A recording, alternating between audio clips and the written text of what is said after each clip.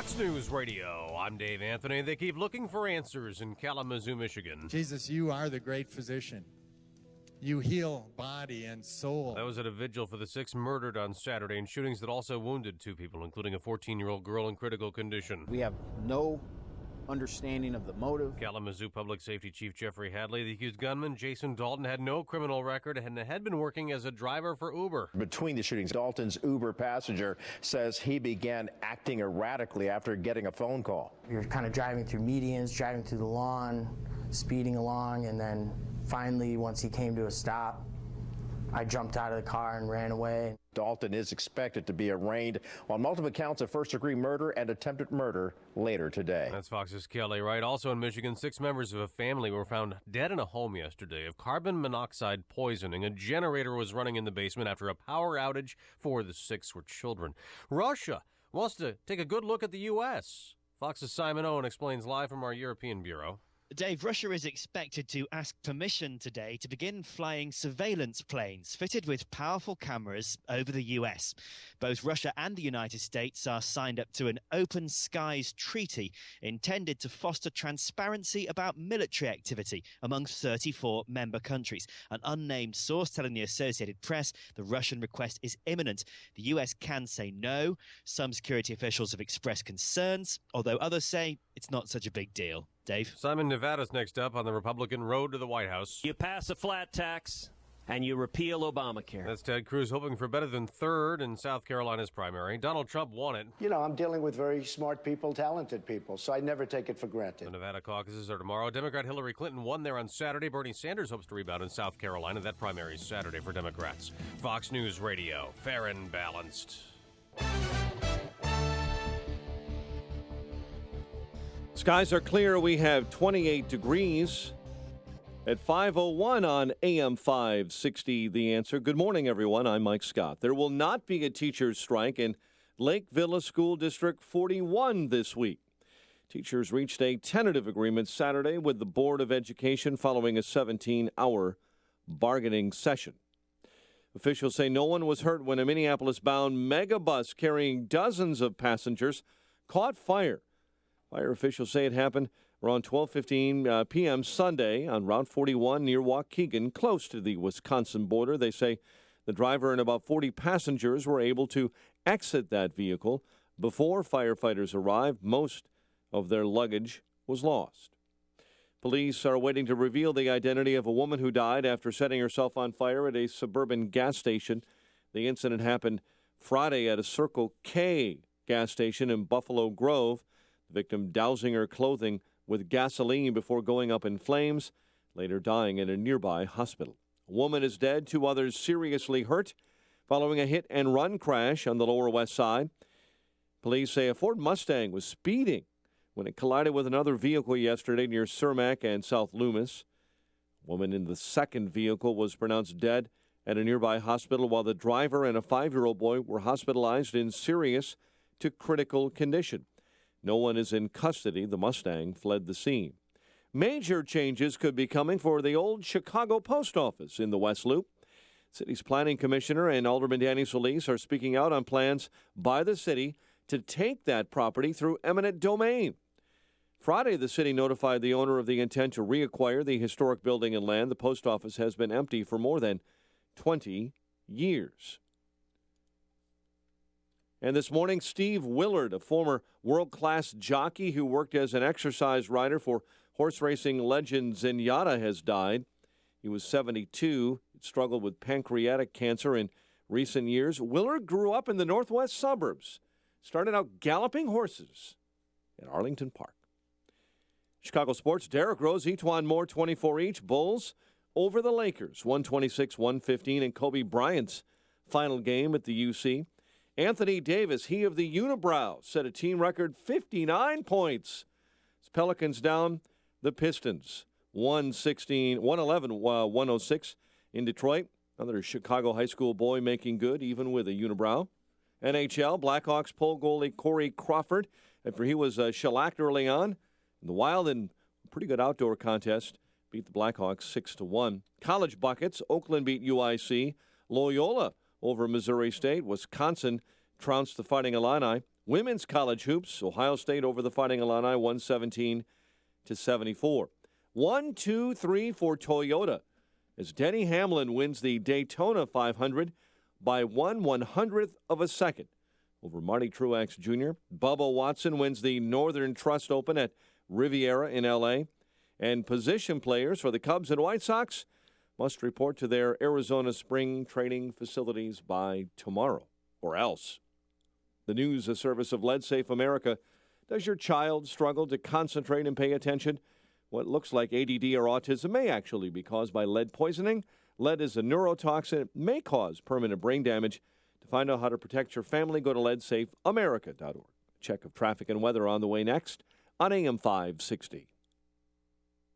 Each year, the month of March is all about the madness. He's a whack job. He's a wacko. This year, as the number of candidates dwindles and the delegate count climbs, the remaining candidates will meet for one final debate. On March 10th, and AM 560 is hosting the final debate watch party of the primary season. On Thursday, March 10th at Austin's Fuel Room in Libertyville. Tickets are just $25 and include an all-you-can-eat buffet. Visit 560theanswer.com/March. That's 560theanswer.com/March. Sponsored in part by Black Rhino Concealment. QL1, this is Control. Does Rocket Mortgage require me to fill out a bunch of paperwork? That's negative, Control. Rocket Mortgage by Quicken Loans is the first on-demand mortgage machine that quickly and seamlessly imports your financial data. You can go through the entire mortgage process on your own and completely online. Copy that, QL1, but if I wanted to speak to someone, do you think they're out there? They're out there, all right. I've made contact before. In fact, according to J.D. Power, they've provided award-winning client service for 6 years in a row. Roger that, QL1. It's nice to know they're out there, wherever they are. Detroit Control. They're in Detroit. Over. 3, 2, 1. Rocket Mortgage at QuickenLoans.com. Push button, get mortgage. Rocket. Visit for cost information and conditions. Equal housing lender. Licensed in all 50 states. NMLSConsumerAccess.org number 3030. 5:07. And in our ChicagoRadioDeals.com traffic center this morning, here's Jim Telemonte. Good morning, Jim. Morning, Mike. On the Kennedy Expressway, traffic is moving without delay right now. The express lanes have been closed for maintenance. They should be reopening shortly, but we see no delays yet. Other expressways and tollways are looking good right now. The overnight roadwork there is gone. We have no crashes or incidents or delays. There is, on Chicago's west side, a street blockage on Chicago Avenue near Cicero, so buses are being rerouted. And after the rush, Columbus downtown is going to be on a one lane over the Chicago River between Wacker and Illinois for some work on the viaduct north of the river. That work scheduled to take over a month. The traffic service of the Exergen Temporal Scanner Thermometer. The Exergen Temporal Scanner Thermometer is the perfect option for a busy parent to take temperature without fuss or stress. A gentle forehead scan is all you need. The Exergen Temporal Scanner Thermometer. Pick one up at Walgreens or other fine retailers today. Traffic answers when you need them most. I'm Jim Talamonte on AM 560, The Answer. Chicago's Morning Answers starts next. Your official Chicagoland weather forecast. From the AirComfort.com Weather Center, 80 years of quality mechanical solutions for your business. Here's our meteorologist, Kevin Snyder. Today, cloudy for the morning, then intervals of clouds and sunshine for the afternoon, high of 40. Tonight, partly cloudy, low 29. Then tomorrow, periods of clouds and sun with a high of 42. I'm Kevin Snyder on AM 560, The Answer. 28 at O'Hare, 31 along Chicago's lakefront, clear skies. Next news at 5:30. Chicago's Morning Answer with Dan and Amy starts now on AM 560, The Answer.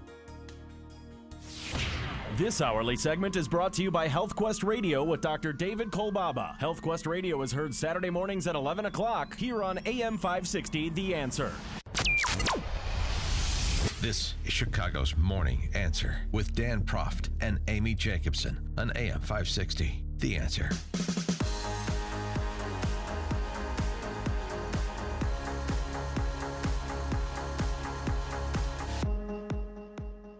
Good morning, Dan and Amy.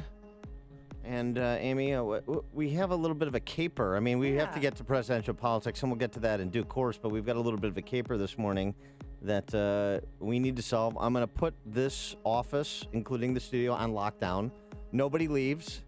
I want to see everybody's ID, and we'll just go and talk to one, employee here after the other to put the case together. Well, remember on Friday I brought you guys in donut holes from Dunkin' Donuts, and over the weekend... I remember because I remember a deficiency in the percentage of powdered sugar donut holes. Well, I did not know that one Dan Proft liked the powdered sugar. Anyway, so over the weekend we do a number of brokered shows here at AM 560, and the owner of Jaroche Bakery in Elk Grove left us a letter there on my keyboard. Good morning, Dan and Amy. I heard you like donut holes in the morning. No need to import them from Chicago. We're literally right down the street at Higgins and Arlington Heights Road. Yeah. Please enjoy our donut holes. We make them every Friday. Sorry, no powdered sugar donuts, but we have one for you. I left the donut holes in a box so that they don't run amok. Plus, there's that powdered sugar you mentioned. Dan, you can cut your one donut into pieces and have pretty much the same thing. But the problem is, where's the box of donut holes? Yeah, it was not on my desk. It was not on my desk. Mike, look at Mike Scott's face. He's so guilty. No, not guilty. You've got powdered sugar on your lips. No. I don't like powdered sugar donuts, but if I remember right, that was delivered after you guys left. Oh, see? All right. Now we're trying to piece this together. All right. Who was in the study with the candlestick? Well, so was it Mr. Mustard in the billiard room with the rope? Shake and Bake were in there with those donuts. Oh, Shake and Bake. Oh, Shake and Bake. Shake and Bake. We're were in there with the donuts. We're gonna need Mr. Stripling and Mr. Perez's security cards to run the time codes there, as well as I want to when the break. Amy, once you pull the surveillance video that we run internally here. And we'll put this together. And look, I mean, we're just going to go wherever the facts lead. I'm not going to make accusations. So now we know that the donuts were delivered after Friday's show. I think, or after or very close to when you guys were pulling out. And I know I enjoyed one. So. So I was wrong with my assumption that he was part of a brokered show over the weekend. No. I think it happened on Friday. Yeah. My donut holes weren't enough. Star witness. Mike Scott. He's on the witness. I'll tell you, the little chocolate-covered donut holes were heavenly. It may make you switch from powdered sugar. Yeah, no, I know these guys. They're great. They're great. It's really good. It's really good. It's family Jaroche Bakery. Too. Yes, family business there at Arlington Heights Road in Higgins. Yeah. Maybe I'll have to stop by with my hands out saying, "Oh, here's my donut holes." We'll get those donuts replaced. But that doesn't mean we don't bring the culprits to justice. Well, we forgive. can do both. We forgive, Dan, but we do not forget. That's right. Okay, so on Saturday night, I was at Biggs having a cigar and a glass of Willet watching the returns. I did not see you there. No, I was at home watching from home in my bathrobe, taking care of my new puppy. Yeah, and there were some It was much CTV. Exuberant moments, and then there was yet another please clap moment from Jeb on his way out the door. I'm proud of the campaign that we've run to unify our country and to advocate conservative solutions that would give more Americans the opportunity to rise up and reach their God-given potential. But the people of Iowa and New Hampshire and South Carolina have spoken, and I really respect their decision. So tonight, I am suspending my campaign. Yeah. Thank you. Please clap. I mean, his exit was as awkward as his campaign was, really. I mean, if you think of all the awkward moments, I mean, it was doomed from the get-go in 2013 when Barbara Bush, his mom, told Matt Lauer, we don't need another Bush in the White House. And that just started the ball rolling of bizarre and odd moments. There was a general consensus on that opinion, as it turned out.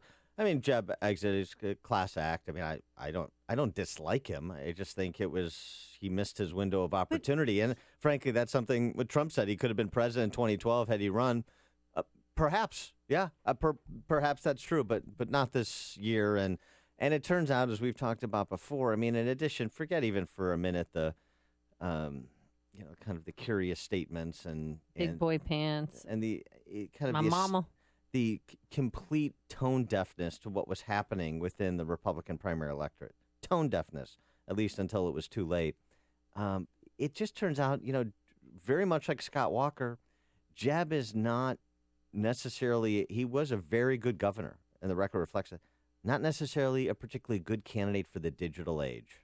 Right. And in the year of the, that's a problem. In the year of the outsider, he was not in tune with the voters.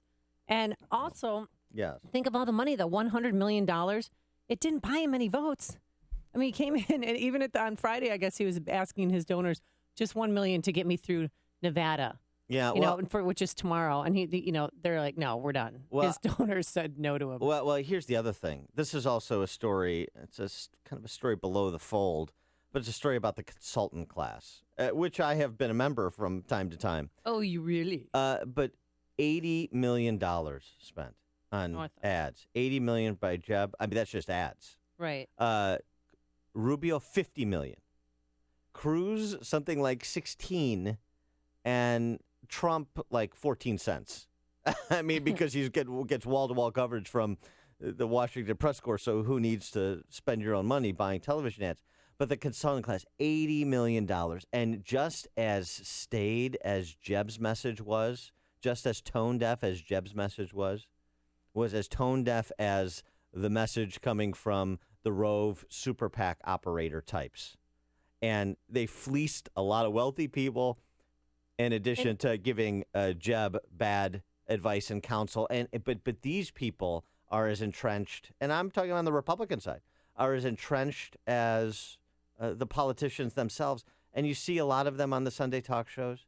And you know what? It's not necessarily win or lose, because consultants get too much credit for winning and too much blame for losing. They're very much like, coaches. Right. But it is. I know that pain. As a girls' 5th and 6th grade basketball coach, I know. You get blamed for everything. Yeah, really. Exactly. I'm surprised I'm here today. Right. You know what it's like to hurt, to feel the sting of defeat. You have the parents all over you. But it's the quality of the product. It's you think politicians are just rinsing and repeating the same lines over and over again each cycle, and then doing more or less the same thing when they get to Washington, D.C., or in this state's case, Springfield? Well, most of the consultants are doing the same thing.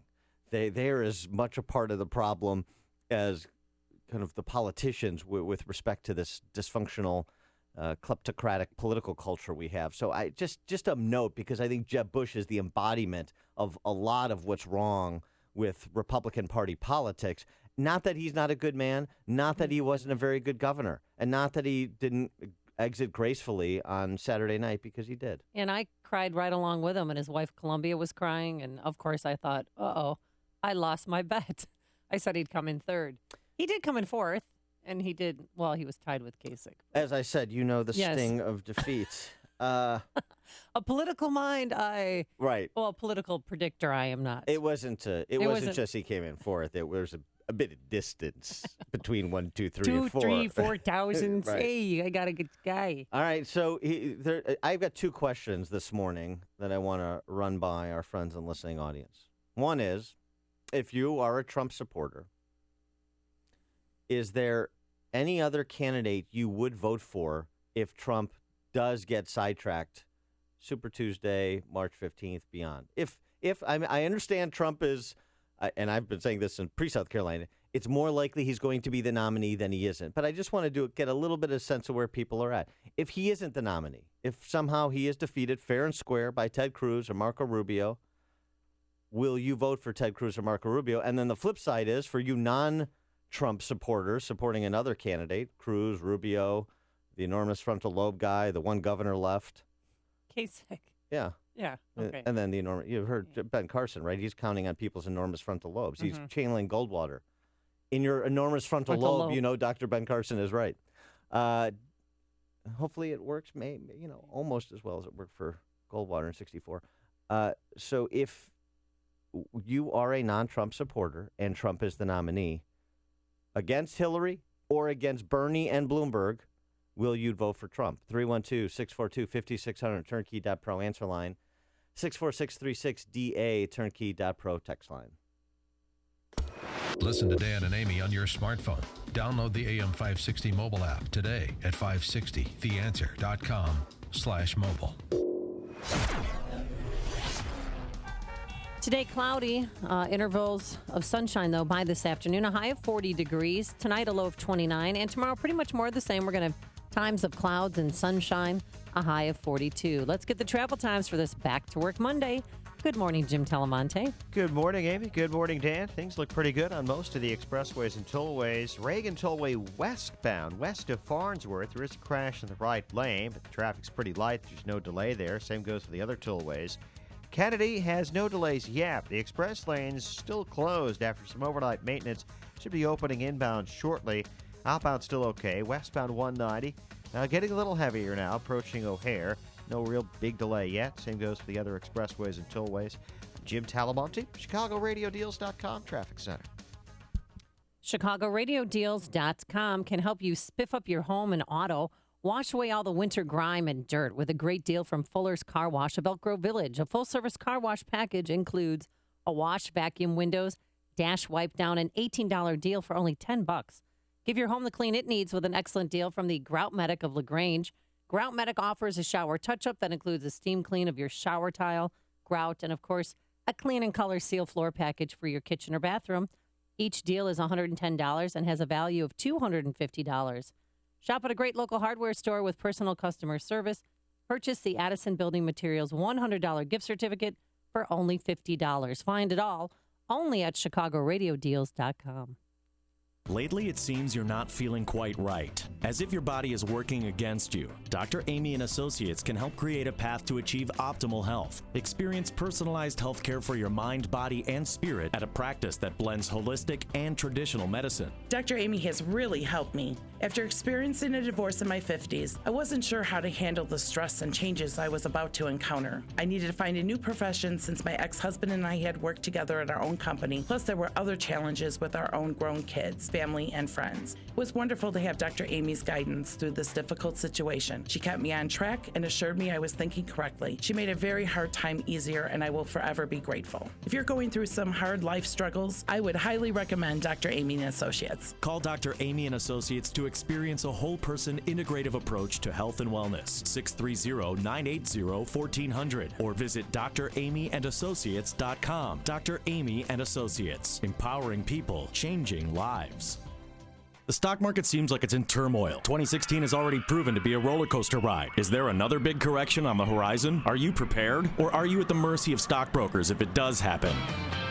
Let Online Trading Academy teach you how to navigate the stock market during these changing times. They offer professional trading and investing education for every skill level. They'll teach you a rules-based strategy, trading on knowledge, not speculations, so you can identify market changes before they happen. Online Trading Academy has a state-of-the-art educational facility centrally located in Lombard. Call today, 888-601-TRADE. That's 888-601-8723 to attend a free half-day course. Call now and mention you heard this message on AM 560 The Answer, and they'll send you home with a free home video study course valued at $247 just for attending. This is a great opportunity to learn from the pros. Reservations are limited, so call now, 888-601-8723 or online at freeotaclass.com. AM 560 The Answer. Dan and Amy talking about presidential politics and Nevada caucus tomorrow for Republicans. Trump's up 22 points. Actually, Nate Silver had it even bigger than that. So he's likely to pick up more delegates tomorrow. Now,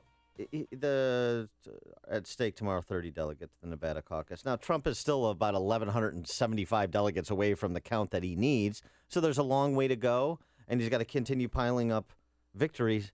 But the challenge for Cruz and Rubio, I guess, as well as for Kasich and Carson, is that like the next 8 states, March 1st, he's leading in all those states. And March 1st is a week from tomorrow. That's fast. We're going to have an exciting 10 days coming up here. And Kasich is probably going to stay to March 15th, which is the date of our primary in Illinois, but also the date of the Ohio primary, the Florida primary. So some island. You know, one of the things that was so annoying on Saturday night, I don't know if you're watching Fox, but I watched it for a little while. And I actually watched CNN this time, but okay. Go ahead. Well, Karl Rove, and some of these other kind of establishment pundits. John Fund has a piece in National Review Online that's very similar. Donald Trump's inevitability, more myth than reality. And the basic argument is, okay, he's capped at 35% of the vote.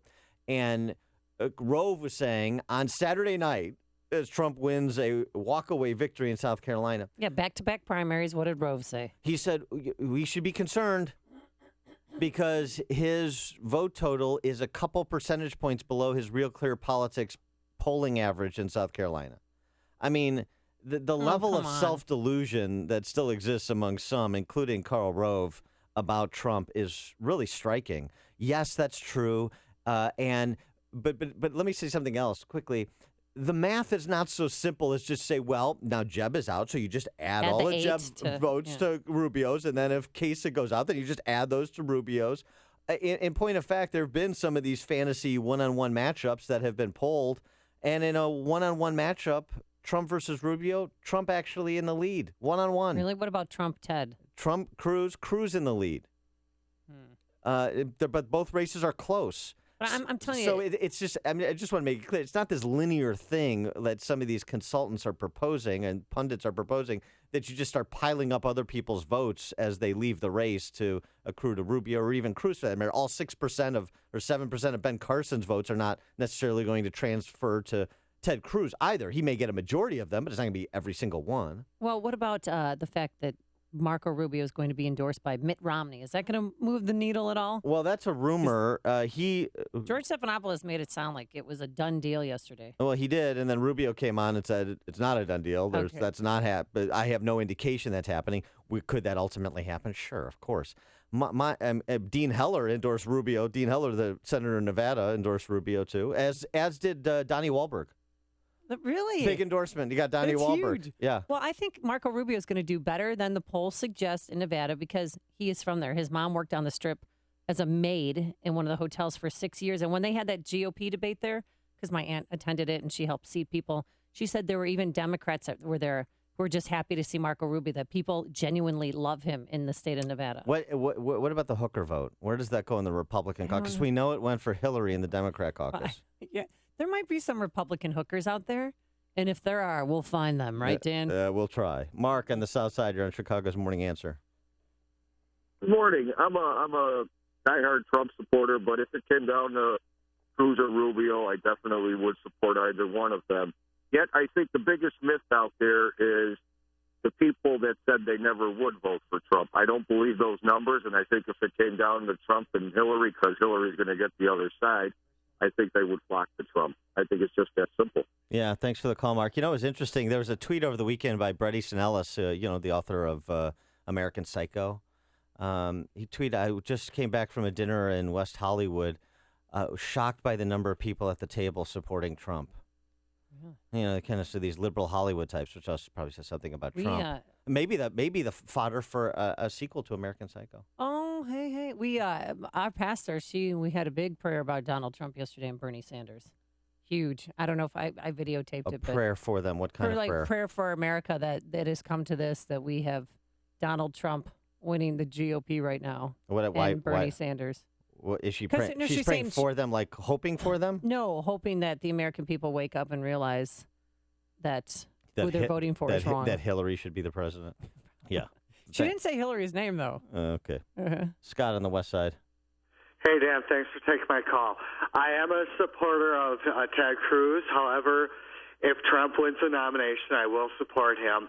I keep hoping that Trump's history is based on the fact that Trump was always for Trump in the past, and that if he does become the nominee, that he would be more concerned with the country rather than himself. Yeah, thanks for the call, Scott. Talk about a prayer. Tom in Schaumburg, you're on Chicago's Morning Answer. Yeah, Trump seems to be the only one concerned about our sovereignty. You know, it boggles the mind to see guys like Cruz with all this experience, constitutional scholar, this and that, but when it comes to problem solving, he didn't know what to do with illegal aliens. Only Donald Trump said they got to go back. They got to get to the end of the line. They got to migrate here legally. And that, in fact, is the only thing that will stop them from breaking into this country. It's just so simple, and it's so ingenious. If you want to stop them from coming, make sure they understand that when we catch them, they will not pass go. They will not collect $200. They're just going to be stripped of everything they own, and they're going to go back. The stories you need to know to start your day. This is Chicago's Morning Answer on AM 560. The Answer. Hey, sorry I'm late. I'm the chair for the company picnic committee, and I'm overwhelmed with finding the perfect catering partner. Don't be freaked out by that. Tasty Catering has done our company picnic every year for the last 5 years. I actually went to Tasty Catering's kitchen first to taste the food. They served juicy burgers right from the grill, fresh salads, awesome sides, and fun foods for the kids. Last year, we even had delicious brisket and an entire pig roast. Can they handle all the details? There's not much time to plan. Planning was even easier. Tasty Catering handled every detail, from serving pieces to inflatables for the kids, the DJ, and of course, the bar area. That's exactly what we're looking for. Just go to tastycatering.com. The pricing was right, and our CFO signed off on the contract immediately. The best company picnics start at tastycatering.com. View picnic menus and locations, entertainment options, and more. That's tastycatering.com. If you're thinking about where to send your kid to school next fall, we are going to tell you that you should go to halfpriceschools.com. Maybe you've considered a private school in the past, but always figured you couldn't afford it. So if that's the case, then you should look into halfpriceschools.com. At halfpriceschools.com, you can find dozens of local private schools that are offering vouchers for a full year of tuition at half the price. There's no catch. Find a school near you, purchase a tuition voucher, and prepare to send your child off to school this fall. It is that simple. HalfPriceSchools.com has schools located all across the Chicagoland area, including South Holland, Chicago, Arlington Heights, Palos Heights, Hoffman Estates. Now, this might make private schools a real option for you and your family for the first time, but do not wait. These vouchers will sell out. Visit HalfPriceSchools.com today. That's HalfPriceSchools.com. Coming up on Chicago's Morning Answer. Record turnout in South Carolina, not so much in Nevada. Where'd all the Democrats go at 5:35? But first, into the newsroom we go, and we say good Monday morning to our friend Mike Scott. Amy and Dan, good morning. We have partly cloudy and 30 degrees. A 45-year-old suspect arrested in connection with a weekend rampage that left 6 dead in Kalamazoo, Michigan, is due in court today. Jason Dalton will be arraigned on murder charges. He was arrested without incident early Sunday morning after a massive manhunt. Kalamazoo County Prosecutor Jeff Getting says Dalton acted alone. We have no reason to believe that there was more than one person involved in any of these incidents. Gary Pardo's Jr.'s parents lived across the street from the suspect. They were shocked. That guy was pretty normal. There were, like I said, there were a few nights where I feel like there was some rage going on over there, but this was like 6 months or a year ago, and I don't know what it was about. Governor Rick Snyder met with the 14-year-old girl who was shot and critically hurt in the parking lot of a restaurant yesterday, along with her family at a Kalamazoo hospital. She's working hard to stay alive, and she's got all our thoughts and prayers to have a chance to come back. So it's going to be quite a recovery period. Dalton had picked up Uber fares in between incidents where he shot and killed people. Michigan officials believe a carbon monoxide leak is to blame for the death of a family of 6 inside a home in Genesee County, where the sheriff says 4 children between ages 2 and 11 were among those found dead. The family seems to have been running a generator in the home.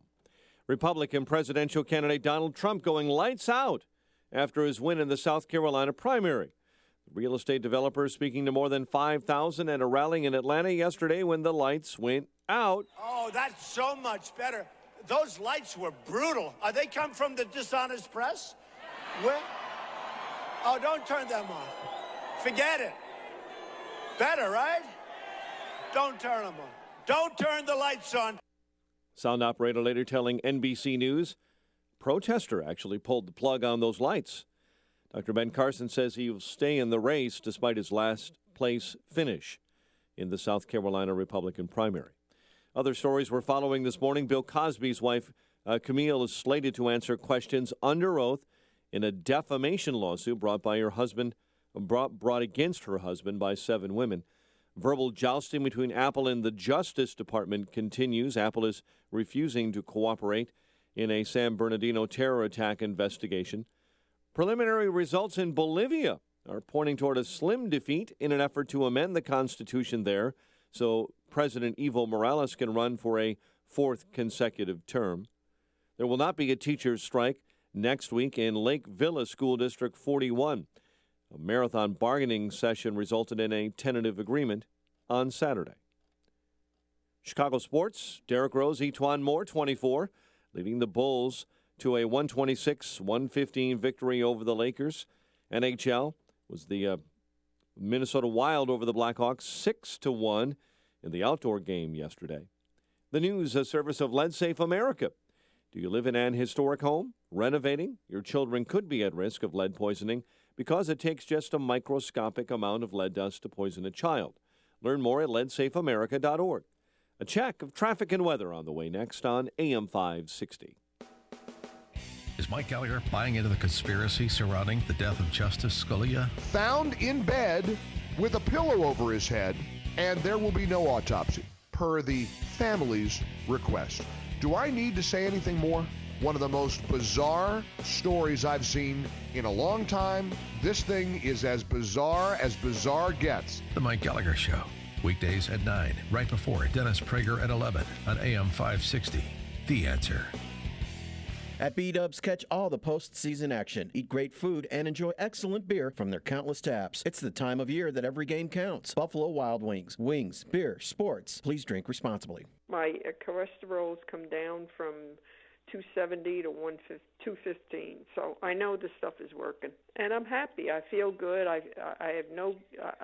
don't eat enough vegetables, and I don't have any guilt now. It's a very good product, and it's the reason I came to find the company in the first place was it was difficult to find like a truly pure fruit and vegetable supplement. I don't like to take synthetic isolates. I don't ever do that. After a lot of Googling, I came up on your company's website and called and found out some more information, and it was very, very good. I love how when you open up the bottle, the capsule is so fragrant. It smells like fresh fruits and vegetables.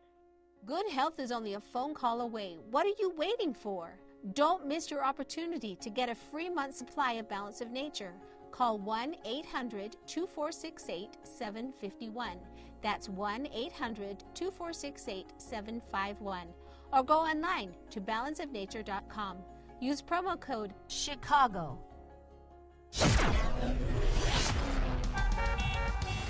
537 in our Chicago RadioDeals.com traffic center. Let's get the latest with Jim Talamonte. Thanks, Mike. At River Forest, North Avenue is down to one lane between Monroe and Jackson. There's some tree debris in the roadway. Reagan Tollway, westbound past Farnsworth, crash in the right lane. No delay to report. It is slow on the inbound ride coming into downtown. 3-minute delay starting at Cermak. Bishop Ford, 1 or 2 minute delay approaching Merge. Traffic is a service of Jewel Osco. Enjoy a restaurant-quality meal at home with Jewel's P.F. Chang's meal deal. Get a P.F. Chang's entree, appetizer, and rice side dish, all for just $9.99. An extra savings of $2 when you buy all three. Look for this great buy in Jewel Osco's frozen aisles. Traffic answers when you need them most. I'm Jim Talamonte at AM 560, The Answer. Chicago's Morning Answer continues next. Your official Chicagoland weather forecast.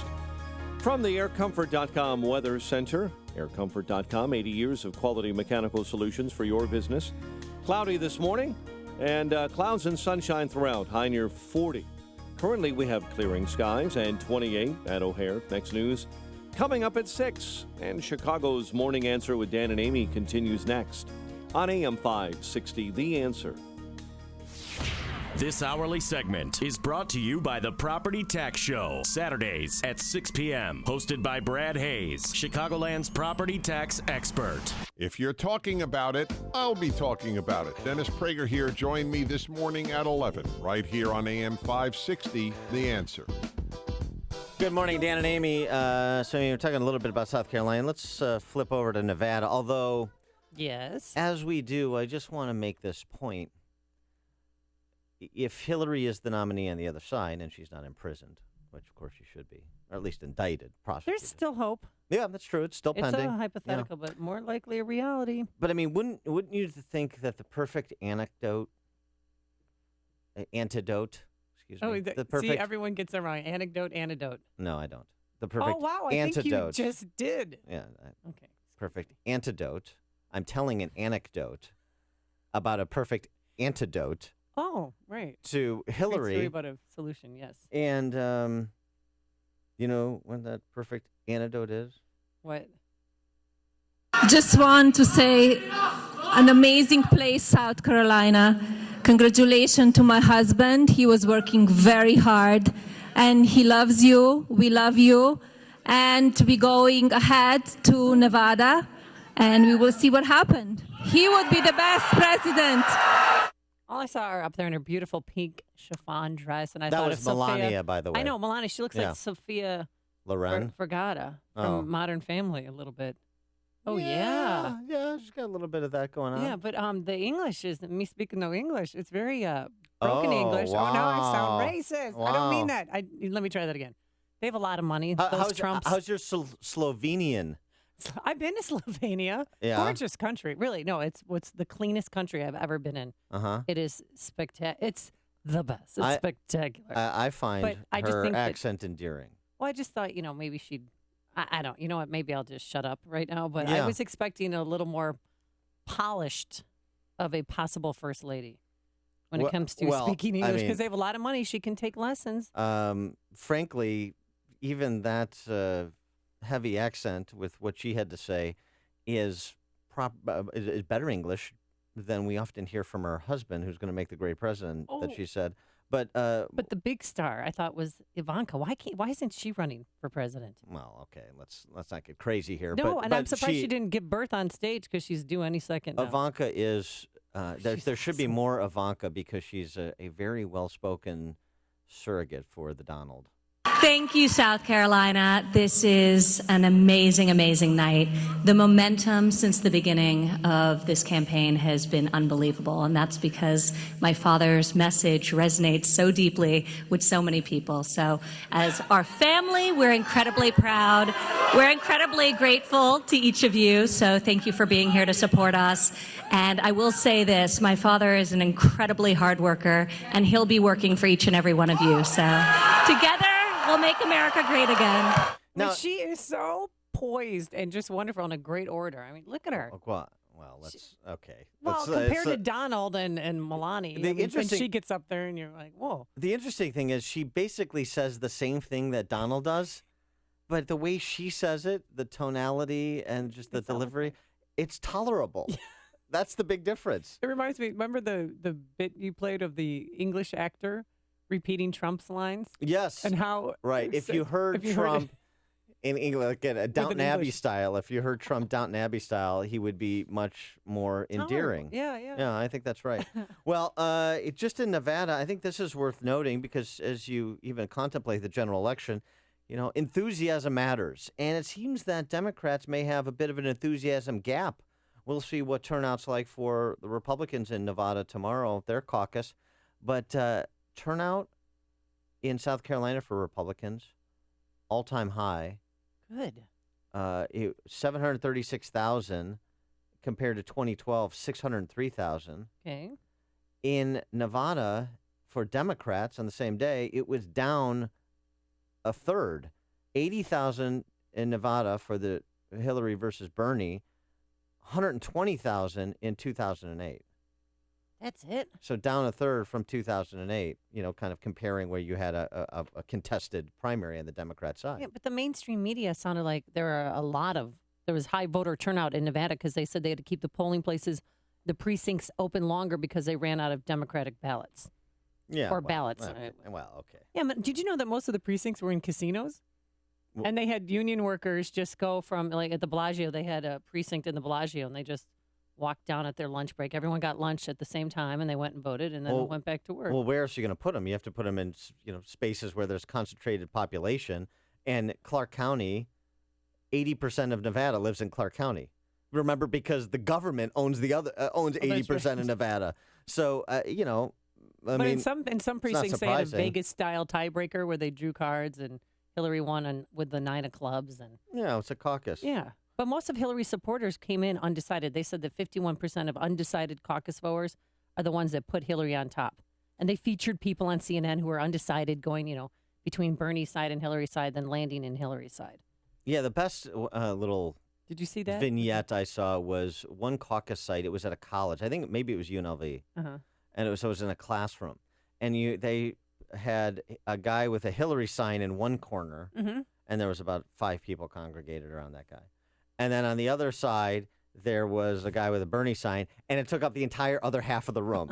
Like half of the lecture hall was filled up for Bernie, and there were 5 people for Hillary. Now she ends up winning the Nevada caucus by a small margin, and then of course now because the Washington Press Corps is rooting for her, now she has regained her air of inevitability. She is again the presumptive nominee. But here's something that's interesting. This is perhaps my favorite headline about what happened in Nevada on Saturday. What? Clinton loses voters who value honesty by 70 points in Nevada. There just aren't enough Democrat primary voters and caucus goers who find honesty important. It's there's a double message there.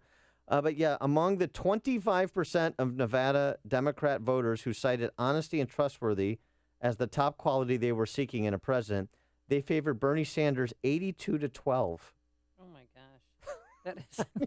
Wow. But I just love this morning. That's not a problem. How Bernie and Hillary are fighting over who got the Latino vote. Because Bernie Sanders came on yesterday on the Sunday morning talk shows and said, I won the Latino vote. And then she came on and said, no, we won the Latino vote. So there's infighting about that. Who cares, Hillary? You won. Yeah. It's okay. You're the big winner. Now you have 2. You have the New Hampshire primaries and the Nevada caucuses. But I want you to think about this. It can't be just about what we're going to give to you. It has to be about what we're going to build together. Do you have that? That was her message to young voters, that she's losing almost as badly as she's losing people who value honesty and trustworthiness in their president. Again, that's just 1 in 4 Democrat voters. That's the problem. There's also this. This is an interesting story, implications for the general election. Our friend Hans von Spakovsky, writing in National Review Online, the Obama administration wants to make sure non-citizens vote in the upcoming election. So all of this gnashing of teeth and discussion, who are you going to cast your vote for, what the left wants to do is at least for Republicans, what the left wants to do is make sure it doesn't matter, at least in the general election. Several well-funded organizations, including the Plague of Women Vipers, also known as the League of Women Voters, and the NAACP are fighting efforts to prevent non-citizens from voting illegally in the upcoming presidential election. And Attorney General Loretta Lynch, perhaps the presumptive Supreme Court nominee, yes, it's possible, is helping them. On February 12th, these groups filed a lawsuit in D.C. asking the federal court to reverse a recent decision by the U.S. Election Assistance Commission that allows states like Kansas, Arizona, Georgia to enforce state laws ensuring that only citizens register to vote when they use a federally designated registration form. If you'll note, I know this is not important to the left, but the 17th Amendment leaves to the states the power to set the qualification for qualification requisites for electors. So in other words, state issues. And the issue here essentially is things like what Arizona did, where and this is a Supreme Court case where one Justice Antonin Scalia wrote the majority opinion.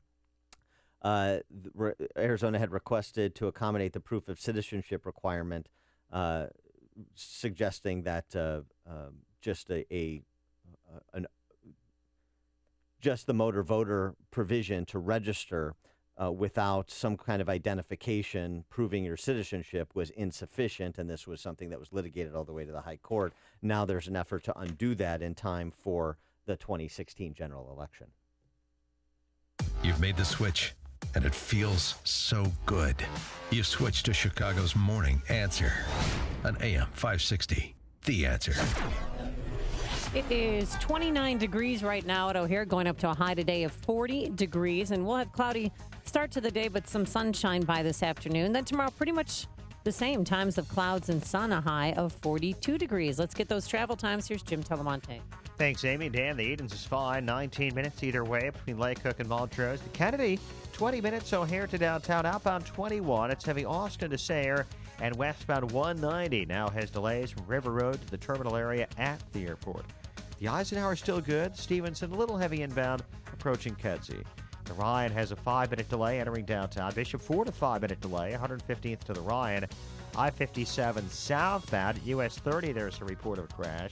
And there's one on the westbound Reagan Tollway past Farnsworth, now moved to the right shoulder. Jim Talamonte, ChicagoRadioDeals.com, Traffic Center. Let's get out of town and come with Dan and Amy as we escape to Cabo. We're leaving April 2nd through April 9th. I love it when you talk in third person. Yes, do you like it? Our trip is presented by Dermatology and Plastic Surgery Associates and by Artistic Dentistry. The exclusive Apple Vacations price has expired, but there's still room. So if you want to join us in Cabo, you need to take action now. We're staying at the beautiful Secrets Puerto Los Cabos Golf and Spa Resort. If you want to take a look at it, go online. You can see the photos for yourself. It's an absolutely stunning resort. They've got a beautiful spa and 2 9-hole golf courses on property. So get your trip by going to 560theanswer.com, keyword escape. Book it today, 560theanswer.com, keyword escape. If you suffer from depression, consider TMS, an incredible new advancement in treating and relieving depression. I'm Gina, and I suffered with depression for 19 years. And like most people, I tried medications and I couldn't tolerate the side effects, and they never worked properly for me. TMS was a great thing. It helped me out so much. Now I have the sparkle back in my eyes, and I'm able to feel great about life again. It worked really great for me, and I would absolutely recommend it to anybody suffering with depression. TMS, or transcranial magnetic stimulation, is a safe, non-invasive, and highly effective treatment for drug-resistant depression. Most insurance companies cover TMS, including Blue Cross Blue Shield of Illinois and Medicare. Depression can be beaten, and without drugs. To schedule a free consultation, call Theramind at 847-562-5868 or go to tmsmind.com. I'm Dan Proft with an Upstream Idea, brought to you by the Illinois Policy Institute. 27. Illinois state employees, on average, receive total compensation 27% higher than their private sector counterparts. State employees made nearly $4,000 more in wages and $13,000 in benefits than private sector employees. More than half of state workers will retire before the age of 60 with a guaranteed state pension. The state is in a financial death spiral with ground impact imminent. So keep this in mind as Governor Bruce Rauner breaks off contract talks with AFSCME, the state's largest public sector union. AFSCME has been unwilling to give on its demands for annual step increases of 3.8%, in addition to annual general wage increases. The lowball estimate of the cost of what AFSCME demands is $1.6 billion. That's $1.6 billion more from Illinois families who already pay the highest property taxes in the nation. This is Governor Rauner's moment of truth. He ran for office saying he is not a politician. He said he is a businessman who will make the difficult decisions to turn around the state he loves. We're about to find out if that's true. For more Upstream ideas, visit upstream-ideas.com. I'm Dan Proft. AM 560, The Answer. Dan and Amy, so I know there were some poignant moments over the weekend with Scalia's funeral mass, including President Obama's moving eulogy. No, he didn't deliver the homily. He wasn't there. Yeah, Justice Scalia's son, Paul. He presided over the service and then, talked about his father. And we'll have some of that later for you because it really is touching. I mean, it was intelligent but yet humorous. And that's exactly how you can describe Justice Scalia. Yeah. Apple doesn't fall too far from the tree. But did you see Friday when Michelle and President Obama, went to see him as they went to his wake? And yes. So they walk up to the casket. She's wearing all black. They're looking down, and she looks down, and she's looking around as, when do I start praying? Oh, okay, now I start praying now. So she's praying. Then and Obama's head is still down. He's praying or whatever, I don't know, maybe reciting the alphabet. And all of a sudden, she starts looking up, and then she's like counting ceiling tiles or something. She's looking around the room, blah, blah, and then looked right back down. It was very embarrassing. Well, here's Father Scalia. He was the father that God gave us for the great adventure of family life. Sure, he forgot our names at times or mixed them up, but there are 9 of us. But the best is one time, Father Paul was in a confessional booth and his dad was in line to confess. He had found himself in my confessional line, and he quickly departed it. As he put it later, like, heck if I'm confessing to you. Yes, well, wisdom. Not related, but the passing of a great artist in a different realm. Harper Lee passes away on Friday, and in honor of Harper Lee, this is going to be my last show. This is going to be. Why? I'm going to do one great show. Oh, you're not leaving. And then we're on lockdown here, buddy. Maybe 50 years from now, I'll come back and do a sequel to today's show. To Kill a Mockingbird. Have you read? No. Go set the. The sequel or the prequel or whatever you call that? Yeah, I haven't. Was it before To Kill a Mockingbird? Or no, did it it's take supposed place to be after? Scout as an adult. Oh yeah, I don't want anything to mess with my impersonation of Scout. No one's touching Scout. Yeah. Wait, how does Scout evolve? I haven't read it yet. It got horrible reviews. Uh-huh. Ghost of the Watchmen, Harper Lee's. But it's. I mean, she helped it. It's a little unfair to say just To Kill a Mockingbird because she helped Truman Capote with In Cold Blood, of course. Mm-hmm. But yeah, isn't that interesting? You just do one masterpiece. One and done. And then, wipe your hands and call it a day. Today is that day for me. Connect with Dan and Amy using the AM560 mobile app. Download it today at 560theanswer.com/mobile.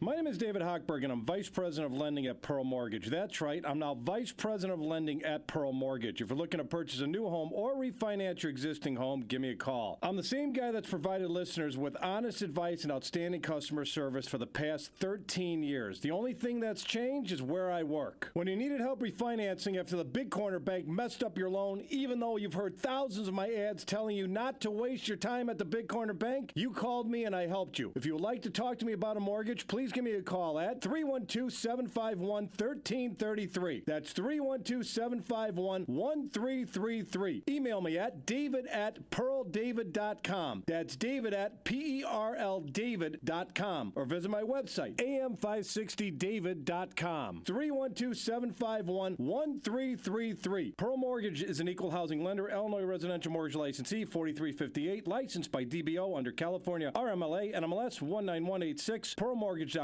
licensing. Turnkey IT is a name you've come to know and trust on AM560. Turnkey IT provides small businesses with IT resources that are normally reserved for Fortune 500 companies. They provide world-class network installations and ongoing IT support for fixed monthly rates based on the size of your network. In fact, Turnkey IT has a program that fits the needs of your business. Turnkey IT understands that your business matters and that keeping you focused on it makes all the difference in the world. Best of all, their service can save you time and money. Turnkey IT can give you the peace of mind that backups are being executed, email is always available, files are secure, and you've got someone to call when you need help. Turnkey IT has people who are professional, friendly, on time, and a live person even answers the phone 24 hours a day. So visit turnkey.pro today for a plan that fits your needs. That's turnkey.pro. Winter weather is here, and this season's roller coaster ride and temperatures can be especially taxing on your business's mechanical HVAC system. That's why it's important to schedule a comprehensive review of your system today with Air Comfort, Chicagoland's leading mechanical professionals. For more than 80 years, Air Comfort has maintained hundreds of businesses' HVAC systems throughout Chicagoland and Northwest Indiana. Why do they trust their mechanical systems to Air Comfort? It's simple. Because they understand that Air Comfort has the best trained and highly skilled team of award-winning technicians. That's why Air Comfort is recognized as an MSCA Star Contractor, a designation achieved by only 2% of contractors nationwide. With a large service fleet of more than 80 fully equipped vehicles, chances are that an Air Comfort technician is nearby. Schedule your system check by calling now, 708-345-1900, or online at aircomfort.com. When's the last time you saw a pay raise? For many Illinois families, it's been years, unless you work for state government. AFSCME workers have seen their salaries grow 5 times faster than Illinois workers' median earnings over the last decade. And they get Cadillac health insurance that most Illinois families can't afford. But that's not enough for Illinois government workers. They're demanding more, $3 billion more. Enough is enough. It's time to stand up for Illinois taxpayers. Learn more and make your voice heard at illinoispolicy.org. Illinois' political class is crushing Illinois families. Illinoisans struggle to find good jobs and schools, and they struggle to pay for government workers who retire in their 50s and earn millions in retirement. Illinois Policy fights against the Springfield status quo on behalf of all families, not just the politically connected. See what Illinois' political class doesn't want you to read at illinoispolicy.org. Illinois Policy, Illinois' comeback story starts here. Coming up on Chicago's Morning Answer. Is Trump versus Hillary the matchup that the Washington Press Corps wants? And if so, should you be concerned at 6:06? But first, let's go back into the newsroom and say hello once again to Mike Scott. Amy and Dan, a megabus catches fire in Lake Forest. Will have reaction. A woman dies after setting herself ablaze. Another woman killed, 2 others hurt in a hit-and-run crash in the city of Chicago. While Lake Villa teachers have reached a tentative agreement with the school district instead of walking out on strike. Wild blasts the Blackhawks as part of that NHL Outdoor Stadium Series. And the Bulls top the Lakers. One final hurrah for Kobe Bryant. Cloudy this morning. Complete look at weather after Fox News. WIND, Chicago News Time, 6. Fox News Radio. I'm Dave Anthony. They're in mourning in Michigan. Shout to the Lord. That's a prayer vigil for the 6 killed in Kalamazoo in Saturday shootings that also left 2 wounded. A 14-year-old girl is in critical condition. Public Safety Chief Jeffrey Hadley says they don't know what had prompted the suspect, Jason Dalton, to commit these really heinous acts. Dalton worked as an Uber driver, had no criminal history. All of the victims apparently chosen at random. It should be noted that during this killing spree, some of the neighbors told us that Dalton returned to his house rather casually. Dalton is scheduled to be arraigned later this afternoon. That's Fox's Mike Tobin in Kalamazoo. The company that makes the AR-15 rifle used in the Newtown, Connecticut Sandy Hook Elementary School massacre goes to court today to try to get a judge to dismiss a wrongful death lawsuit filed by the families of the 26 kids and educators killed. Bushmaster Firearms' parent company argues federal law shields it from criminal use of its guns. There are protests planned tomorrow at Apple stores across the country supporting Apple's fight against the government. Fox's Rachel Sutherland live in Washington. Dave, Apple's refusing to help the FBI break into San Bernardino killer Syed Farouk's iPhone, saying doing so would create backdoor software with the potential to unlock any iPhone in someone's physical possession. FBI Director James Comey argues that's not the agency's intent. I don't want a door, I don't want a window, I don't want a sliding glass door. I would like people to comply with court orders. In an online message, Comey says the FBI can't look survivors in the eye if they don't follow this lead. Dave. Rachel, fresh off his win in South Carolina, Donald Trump selling himself as the only Republican who can win in November. I'm going to be getting a lot of Democrats to cross over, and they'll be coming with me, the Reagan Democrats, they call them. I'll be getting a lot of independents. Marco Rubio says he's the right guy. We will unify this party, and we won't just unify it. We will grow it. He and Ted Cruz finished a close 2nd and 3rd in South Carolina. Next up, the Nevada caucus is tomorrow. Democrat primary in South Carolina is Saturday. Fox News Radio, fair and balanced. This morning we have clear skies, 29 degrees officially at 6:02 on AM 560. The Answer. Good morning. I'm Mike Scott. There will not be a teacher's strike next week in Lake Villa School District 41. Teachers reached a tentative agreement late Saturday with the Board of Education following a 17-hour bargaining session. Details of that contract will be released after both sides officially approve that deal. No one hurt when a Minneapolis-bound megabus carrying dozens of passengers caught fire outside of Chicago. It happened on Route 41 near Waukegan, close to the Wisconsin border. The driver and about 40 passengers were able to flee the vehicle before firefighters arrived. Most of their luggage was lost. Police are still waiting to reveal the identity of a woman who died after setting herself on fire at a suburban gas station. It all happened Friday at a Circle K station in Buffalo Grove. Authorities say the woman doused her clothing in gasoline before going up in flames. She died later in a nearby hospital. Major changes could be coming to the old Chicago post office, vacant for more than 20 years in the West Loop. City's planning commissioner and Alderman Danny Solis are speaking about plans to reacquire the property through eminent domain. City's not been happy with the English owner's lack of progress on redevelopment since he bought the empty post office in 2009. The owner announced plans for a rehab 3 years ago. The city says there has been no action. Governor Rauner making good on his promise to veto a bill providing funds for some college students. Rauner saying Senate Bill 2043, which would restore hundreds of millions of dollars in MAP grants, would explode the state's budget deficit and further put a strain on social service providers. Derrick Rose and Etuan Moore each had 24 in Kobe Bryant's last game at the UC. A Bulls victory over the Lakers, 126-115. NHL, Wild over the Blackhawks, 6-1. College hoops, Oakland over UIC, Loyola top Missouri State, Wisconsin over Illinois in the Big Ten, Women's college hoops, Ohio State topping the Fighting Illini 117-74. Denny Hamlin won the Daytona 500. Bubba Watson, the Northern Trust Open at Riviera, and the Cubs and White Sox are at work today. The news, a service of the Foundation for a Better Life at values.com. 6:04 and a check of traffic and weather on the way next on AM 560. Each year, the month of March is all about the madness. He's a whack job. He's a wacko. This year, as the number of candidates dwindles and the delegate count climbs, the remaining candidates will meet for one final debate. On March 10th, and AM 560 is hosting the final debate watch party of the primary season.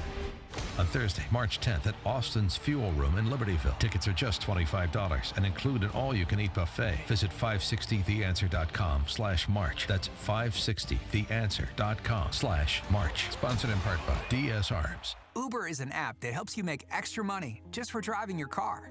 And because it's totally flexible, you don't have to quit your day job to make more money, because you can drive and earn whenever you want. There are 3 simple steps to start making money. First, sign up for free on your phone. Second, answer a few questions and get approved. And third, start driving. So, what are you waiting for? Sign up today at drivewithuber.com. That's drivewithuber.com. SquareTrade does not cover lost or stolen items. Savings based on 2-year iPhone plan with one claim compared to Assured total equipment coverage as of August 10, 2015. Getting a new iPhone? Don't overpay for phone insurance. Save with SquareTrade Phone Protection instead. Phone insurance through your wireless carrier can cost as much as $11 every month, plus up to a $199 deductible when you break your phone. SquareTrade iPhone protection is less than $5 a month. We can save you over $240. Start saving with SquareTrade now. Visit squaretrade.com. That's squaretrade.com. 6:06 in our Chicago RadioDeals.com traffic center. Let's get the very latest now with Jim Talamonte.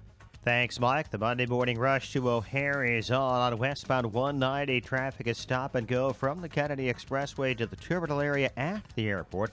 And the outbound Kennedy has heavy traffic as well. Foster to Sayre, 30 minutes downtown to O'Hare. Inbound 20, but it is getting heavy now coming out of the River Road toll. Edens is fine. Inbound Eisenhower, heavy past Manheim. Just a 1-minute delay. The Stevenson has a 4-minute delay from Central to Kedzie. It's clear outbound. Ryan, 19 minutes, 95th to downtown. Outbound fine at 15. Bishop Ford, it's a 5-minute delay from 115th to the Ryan.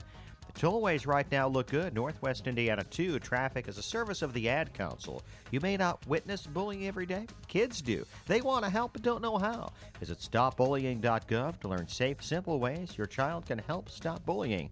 Visit stopbullying.gov. Traffic answers when you need them most. I'm Jim Talamonte, AM 560, The Answer. Chicago's Morning Answer continues next. Your official Chicagoland weather forecast from the AirComfort.com Weather Center.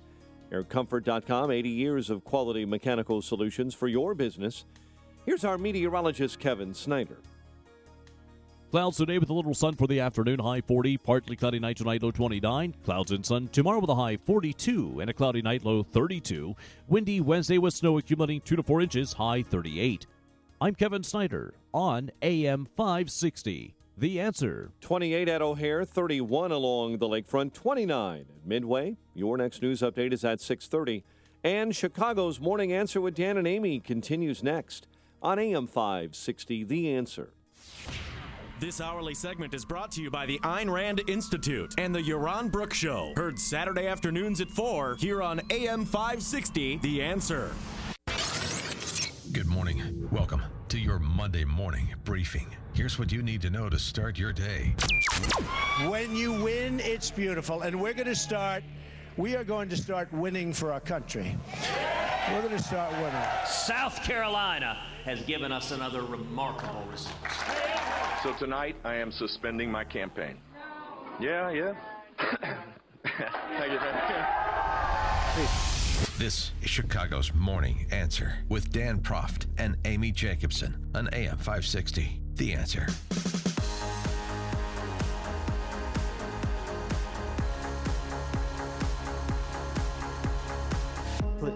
Please clap. Please clap. Please. Jeb, fare thee well, Governor Bush. He was a great governor of Florida. He was not such a good presidential candidate, it turns out, largely because he's comes across as a little bit shaky, a little bit uncertain of himself, a little bit uncomfortable in his own skin on the debate stage in particular. Yeah, I remember I said that after the last debate. He looks as if he wants to run off stage. He did tell Anderson Cooper that he's an introvert and that he likes to read and he likes to be alone. So can you be alone and be a politician? Well, you could as governor of Florida, I suppose. Bush exited the stage gracefully, and so no sense in kicking him when he's down. Even Donald Trump resisted the temptation, although Trump made a mistake, I think. It was an opportunity for him in his victory speech on Saturday night in South Carolina to be gracious and little human. Well, I don't think he was ungracious, but he should have mentioned Jeb. Well, Jeb mentioned Donald Trump without saying his name. I firmly believe the American people must entrust this office to someone who understands that whoever holds it is a servant, not the master. Someone who will commit to that service with honor and decency. Yeah, but Trump didn't mention him at all. He was gracious to Rubio and Cruz, saying they had both done well, but he didn't mention Bush, and he should have made some mention. He did subsequently. He's saying that Jeb could have been president, would have been president in 2012. It just wasn't his time. So fine, that he exits the stage, and we're down to, let's see, we've got the Constitutional Conservative, we've got the Reagan Revolution Redux, we've got one governor, we've got the enormous frontal lobe guy, and then we've got the guy who keeps winning. And so the question is Trump going to keep winning? And Is he unstoppable at this point? If you're not a Trump supporter, are you going to support Trump if he does keep winning all the way to the nomination? I had a registered Republican yesterday tell me that if it's Donald Trump versus Hillary Clinton, they're going to have to vote for Hillary Clinton. Yeah, well, that's silly. It's one thing to sit out based on principle. It's another thing to say, Trump is so bad, I'm going to vote for worse. That logic escapes me. 312-642-5600, turnkey.pro answer line, 64636DA, turnkey.pro text line. Of course, you can download the AM560 mobile app and communicate with us that way as well. Another question, Washington Press Corps. Remember, in part, why Trump is here? Because of the market position he's occupying and occupying well, but also because of the amplification of that market position by the Washington Press Corps. Wall-to-wall coverage. Nate Silver had this in his 538 blog a month ago. Trump, the coverage of Donald Trump compared to the next most covered Republican presidential candidate, Jeb Bush, was in second. And I hardly saw him on the mainstream media. It's by a factor of 8. And as long as Trump continues to dominate the coverage, he is going to be in a very he's going to be in a very strong position vis-a-vis the field, particularly as we continue to have a field. And I have to say one thing about Saturday night with Rubio and Cruz. Both of them are essentially prosecuting this argument, and I know to some extent they have to, but this argument that if we keep performing in these state-by-state elections like this, if we keep losing elections, no one can stop us. Well, that is getting less and less tenable, particularly as you go into Super Tuesday. You have to start winning elections because you have to start piling up delegates. And when you have 8 elections on one day, as you do on March 1st, and then another kind of junior Super Tuesday on March 15th, if Trump runs the table and he is well positioned in most of those states, then you really are facing a snowball rolling downhill. But this is Donald Trump's campaign strategy. Shock and awe, making things up. Yesterday, he was on This Week with George Stephanopoulos saying that Marco Rubio is not eligible to be president. Marco Rubio was born in Miami. I think the lawyers have to determine it. It was a retweet, not so much with Marco. I'm not really that familiar with Marco's circumstance. But then why I know that Ted retweet had it? a problem, but I think that because I'm not sure. I mean, let people make their own determination. I know Ted is being now, I think he's being sued by somebody, having nothing to do with me, by the way. Is being sued by somebody, maybe it's in New York, having to do with eligibility. You're really not So sure he's that gonna have to Marco work that Rubio out. is eligible to run for president? You're really not sure? I don't know. I've never looked at it, George. Honestly, I've never looked at it. Yeah, and What is that? Is just craziness. It's the same old thing. It's never going to stop. It's his feint to some of his more enthusiastic supporters who may be not trafficking in facts or constitutional law. And it's his way to generate another little mini controversy, another little boomlet of controversy. So he doesn't have to pay for advertising because he gets it for free. Well, he's going to now anyway because of winning in New Hampshire and South Carolina and the positions that where he finds himself in some of these other races too, which is in a very strong position. I mean, some of the northeastern states, he's up over 50%. Yeah, in Massachusetts, up 35%. Well, I mean, but his vote total is up over 50%. So this idea that he's just got a third, well, he's got more than a third in some other states. Also, just some postmortem on South Carolina. Three-way tie among South Carolina voters under the age of 44. Trump wins 45 and over by double digits.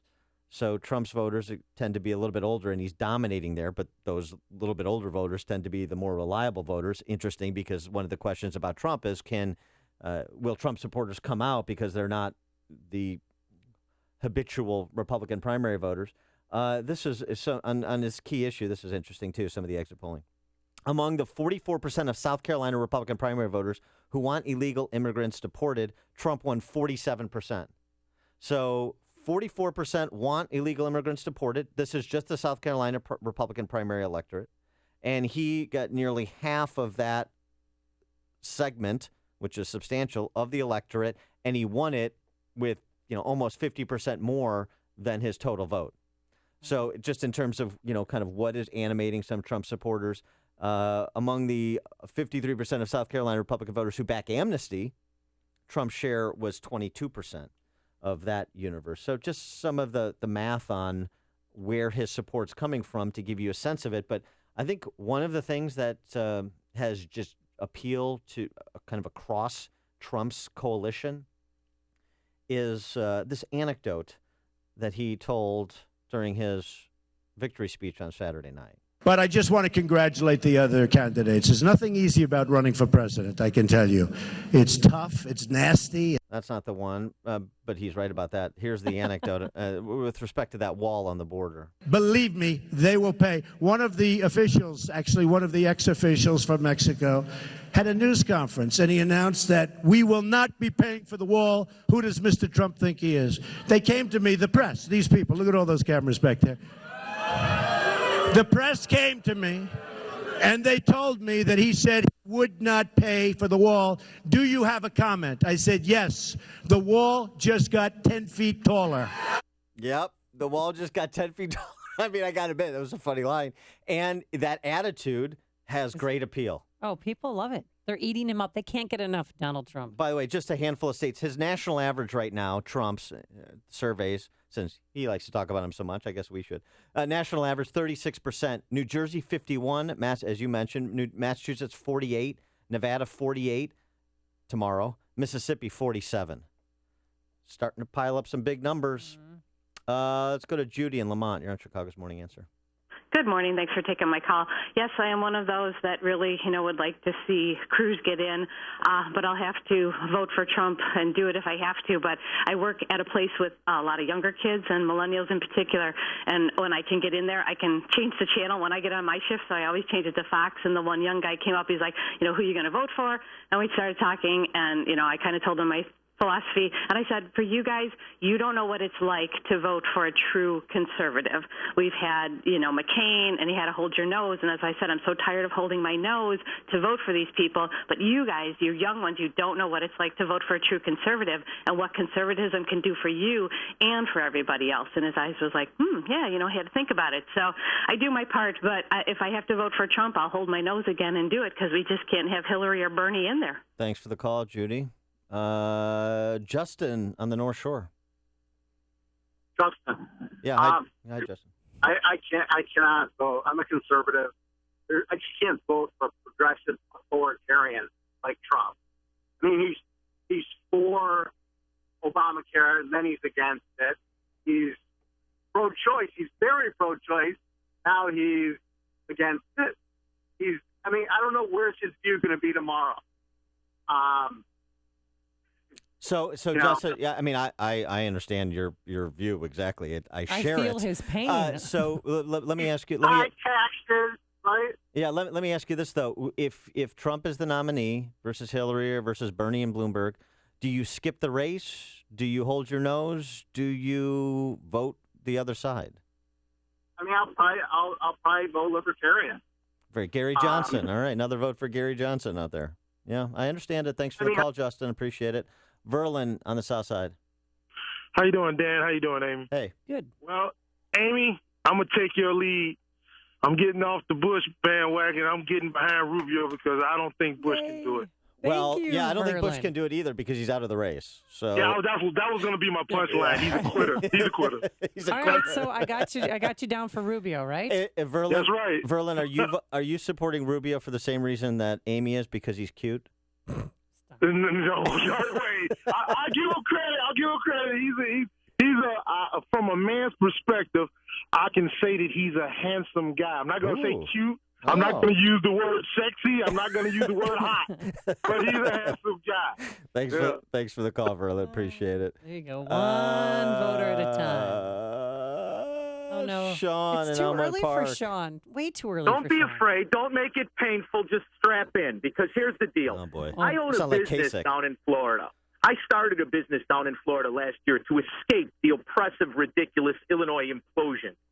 And down in Florida, there's an interesting little scandal that broke that didn't seem to get any traction anywhere else. It turns out that Trump files for visas every year. He has a tremendous amount of visa holders that are his workers, his golf courses down here, his hotels. So he really doesn't practice what he preaches. So what's easy for Trump is that people, for some reason, are either distracted by that very complicated comb-over or what the issue is, but they're mesmerized by his lies, and they refuse to read about this guy's actual record as a human being. So let me tell you what I've decided. For years, ever since they put that inbred Ryan Priebus, that half-freak, in office and refused. I want to know what the power is. There has never been a bigger failure of anything than Ryan Priebus. I have not called myself a Republican. I will never call myself a Republican. I am starting the Originalist Party in honor of Scalia. And should Trump be the nominee, I will write in Ted Cruz. I will never step and fetch for these Republicans. That's the game they got us all in. You're a Democrat. You're a Republican. In the meantime, John Boehner's a lobbyist with another Democrat. He's on the speech tour. It's all a scam.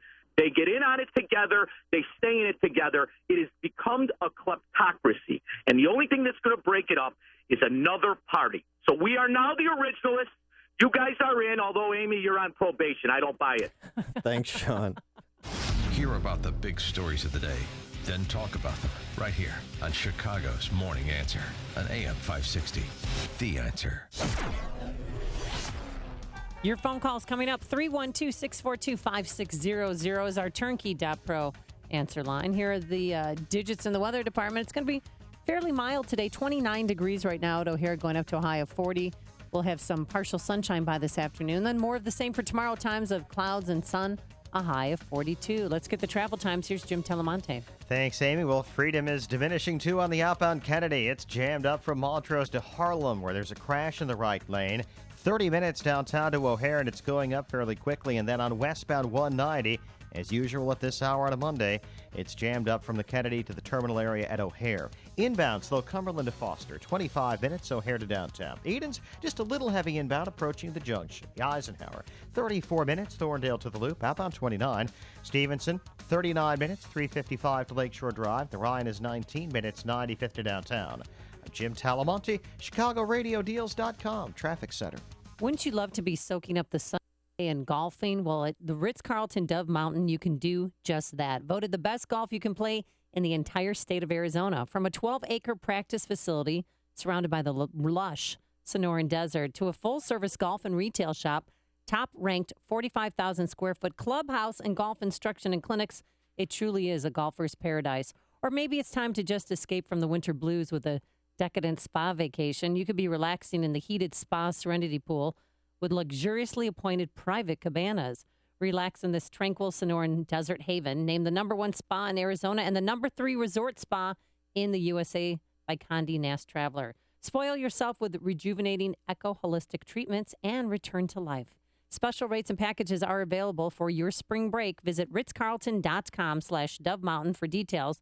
That's ritzcarlton.com/Dove Mountain. I can't wait to go back. Hi, I'm Lex Howard, CEO of Balance of Nature. I occasionally take new customer calls, and often people tell me that they have been hearing our advertisements for years. What are you waiting for? Start now and begin experiencing the benefits of Balance of Nature in your life. I do feel noticeably more energy with the Balance of Nature. I'm very, very pleased with what I've seen so far. It really does improve my energy level. It's a good pill. I like it. And I sleep better. I just sleep more sounder. And when I get up, I'm up. I mean, I don't go back to sleep. I feel like I need to take a nap. So there's a noticeable difference in energy. Very impressed. Very, very impressed. Good health is only a phone call away. What are you waiting for? Don't miss your opportunity to get a free month supply of Balance of Nature. Call 1-800-2468-751. That's 1-800-2468-751. Or go online to balanceofnature.com. Use promo code CHICAGO. Honey, please pass me my cocktail. Here you go, babe. Sunset sure is pretty after a long day at the beach. I love our tropical getaways. I could get used to living life in swimwear. We can start booking our next trip tomorrow while sitting around at the pool. Cheers. You've been pretty lucky that you've been able to spend some quality time in the sun. Something that you may not be so lucky with is the fact that 1 in 5 people will develop skin cancer in their lifetime. At Dermatology and Plastic Surgery Associates, they know that most people are unaware of the effects that a lifetime of sun can have on their skin. If you've been sunburned in your lifetime, it's time to have your skin checked out. Call Dermatology and Plastic Surgery Associates at 815-744-8554 or visit skinhealthpros.com. The doctors at Dermatology and Plastic Surgery Associates have your skin health covered. Skin cancer kills, so today's the day to get your skin checked. Dermatology and Plastic Surgery Associates, 815-744-8554 or visit skinhealthpros.com. Healthy skin, healthy body, healthy, happy you. AM 560, The Answer. Dan and Amy talking about South Carolina results and portending the Super Tuesday results. Now, how are you feeling about Cruz taking third? Yeah, losing to Rubio by 1,000 votes. Yeah, I mean, it's Cruz needs to regain a little bit of his mojo coming out of South Carolina. There's no question about that. He's spending time this week, I know, in Texas and Virginia and Arkansas. And he has 8 campaign stops today in Nevada. Texas, yes, right. In addition to that, trying to maybe, I think, again, we have Cruz and Rubio battling for second. But 2 American-Cuban senators. And non-citizens, according to Donald Trump. According to Donald, you're right. They're not eligible anyway. So even if they were to win, Trump is still going to be the nominee, according to Trump. But maybe. We don't know. He doesn't know. He's just suggesting it's an open question. But don't you think, Ted Cruz's smear of Marco Rubio, they had that fake picture where they photoshopped Marco Rubio's face shaking the hand of President Obama. Don't you think that came back to bite him in the butt? No, it had nothing to do with it. Probably, if anything, Cruz performed where the polls had him, 22, 23%. Mm-hmm. Rubio moved up a couple of points, and I attribute that to Nikki Haley. Largely, not just Nikki Haley, but Trey Gowdy and Tim Scott. These are popular, well-known politicians in South Carolina, particularly as you saw Jeb recede. Jeb would. I thought Jeb was ascending. Well, right. He was descending. Yeah, Jeb was at 10, 11%. He winds up at 8%. I think that's probably more likely than, a single mailer. This obsession about a robocall here and a mailer that, I got to tell you, I know from campaigns, most people pay no attention to it. It's really silliness. Mike on the north side, you're on Chicago's Morning Answer. Hi, good morning. Thanks for taking my call. I've got bad news for the Trump supporters. There's no way Trump will win the general election if he wins the nomination. The Democrats have already announced that they're going to hold a Star Trek convention, a Dungeons and Dragons tournament, and a Baywatch marathon in every city to drain away his votes from his moronic supporters. Okay. All right, Mike. Nice. Thanks for the call. Yeah. It's, caricaturing Trump supporters is different than caricaturing Trump. Let's maintain that distinction, please. It's news, opinion, insight. This is Chicago's Morning Answer on AM 560. The Answer. Hey, if you're a car enthusiast who appreciates the joy of driving a high-end performance car or never lost your passion for classic or modern muscle cars, you need to know about this Feed the Children business benefactor. With decades of experience, Comet Motorsports provides car lovers with the highest quality service and performance products available. And Comet can save you money on quality service for your pride and joy. Hey, if you own a late-model European performance or domestic muscle car, Comet can install performance tuning software to reprogram your car's computer to increase performance without sacrificing drivability. Comet is a complete tuning facility. Man, Comet even installs parts furnished by customers. If you have minor dents and dings, including hail damage, Comet can perform expert paintless dent repair to avoid bodywork and painting. Call Comet Motorsports in St. Charles at 630-584-5400 or visit CometMotorsports.com. That's Comet with a K. Everywhere you go, the threat looms. It follows you no matter what you do. The longer you avoid the IRS and the financial difficulties you're going through, the faster they will begin to close in on you. Take control of your situation and stop the chase. John Doet of Thinking Outside the Box Law Firm will help you end the feeling of being hunted by the IRS. If you've avoided taxes or could benefit from the life-saving assistance of bankruptcy, it's time you call John Doet. This is an attorney who is willing to take on the federal government on your behalf. He has worked to discharge thousands of dollars in penalties, and he can help you settle your debts once and for all. Call 888-777-4193. Stop being hunted down by the IRS. Let John Doet of Thinking Outside the Box Law Firm deal with the IRS personally. His proven system works. So call John today for your own relief plan, 888-777-4193, or visit him online at thinkingoutsidetheboxlaw.com. That's thinkingoutsidetheboxlaw.com. Coming up next on Chicago's Morning Answer, Dan Proft witnessed history. We'll explain. But first, let's go back into the newsroom. Here is Mike Scott.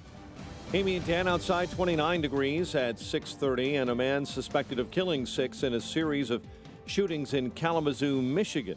On Saturday, will be in court today. Kalamazoo County Prosecuting Attorney Jeff Getting telling Fox News this morning there were no red flags surrounding Jason Dalton. Our suspect didn't have a prior criminal history, so he wasn't on law enforcement's radar in that respect. But he is someone who is known to law enforcement, and his affection for weapons is something that was known early on in this investigation. Getting adds that law enforcement did a good job in acting together once the shootings began. Donald Trump expanding his presidential eligibility attacks to Marco Rubio on ABC's This Week. Honestly, I've never looked at it. Somebody said he's not, and I retweeted it.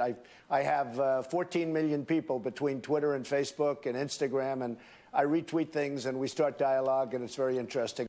Trump retweeting a supporter who made an allegation that Rubio is not a natural-born citizen. Trump going on to say there's no question he's leading the way after a South Carolina win on Saturday. Hillary Clinton crediting her ground forces for a victory over Vermont Senator Bernie Sanders in the Nevada Democratic caucuses. We saw so much great activity the last week, and it turned out to be more than enough, and I'm really happy about that. Appearing on CNN's State of the Union, Clinton pointing to broad-based voter turnout in Nevada, saying her campaign did very well, and the support is evidence of that. The U.S. Supreme Court meets today for the first time since the death of Justice Antonin Scalia. 8 justices will take the bench. Scalia's chair, draped in black wool crepe, will remain in its usual place to the right of Chief Justice John Roberts. There will not be a teacher's strike in Lake Villa School District 41 after a long weekend bargaining session. Talks have been ongoing for 10 months. A woman is dead, 2 others seriously hurt following a hit-and-run crash on Chicago's Lower West Side.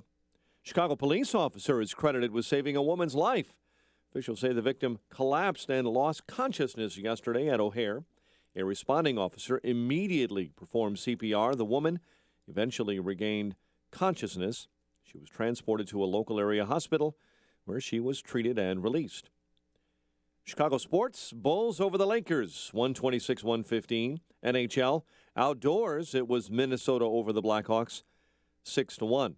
Denny Hamlin won the Daytona 500 by 1/100th of a second over Marty Truex Jr., the closest finish in race history. The news, a service of Stand Up to Cancer, and at 6:33, a check of traffic and weather on the way next on AM 560. Dennis Prager believes there's only one difference between Sanders and Clinton. Bernie Sanders wants the state to be even bigger than Hillary Clinton does. Not much. Truth be told, there's no difference between them. There really isn't, except he happens to be personally honest and she's a crook. That is the only difference. He is an honest socialist, she's a dishonest socialist. The Dennis Prager Show. Weekdays at 11, right before Sean Hannity at 2 on AM 560. The Answer. This hourly segment is brought to you by Papa Nicholas Coffee. Papa Nicholas Coffee, a family tradition since 1897. When it comes to commercial vehicles, it's time to drill down to the details. If you're not driving the new Sprinter Worker from Mercedes-Benz, your van just isn't cutting it. The Sprinter Worker takes payload up a notch, carrying up to 3,512 pounds. Its cargo volume is cranked up too, with over 300 cubic feet of space. When it comes to safety, it's unmatched, but it's the price that'll really hammer it home. The new Sprinter Worker starts at just $32,495. It also has a service interval of up to 20,000 miles and the highest residual value in its class, according to ALG. Put that in your pipe and weld it. Huge capacity, small price, starting at just $32,495. The all-new Sprinter Worker, starting at only $32,495. Mercedes-Benz, vans born to run. MSRP for a 2016 Sprinter Worker excludes all options, taxes, title, registration, transportation charge, and dealer prep. Options, final availability, and actual dealer price may vary. See dealer for details. 6:35. Let's get an update on the roads in our ChicagoRadioDeals.com traffic center. Here's Jim Talamonte. Thanks, Mike. The inbound Edens now has a 5-minute delay from Toohey to the junction. Outbound, it's fine. Kennedy, 28 minutes. O'Hare to downtown. Outbound, 33. And westbound, 190 has stop-and-go traffic from the Kennedy to the terminal area at the airport. On Eisenhower, 35 minutes. Thorndale to the Loop. Outbound, 30. Stevenson, 40 minutes. 355 to Lakeshore Drive. Ryan, 19 minutes, 95th to downtown, I-57. A little slow approaching the Burge. Bishop Ford, it's a 5-minute delay starting at 115th. Northbound Tri-State slow from the Reagan Tollway to North Avenue. Traffic is a service of InvisibleFence.com. Protect your pets with Invisible Fence brand. Keep them in the yard, away from the fireplace, and off the furniture. Invisible Fence brand has the answer to training your pets at InvisibleFence.com. Invisible Fence brand can install in any weather, rain or snow. Visit InvisibleFence.com. Traffic answers when you need them most. I'm Jim Talamonte, AM 560, The Answer. Chicago's Morning Answer continues next. Your official Chicagoland weather forecast from the AirComfort.com Weather Center, AirComfort.com. 80 years of quality mechanical solutions for your business. Cloudy this morning, clouds and sunshine later this afternoon with a high near 40. Partly cloudy and 29 overnight. 28 at O'Hare, and tonight, 31 along the despite lakefront, 29 at Midway. And together, news update is at 7. Iowa, Chicago's Morning Answer with Dan and Amy continues second on AM 5. We are the only campaign. This hourly segment is brought to you by Autumn Leaves Memory Care Communities, now open in Glen Ellen. Take a virtual tour at autumnleaves.com. Your money. Find out how to keep more of it and live debt-free. Tonight on The Dave Ramsey Show, starting at 7 on AM 560. The Answer. Dan and Amy. So, Amy spent a lot of time talking about Trump. We've got to get a little bit of Cruz and a little bit of Rubio in here, too, because they're making very different arguments, or they're presenting different value propositions, I'll say. Cruz presented his in his speech on Saturday night. He made a direct appeal to conservatives. Conservatives, if you're a conservative, you're a constitutional conservative, this is your home. He said there are 3 lessons to be gleaned from what's happened in Iowa and South Carolina, Iowa, New Hampshire, and now South Carolina. Here's one of them. Second, we are the only campaign that has beaten and can beat Donald Trump. That's why. So that's one. The other 2, the conservatives are uniting around him. So he says, he claims. And 3, he's the only candidate who's a consistent conservative who's not engaged in personal attacks. He's distinguished himself from Trump and Rubio and the other candidates on policy matters.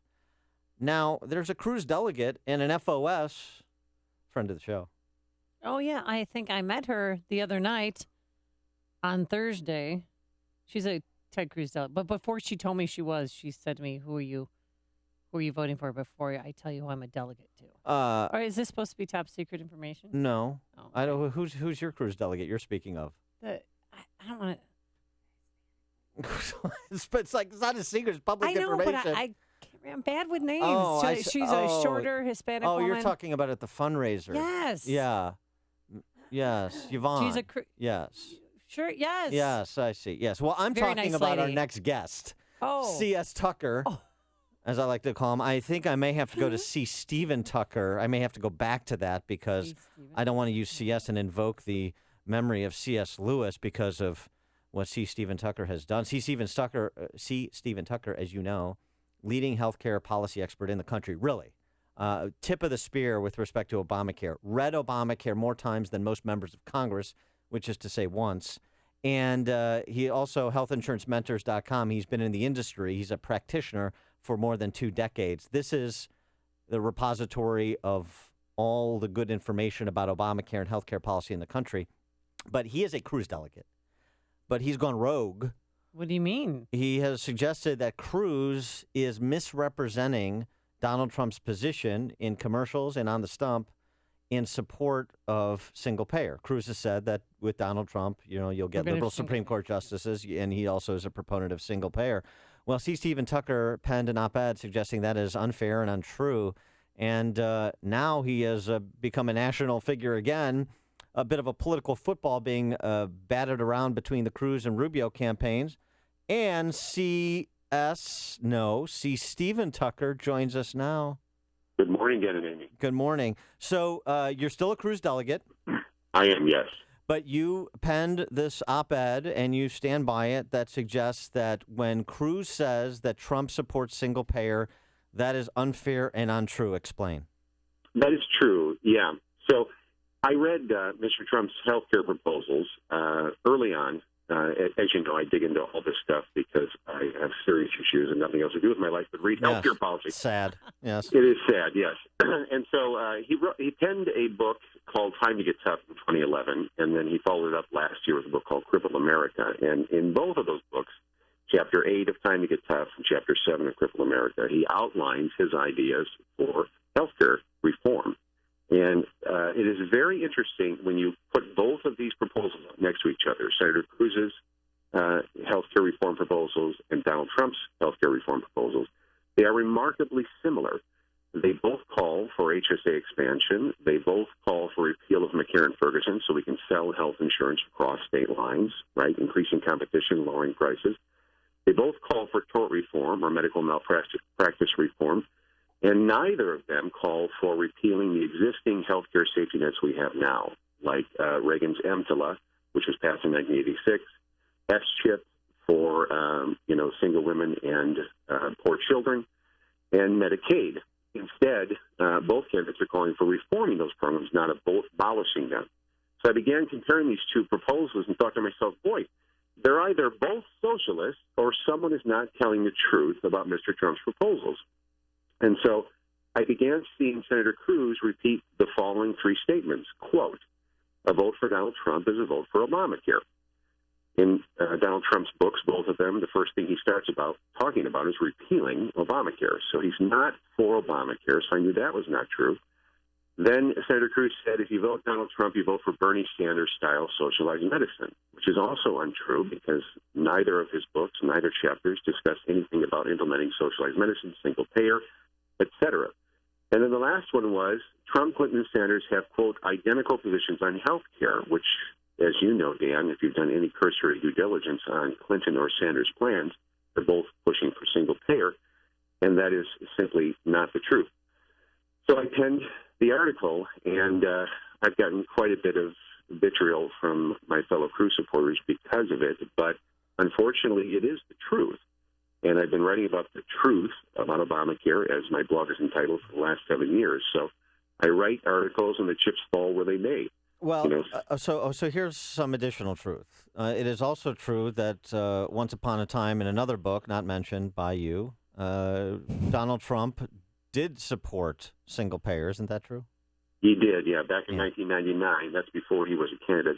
But it was certainly after we had the first foray down this road with Hillary Care, in the first term of the Clinton presidency. Yeah. Yeah. Oh, yeah, absolutely. So he said that. So I mean, just want to establish a couple of facts. So that's one. And then when he was on more recently as a candidate in this election cycle, he's on 60 Minutes with Scott Pelley, and he's asked how you fix Obamacare. And Trump says, I'm quoting Trump, "There are many different ways, by the way. Everybody's got to be covered. This is an un-Republican thing for me to say because a lot of times they say, no, the lowest 25% that can't afford private insurance. And Pelley says universal health care. Trump goes on to say, but I'm going to take care of everybody. I don't care if it costs me votes or not. Everybody's going to be taken care of much better than they're taken care of now. And, he wouldn't, of course, he's too shrewd to say, yes, that means I support single payer, universal health care, Obamacare, Hillary care, some version of that. But what he said in 1999 and kind of the loose talk in that Pelley interview, that doesn't give you any pause? Well, trusting any politician is a fool's game, so I don't really trust anyone. But I have to go by written policy proposals, and there are things that Mr. Trump says that are contrary to what the narrative is that the Cruz campaign is pushing. I mean, he says, and I'm quoting him now, that the government does not belong in health care except as a very last resort.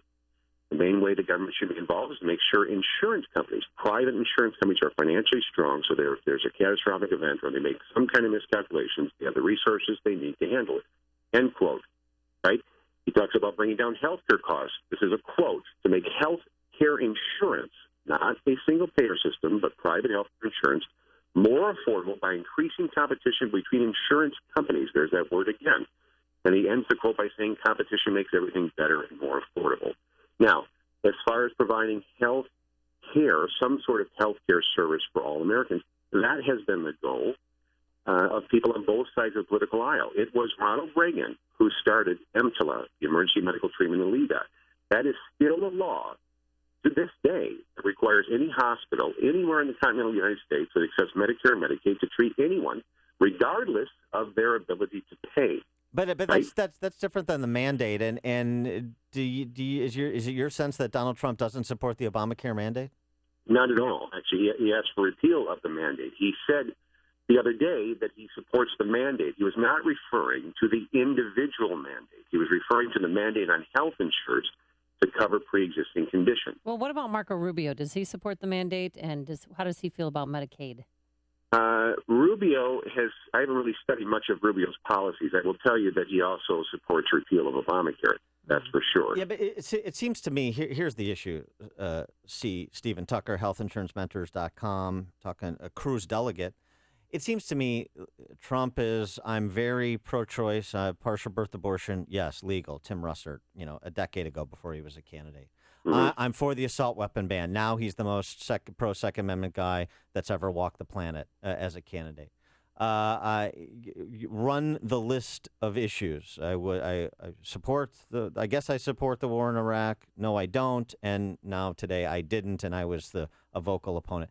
Across the range of issues, including on health insurance and single payer, he has done 180s. His position hasn't evolved. It's not provided more texture. He's done about-face 180s without any conversion story on any of these issues or any explanation of the basis of his evolution. So it seems to me that we can say, I've got the facts of his previous statements, you've got the facts of his current policy proposals, but it all comes down to trust. And the real matter is, do you believe the Donald Trump of yesteryear? Do you believe the Donald Trump of today? Do you not know what to believe because he will go wherever it is politically expedient for him to go, it seems to me. And that's essentially the argument that the Cruz campaign is making. Yes. I mean, there are questions about where he was before and where he is as a candidate. Obviously, as a private citizen in 1999, he was considering single payer, right? He was just a babe at in his early 50s then. right. Listen, I welcome conversions from former Democrat policies, from leftist ideology to our right way of thinking. We are a big tent. I welcome Mr. Trump into that big tent, right? However, we have to discuss actual written policy proposals. And the truth of the matter is, if you read Mr. Trump's actual written policy proposals since declaring his candidacy for president, they do not include single payer, period, end of story. So that's where he stands today, and he's been consistent on that since 2011 when he first started penning actual healthcare policy proposals, right? So today, to state that he stands for single payer and that, quote, his plan is exactly like Bernie and Hillary's, and that he stands for expanding Obamacare when he says clearly he wants to repeal it, is simply not true, and that's my point. Now, Rubio said on one of the Sunday talkies yesterday that he didn't invoke you by name, but he evoked you by description. That you're planning on leaving the Cruz camp, or words to that effect. What's the response to that? Absolutely 100% incorrect. And the Washington Examiner piece made that very clear and made sure the reporter knew that. I am not abandoning ship. I'm not leaving. I'm still a delegate for Senator Cruz. I just have an issue with these particular statements because they are not true. And I write on healthcare policy, right? I've been doing it the same blog, truthaboutobamacare.com, for 7 years, right? And sometimes politicians get upset because of what I write. John Kasich, I'm sure, was not happy with my article I wrote about him expanding Medicaid and then usurping the Ohio legislator to do so, right? And then lying about it. But this is what actually happened. Right, but if you're a delegate for Ted Cruz and you believe, what I hear you saying is that he lied or misled people, doesn't that mean that people might think you might change your vote? Yeah, I can see that. That's why I made it very clear in my initial article when I was interviewed by the Washington Examiner that I am not jumping ship. Unfortunately, Mr. Rubio kind of missed that part and just said, oh, this guy from Illinois is considering jumping ship. Nowhere did I state that I was. I'm just, again, writing on healthcare policy as I've done for 7 years, and I write the truth. And sometimes the truth, is upsetting to some people. But if you actually read Mr. Trump's proposals, they do not include single payer. They do not include socialized medicine. And he's very clear he wants to repeal Obamacare. These are simply the facts. C. Stephen Tucker, healthinsurancementors.com. CS, thanks for joining us. Appreciate it. Thank you. And he joined us on our turnkey.pro answer line. Listen to podcasts of Dan and Amy from the AM 560 mobile app. Download it today at 560theanswer.com/mobile. 30 degrees right now, going up to a high of 40. We're going to have clouds this morning, then some sunshine by this afternoon. And tomorrow, times of clouds and sun, a high of 42 degrees. Let's get the travel times. Any accidents? Here's Jim Telemonte with the answer. Yes, Amy. Southbound Veterans Memorial 355. The exit to Army Trail is blocked right now with a crash. The Edens inbound is a 5-minute delay, 2-way to the junction. Outbound still okay. Kennedy, 33 minutes, O'Hare to downtown, outbound 41. The Eisenhower is 42 minutes, Thorndale to the post office, outbound 33. Stevenson now really heavy, Harlem to Kedzie, 52 minutes, 355 to Lakeshore Drive, 38 from the Tri-State, outbound delay free. Ryan, 19 minutes, 95th to downtown, I-57, 25 minutes, I-80 to the Merge, Mission 422, northbound Tri-State slow, the Reagan Tollway to North Avenue. I'm Jim Talamonte, ChicagoRadioDeals.com, Traffic Center. I'm Lou Dobbs. China's top securities regulator is out. Uber confirms a weekend shooter was one of its drivers. Arab Tech Construction loses $627 million. Those stories next. I'm Nick Soboleski, a Select Quote agent with a true story that could save you hundreds of dollars a year. A woman named Linda just called. Her husband, Ray, has a $300,000 group life insurance policy, but is changing jobs and can't take it with him. Well, I impartially shopped the highly rated term life insurance companies we represent and found Ray, who is 41 and takes medication to control his cholesterol, a 10-year, $500,000 policy for under $26 a month. That's almost twice the coverage for less than half of what he had paid. If SelectQuote hasn't shopped for your life insurance, you're probably paying too much. For your free quote, call 1-800-431-0848. That's 1-800-431-0848. 1-800-431-0848. Or go to SelectQuote.com. We shop. You save. Get full details on the example policy at SelectQuote.com/commercials. Your price can vary depending on your health history and company and other factors not available in all states. The Obama administration says Apple can keep and later destroy any software it develops to help the FBI crack into a terrorist's iPhone. Zhao Gang, China's top securities regulator, is stepping down after months of turmoil in the Chinese stock markets. He had held that position since March 2013. Arab Tech, the Dubai-based construction company that built many of the city's record-breaking skyscrapers, says it lost $627 million last year, largely because of slowdowns in construction caused by slumping crude oil prices. Ride-sharing service Uber confirms that a Kalamazoo man who murdered 6 people as he randomly shot up his community this weekend was a part-time Uber driver, but will not confirm whether he was on the clock during the shootings. Please join me for Lou Dobbs tonight at 7 and 11 Eastern on the Fox Business Network. This is the Lou Dobbs Financial Report. Hey, what are you doing Saturday, April 2nd through Saturday, April 9th? Why don't Going you to come? Cabo. Oh, that's right. So why don't you come along with Dan and Amy as we take our annual trip to Mexico? It's presented by Dermatology and Plastic Surgery Associates and by Artistic Dentistry. Our good friends at Apple Vacations have secured a price. It's expired, but there's still some spots left. So if you've been thinking about coming along with us, just do it. Go to 560theanswer.com, keyword escape. You know we're staying at a 5-star resort, the Secrets Puerto Los Cabos Golf and Spa Resort. See it for yourself. Go online and check out all the amenities. Every room is a suite. Every room has an ocean view. There's 8 great restaurants with award-winning chefs, 4 bars, unlimited premium drinks, and 24-hour-a-day room service. The resort also has 2 sparkling pools and 3 miles of beaches. And if you'd like to golf, there are 2 challenging 9-hole golf courses on property. So again, to book your trip, visit 560theanswer.com, keyword escape. That's 560theanswer.com, keyword escape. On AM 560 The Answer, we talk about the important issues that affect your world. Things like the economy, education, and foreign policy. There's always so much going on in the news that we don't always have the time to drill down and talk about the big ideas behind the big issues. That's where Upstream Ideas comes in. Upstream Ideas, online at upstream-ideas.com, in partnership with the Illinois Policy Institute, provides the kind of information that informs the policy discussions happening here on AM 560. At Upstream Ideas, you'll broaden the debate, move beyond partisan assumptions, and challenge accepted orthodoxies. In other words, Upstream Ideas goes against the current and thinks upstream. Go online now to upstream-ideas.com. That's upstream-ideas.com. You'll be armed with new information and fresh perspectives to spur you on to make the state of Illinois and the United States of America a bit more free, a bit more just, and a bit more civilized. Upstream-ideas.com.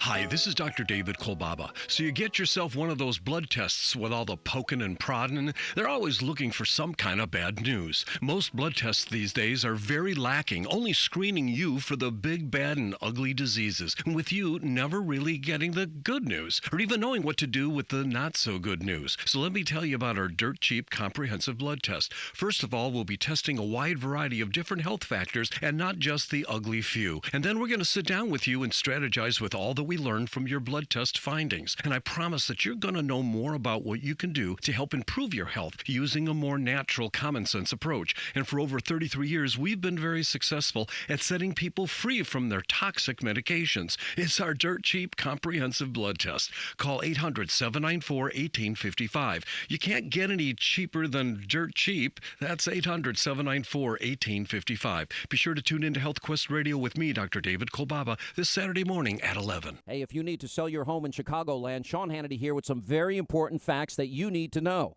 Now, 40% of homes hitting the market in Chicago are not selling. Now, those are horrible odds. You need to call Saul Z and the Z team based right here in Chicagoland. Now, Saul sells a home on average every 24 hours and attracts hundreds of buyers every month locally, nationally, and internationally. The Wall Street Journal ranks Saul's team in the top 110 teams out of 1.2 million agents in the U.S. Now, Saul Z guarantees to sell your home in 29 days at a price and deadline that you agree to, or he will buy your home or he'll sell it for free. Plus, working with Saul is also risk-free. After 24 hours, if he's not doing his job, you can walk away free and clear. Just call the agent I would call if I needed to sell my home and lived in Chicagoland. Call Saul now at 888-346-0666. That's 888-346-0666. Or go online at callsaul.net. That's callsaul.net. Ah, yes, the good old 9 to 5. Good stuff, huh? You can almost feel the life force getting sucked right out of you. You've always wanted to be your own boss and take control of your financial future. It's about time you contacted the franchise professional who can guide you to success. Franchising guru Meg Schmitz is your key. She's been a franchise insider for over 25 years and has started and run top-tier businesses of all kinds. She can match you with the franchise opportunity that fits your goals the best. Why would you leave that choice up to the internet? Safe to say that Mr. and Mrs. Google probably won't get to know you the way Meg will. Make an educated decision about buying a Gold Standard franchise that fits you like a glove. Call Meg Schmitz for your free guide to business ownership at 847-302-2601 or visit goldstandardfranchise.com for more information. Take control of your financial future and be your own franchise boss now. 847-302-2601 or goldstandardfranchise.com. This is a pretty simple fact. Visiting Angels is America's choice in senior home care. Let me say it again. Visiting Angels is America's choice in senior home care, and that says a lot. For years now, they've been taking care of hundreds of thousands of seniors. It works very simply. If you have a loved one who needs some extra care and assistance, and they want some, but they want to stay in their own home, their own comfortable surroundings, take a moment and consider these real-life angels here on earth, Visiting Angels. These are compassionate, experienced caregivers who come in and provide assistance with personal hygiene, meal preparation, light housework, even just running errands, or just sitting with your loved one from anywhere from a few hours a day up to 24 hours a day, 7 days a week. The rates are affordable, and you get to select the caregiver before the service even starts. They're great people. Give them a call, 877-374-LIVE. Visiting Angels, 877-374-LIVE, 877-374-LIVE, or online, go to visitingangels.com. Cloudy this morning, clouds and sunshine throughout the day. We'll hit a afternoon high of 40 degrees. WIND Chicago News Time, 7 o'clock. Fox News Radio, I'm Dave Anthony. Apple is urging the government to stop and give up the attempt to try to get into a terrorist's encrypted iPhone. Fox's Rachel Sutherland is live in Washington. Dave, Apple CEO Tim Cook wants the feds to withdraw its demand that the company help the FBI break into a locked iPhone that belonged to San Bernardino killer Syed Farouk. In a morning email to employees, Cook dismissed the government's claim that Apple is acting out of business interests and said again that complying with a court order would create a backdoor to the encrypted device. FBI Director James Comey says this is about victims and justice. It's not about us trying to get a backdoor, a term that confuses me, frankly. Comey says Apple owes it to the victims of the shootings to cooperate. Dave. Rachel, Jason Dalton goes to court today. He's the accused gunman in Saturday's shootings in Kalamazoo, Michigan that left 6 dead and 2 wounded. I would have never put any kind of thought for him on something like this. This is just so out of character. He's a shocked neighbor. Dalton was an Uber driver with no criminal history, accused of opening fire at 3 locations. The scene of the greatest bloodshed was where I am now, the Cracker Barrel parking lot. 4 women from Battle Creek, Michigan were murdered in cold blood. A 14-year-old girl was shot. She has been through surgery. She is now clinging to life in critical condition. All of the victims apparently chosen at random. Fox's Mike Tobin. Camille Cosby will go under oath for the first time today in her husband's sex scandal. She'll answer questions in a deposition in Massachusetts from a lawyer representing 7 women who filed a defamation lawsuit against Bill Cosby. Can Donald Trump keep winning? It is crunch time. We have to go out and vote. That's him rallying in Georgia, which votes March 1st. Nevada Republicans caucus tomorrow. Marco Rubio is optimistic. We need to remember here, over 70% of Republicans nationally have basically said we're not voting for Donald Trump. Rubio and Ted Cruz were second and third to Trump in South Carolina. The Supreme Court meets this morning for the first time since Justice Antonin Scalia died. His empty seat will be covered in black wool. Fox News Radio, fair and balanced. Mostly cloudy, 29 degrees. It is 7:02 on AM 560. The Answer. Good morning. I'm Mike Scott. There will not be a teacher strike next week in Lake Villa School District 41 after teachers reached a tentative deal late Saturday with the Board of Education. Talks have been ongoing for 10 months. No one was hurt when a Minneapolis-bound megabus carrying dozens of passengers caught fire just outside Chicago. It happened on Route 41 near Waukegan. The driver and about 40 passengers were able to exit that vehicle safely before firefighters arrived. Most of the passengers' luggage was lost.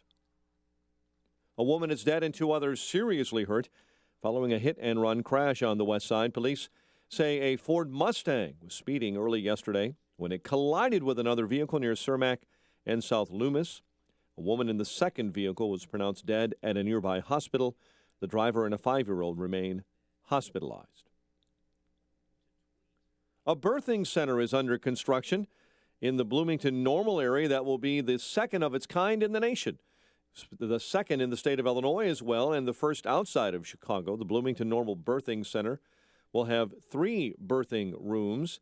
Each of those will have a labor and birth tub and a bathroom. The first one actually opened in Chicago a short time ago, actually not in Chicago, in the suburb of Berwyn in 2014. The Illinois Department of Public Health has a list of conditions that would keep women from delivering in a birthing center, such as diabetes or heart disease. Chicago sports, Derrick Rose and E'Twaun Moore had 24 points each to lead the Bulls to a 126-115 victory over the L.A. Lakers. In fact, Pau Gasol introduced the Laker legend before their last game last night at the UC. And now, ladies and gentlemen, it is my honor to introduce to you for the last time at the United Center, my former teammate and my friend from Lower Merion High School, number 24, Kobe Bryant. And the United Center raised the roof for Kobe in his final game at the UC. NHL. Outdoors, the Wild over the Blackhawks 6-1. College hoops, Oakland beat UIC. Loyola topped Missouri State. In the Big Ten, Wisconsin over Illinois, and Denny Hamlin won the Daytona 500. The news service of the Exergen temporal scanner thermometer, so fast, accurate, and easy. Takes the hassle out of taking temperature. It's an awesome purchase. Every new parent should have one. Pick one up at Walgreens or other fine retailers today. A check of traffic and weather on the way next on AM 560. Sean Hannity hopes now is the time the Senate will stand up to the president. Mitch McConnell, the Senate Majority Leader, declared that he's not going to act on any Supreme Court nomination by Obama, declaring the vacancy should not be filled until after Obama leaves office. And I hope these guys hold the line. They have all the power to stop this. There's nothing that will stop them from doing it except if they get in their own way. The Sean Hannity Show. Afternoons at 2, right before Joe Walsh at 5 on AM 560. The Answer. Uber is an app that helps you make extra money just for driving your car. And because it's totally flexible, you don't have to quit your day job to make more money, because you can drive and earn whenever you want. There are 3 simple steps to start making money. First, sign up for free on your phone. Second, answer a few questions and get approved. And third, start driving. So, what are you waiting for? Sign up today at drivewithuber.com. That's drivewithuber.com. SquareTrade does not cover lost or stolen items. Savings based on 2-year iPhone plan with 1 claim compared to Assured total equipment coverage as of August 10, 2015. Getting a new iPhone? Don't overpay for phone insurance. Save with SquareTrade Phone Protection instead. Phone insurance through your wireless carrier can cost as much as $11 every month, plus up to a $199 deductible when you break your phone. SquareTrade iPhone protection is less than $5 a month. We can save you over $240. Start saving with SquareTrade now. Visit squaretrade.com. That's squaretrade.com. 7:06. Let's get an update on the roads in our Chicago RadioDeals.com traffic center. Very latest now with Jim Talamonte. Thanks, Mike. Veterans Memorial Tollway southbound traffic is slow from Lake Street to Army Trail. An earlier crash on the exit has cleared. Northbound 355 is heavy from 63rd to the Reagan Tollway. Inbound Edens has delays starting at Pratt. 27 minutes. Lake Cook to Montrose, outbound 23. The Kennedy now 43 minutes, O'Hare to downtown. A little quicker in the Express. Outbound 41 minutes. The Eisenhower 56 minutes. Thorndale to the post office. 43 from Manheim. Outbound 33 to Thorndale. Stevenson 52 minutes. 355 to Lakeshore Drive. Outbound fine. Ryan 23 minutes. 95th to downtown. Northbound Tri-State. Stop and go from the Reagan Tollway to North Avenue. Eastbound Adams Tollway still Barrington Road to 53. Reagan Tollway stop and go Roosevelt to the Tri-State. Traffic answers when you need them most. I'm Jim Talamonte on AM 560, The Answer. Chicago's Morning Answer continues next. Your official Chicagoland weather forecast from the AirComfort.com Weather Center. 80 years of quality mechanical solutions for your business. Here's meteorologist Kevin Snyder. Today, cloudy for the morning, then intervals of clouds and sunshine for the afternoon, high of 40. Tonight, partly cloudy, low 29. Then tomorrow, periods of clouds and sun with a high of 42. I'm Kevin Snyder on AM 560, The Answer. 29 at O'Hare, 32 along Chicago's lakefront. Your next news update is at 7:30. Continuous news coverage at 560theanswer.com. Chicago's Morning Answer with Dan and Amy continues next on AM 560, The Answer. This hourly segment is brought to you by Grow My Retirement with Bill Geiger of Geiger Wealth. Tune in Saturday afternoons at 2 for Grow My Retirement with Bill Geiger of Geiger Wealth. Good morning. Welcome to your Monday morning briefing. Here's what you need to know to start your day. When you win, it's beautiful. And we are going to start winning for our country. We're going to start winning. South Carolina has given us another remarkable result. So tonight, I am suspending my campaign. Yeah. Thank you. This is Chicago's Morning Answer with Dan Proft and Amy Jacobson on AM 560. The Answer.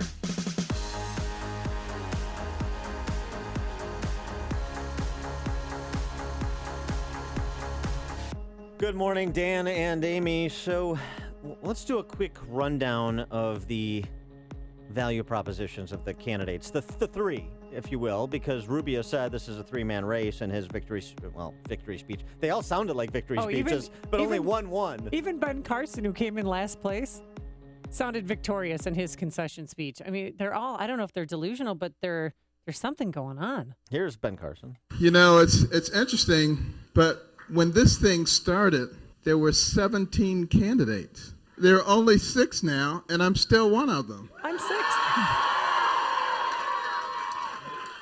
And I'm not going anywhere. Yeah, but he said that if he did not place third in either Iowa, New Hampshire, and South Carolina, that he'd drop out. And clearly he's not dropping out. Rethinking that. And John seems to be. Kasich didn't even spend Saturday night in South Carolina. He moved on to the Northeast and now is focusing on the Midwest. Yeah, let's work up from the bottom. You know what? Why not? Because that's what we're doing. So Kasich, and Kasich actually is a little bit of foreshadowing of what you'll hear from Cruz and Rubio too, because Kasich, they all, no matter where they finish, no matter how it comports with where they were predicted to finish and the percentage of vote they were expected to get, they've all exceeded expectations. They've all beat the odds against the armies assembled against them, and John Kasich is no exception. But you know, we came roaring out of New Hampshire, and they said that in a week or so, he can't do very well in South Carolina. He's just going to call it in. And tonight, one more time, we have defied and overcome expectations in the state of South Carolina in about 6 or 7 days. He came in 5th. Did he give that speech from Massachusetts? Because I don't even think he was in South Carolina for much of the night. I think he left right after that to get to Massachusetts. He conceded. Yeah, he spoke with reporters there. Yeah, he conceded his place in South Carolina. So Carson also said he's relying on the Republican primary voters' enormous frontal lobes to see the light and recognize him as a candidate. Your frontal lobe? It's enormous. Because I am not fully evolved. Oh, that's right. Yeah, that's kind right. of like Let Cro-Magnon me know when man. that happens. Yes. Kasich, he's the only governor left. That's not a bad value prop. He's the only executive left, and he's an executive in a state that's done much better under his stewardship than it was under Democrats, not to mention, of course, Ohio's importance electorally. Now, let's skip over Jeb, because he gone. We'll get to that later. I'm Yeah. still licking my wounds. Now, Rubio, well, I guess Cruz technically finished third. Excuse me. Yeah, I guess Cruz technically finished third. Third place, Cruz. So let's go to Ted Cruz and listen to his spin of the results. And tonight, despite millions and millions of dollars of false and nasty attacks, despite the entirety of the political establishment coming together against us, South Carolina has given us another remarkable result. Yeah, there's something to that. I mean, the establishment is circling the wagons for Rubio, particularly in South Carolina with the governor and the junior Republican senator Tim Scott and Trey Gowdy is popular congressman, some national profile because of the Benghazi hearings supporting Rubio. So there's a point that Cruz makes there, but losing evangelical votes to Donald Trump has got to hurt. Yeah, and it did not win a single county in South Carolina at last count that I saw. No. So, Cruz performed about where the polls had him performing, but it doesn't look as good because Trump ends up stretching it out when some surveys had it closing in the final days, and then Rubio comes from behind and edges him out for second place. Yeah, it was a tight fight for second place. But Rubio, think about this: third in Iowa, fifth in New Hampshire, and now second in South Carolina. Cruz's value prop, he's the consistent constitutional conservative. Okay, so we got enormous frontal lobes guy. We got the last standing governor. We got the consistent constitutional conservative. And then Rubio's brand, if you will, the brand that he wants it to be, is that he represents the Reagan Revolution kids that are now paying it forward for the next generation. Those of us who grew up when it was morning in America and Ronald Reagan was in the White House are ready to do for the next generation what Ronald Reagan did for ours. Yeah, not bad. I mean, although, I still love this. I wish somebody would ask this question, particularly in a debate. You know, Ted Cruz, are you part of the Reagan Revolution, kids? Marco Rubio and Ted Cruz are 6 months apart. They're the same age. But they don't look the I same know. age. They don't sound it. It doesn't feel like they're the same age. I know. It's just, But they're that's two what's kind of funny about American-Cuban first-year, junior senators that are trying to give Donald Trump a run for his money. But I don't even know if they join forces, they could take down Donald Trump. it. Two American-Cuban senators. Two American-Cuban junior senators who are trying to take down Donald Trump. That could be a reality show. Do you like That's not it? bad. Do you like Yeah. it? I'm pretty good. Now Maybe that I'm put that applying on- for a reality TV Maybe show. get that on HGTV. Okay. And then Donald Trump, of course, you know what his value proposition is, and he rinsed and repeated it on Saturday night. But I just want to congratulate the other candidates. There's nothing easy about running for president, I can tell you. It's tough, it's nasty, it's mean, it's vicious, it's beautiful. When you win, it's beautiful. And we are going to start winning for our country. We're going to start winning. Well, he's the guy who's going to start winning for the country, and he's winning for himself right now and vis-a-vis his supporters. So, is he a snowball rolling downhill at this point? And I guess the question would be, if you believe what many in the punditocracy say, that it I love requires... Punditocracy. You love it? That's so great. It's a good band name. It is. It's not bad. It's a pretty good Opening band name. for Genesis, Punditocracy. Punditocracy. Or Punditocracy. Yeah. Yeah, the common spelling. Yeah. Right. Uh-huh. With theocracy. And so if you believe what they say, that Trump needs, or if you want to stop Trump, either Rubio or Cruz needs to leave the race. Number one, do you believe that premise? Number two, if you do believe that premise, who should stay and who should go? 312-642-5600, turnkey.pro answer line. 64636DA, the turnkey.pro text. And you can also line. reach us on our mobile app, AM560 The Answer. I have to tell you, on Saturday, I was walking down the stairs. I had the TV on. And when they announced Donald Trump as the winner, my heart sank a little bit, and I sighed. I went, oh, no. You weren't surprised. But it's really happening. That's what I start absorbing things slowly sometimes. And I went, God, this is really happening. I mean, back-to-back primary victories. And he's going to win Nevada. He's projected to win Nevada by a landslide. Yeah. I mean, this is happening. This is game on. Now I'm scared. I'm And- really frightful. And I don't like operating on fear and plain scared, but this really concerns me. Well, and in addition to that, in the March 1st, I mean, that's just a week from tomorrow, many of those Super Tuesday states, Trump has sizable leads. You have Cruz kind of going back to base camp. He's spending 2 days this week in Texas because that's obviously mission critical for him, in addition to Delegate Rich. We're a long way from the delegate count. I mean, Trump has 60-odd delegates. You need 1,237 to be the nominee. But this is going to start to pick up pace rapidly when you have groups of states happening on the same day, and you can't win all those states with doing 100 town halls like John Kasich did in New Hampshire to pull a surprise second-place finish. So it starts to look pretty good for Trump, despite what some who I think are hoping against hope want to believe, which is Trump taps out at 33, 35%, and so it just requires a consolidation of the race in order to stop Trump. I don't think that is at all clear. And some of the fantasy GOP presidential matchups, one-on-one matchups, Cruz versus Trump, Rubio versus Trump, suggest what I'm saying is true, that it is not at all clear that you could stop Trump, even if it was a one-on-one between Rubio or Cruz. Let's go to Kevin in Libertyville. You're on Chicago's Morning Answer. Good morning, guys. How are you? Morning. Hey, I'm not a conspiracy guy, but Saturday morning, I'd like to get your opinion. I'm having breakfast, and I'm reading the Drudge Report. The top story is ICE official warns Rubio voters. And I read the story. I clicked on it. It took me to Breitbart. Yeah. And I'm reading the story, and I got halfway through it, and I said to my wife, I said, Rubio is done. I said, there's no chance that this guy is going to go anywhere after this story gets out. About an hour or so later, I went back. It was gone from the Drudge website. Nowhere on it at all. It was still on the Breitbart website, but no other outlet was covering it. It hasn't been on any news that I've seen. It hasn't been in any paper that I've seen. You guys haven't talked about it, and I'm just a little bit flummoxed that this was such a damning story to Rubio.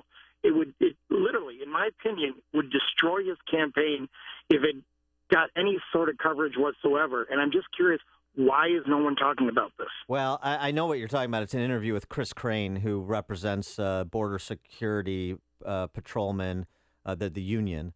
Right. And he essentially suggests that during the whole Gang of Eight process that Rubio was involved in, Rubio was ensconced with pro-business groups and amnesty groups, and he never reached out to that Border Patrol union, Border Patrol. He wasn't interested in their viewpoints, and he goes on to just kind of discuss that perspective. And so, yeah, I think I'm not disputing what Chris Crane is saying. I don't know. He outright lied. He lied to Chris Crane. He called him in his office, made sure that he was alone.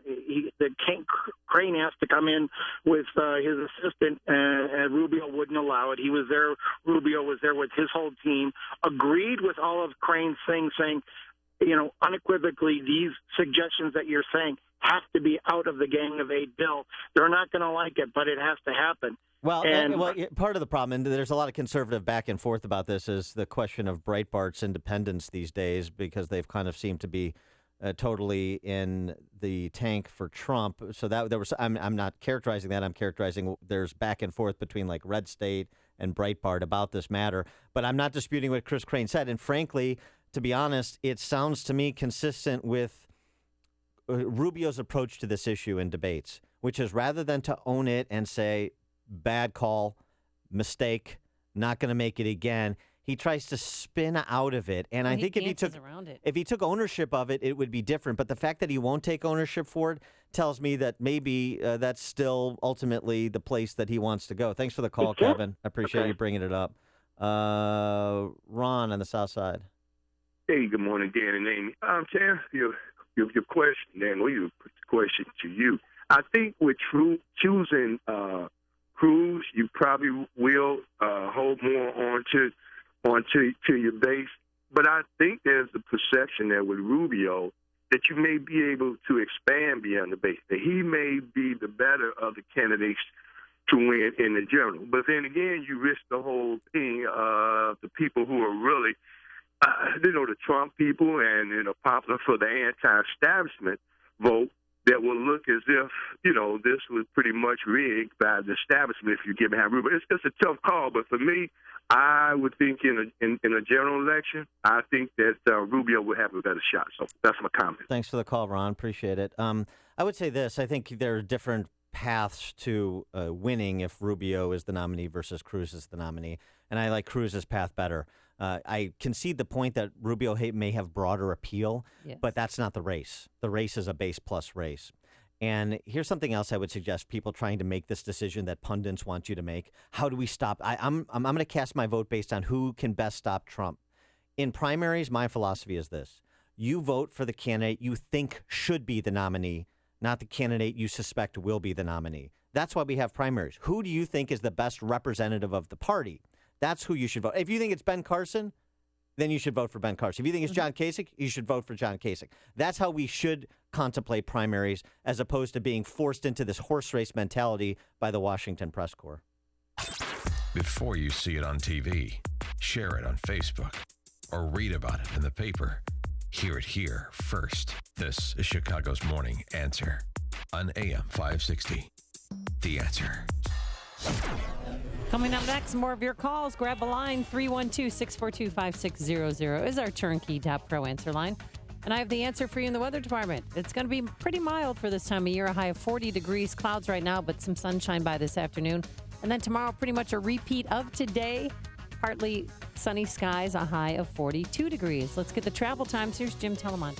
Thanks, Amy. Inbound Kennedy, slow all the way now. 51 minutes O'Hare to downtown. 23 from Montrose, 15 on the Express. Outbound, it's 34 minutes downtown to the airport. Eden's 30 minutes. Lake Cook Junction, outbound 23. Eisenhower now 53 minutes, Thorndale to downtown. Outbound 40, Stevenson 52 minutes, 3:55 to Lakeshore Drive. Fine outbound. The Ryan 23 minutes, 95th to downtown. Lakeshore Drive has a southbound delay from 18th to the Stevenson. Northbound Tri-State slow from the Stevenson to the Hinsdale Oasis, Roosevelt to North Avenue. Adams Tollway heavy from Barrington Road and 53. The Reagan Tollway is slow from York to the Tri-State. Jim Talamonte, ChicagoRadioDeals.com Traffic Center. Looking to secure financing on a new home or refinance your existing home, then you need to do what Amy did and call David Hochberg. Alvin, 80, owed $100,000 on his HELOC that's expiring March and wanted a reverse mortgage, so naturally he called David. Wrong. Alvin responded to a slick television ad and talked with an uneducated and inexperienced sales rep in a hotbox call center in Utah who quoted him over $16,000. You heard me, $16K in closing costs. Alvin felt he was getting hustled and called David, your local reverse mortgage expert, for accurate information. David answered Alvin's questions and paid for all his closing costs. Let's review. You can either respond to expensive television ads by a company that's drilling you with excessive closing costs to pay for those expensive television ads, or you can call David, your local reverse mortgage expert, at 312-751-1333, or visit am560david.com. David's helped Amy and Alvin and thousands of AM560 listeners, but he can't help you if you don't call 312-751-1333 or visit am560david.com. Pearl Mortgage is an equal housing lender, Illinois residential mortgage licensee, 4358 NMLS 19186. Congratulations to all who took the Balance of Nature New Year's Challenge. Success stories are pouring in. So many people have been helped through this incentive that I have asked Balance of Nature to continue this challenge for as long as possible. It's wonderful. I love the product. I haven't been sick all winter, and I've classically been sick every October or November or December or maybe one of each. And I haven't been sick at all because what I've done is double up on the veggies and open the capsule and put it in a little chicken broth, made a little soup of it, and just enjoyed it. And whenever I felt like I was coming down with something, I would do that. Just prevented anything from happening. Good health is only a phone call away. What are you waiting for? Don't miss your opportunity to get a free month supply of Balance of Nature. Call 1-800-2468-751. That's 1-800-2468-751. Or go online to balanceofnature.com. Use promo code CHICAGO. Hi, this is Shalom Klein of Get Down to Business, the show for small business, jobs, and entrepreneurship, powered by Tandem HR. It's not a surprise that all job opportunities are evaluated based on compensation alone. Creative benefits that offer employees a work-life balance are just as important as salary. How do your company's non-traditional perks stack up to the competition? According to Forbes, the most popular employee perks of 2014 included access to company game rooms, free food and drinks on a regular basis, the option to participate in fitness classes at the office, and funds to improve mental health by trying something new. Things like dance or boxing lessons, getting more time off than the traditional 2 weeks, company retreats and freebies like babysitting, subscriptions, and tickets to sporting events and concerts were also appealing. It seems to be these benefits that mean the most. For more tips, advice, and stories of entrepreneurial successes, listen to Get Down to Business with me, Shalom Klein, heard Sunday evenings at 6. Your Business Minute of the Day is brought to you by Everett Wealth Solutions. AM 560, The Answer. Dan and Amy were playing fantasy POTUS politics. Should Rubio get out? Should Cruz get out? If one of them needs to get out in order to stop Trump, should they combine as a ticket? Could Rubio combine with Kasich? It's all fun. None of it's going to happen before March 15th, and so it may all be immaterial, but it's fun to talk about. So after March 15th, they can align themselves with each other? Well, they can do it right. They can do it tomorrow. I just don't think you're going to see any further winnowing of the field.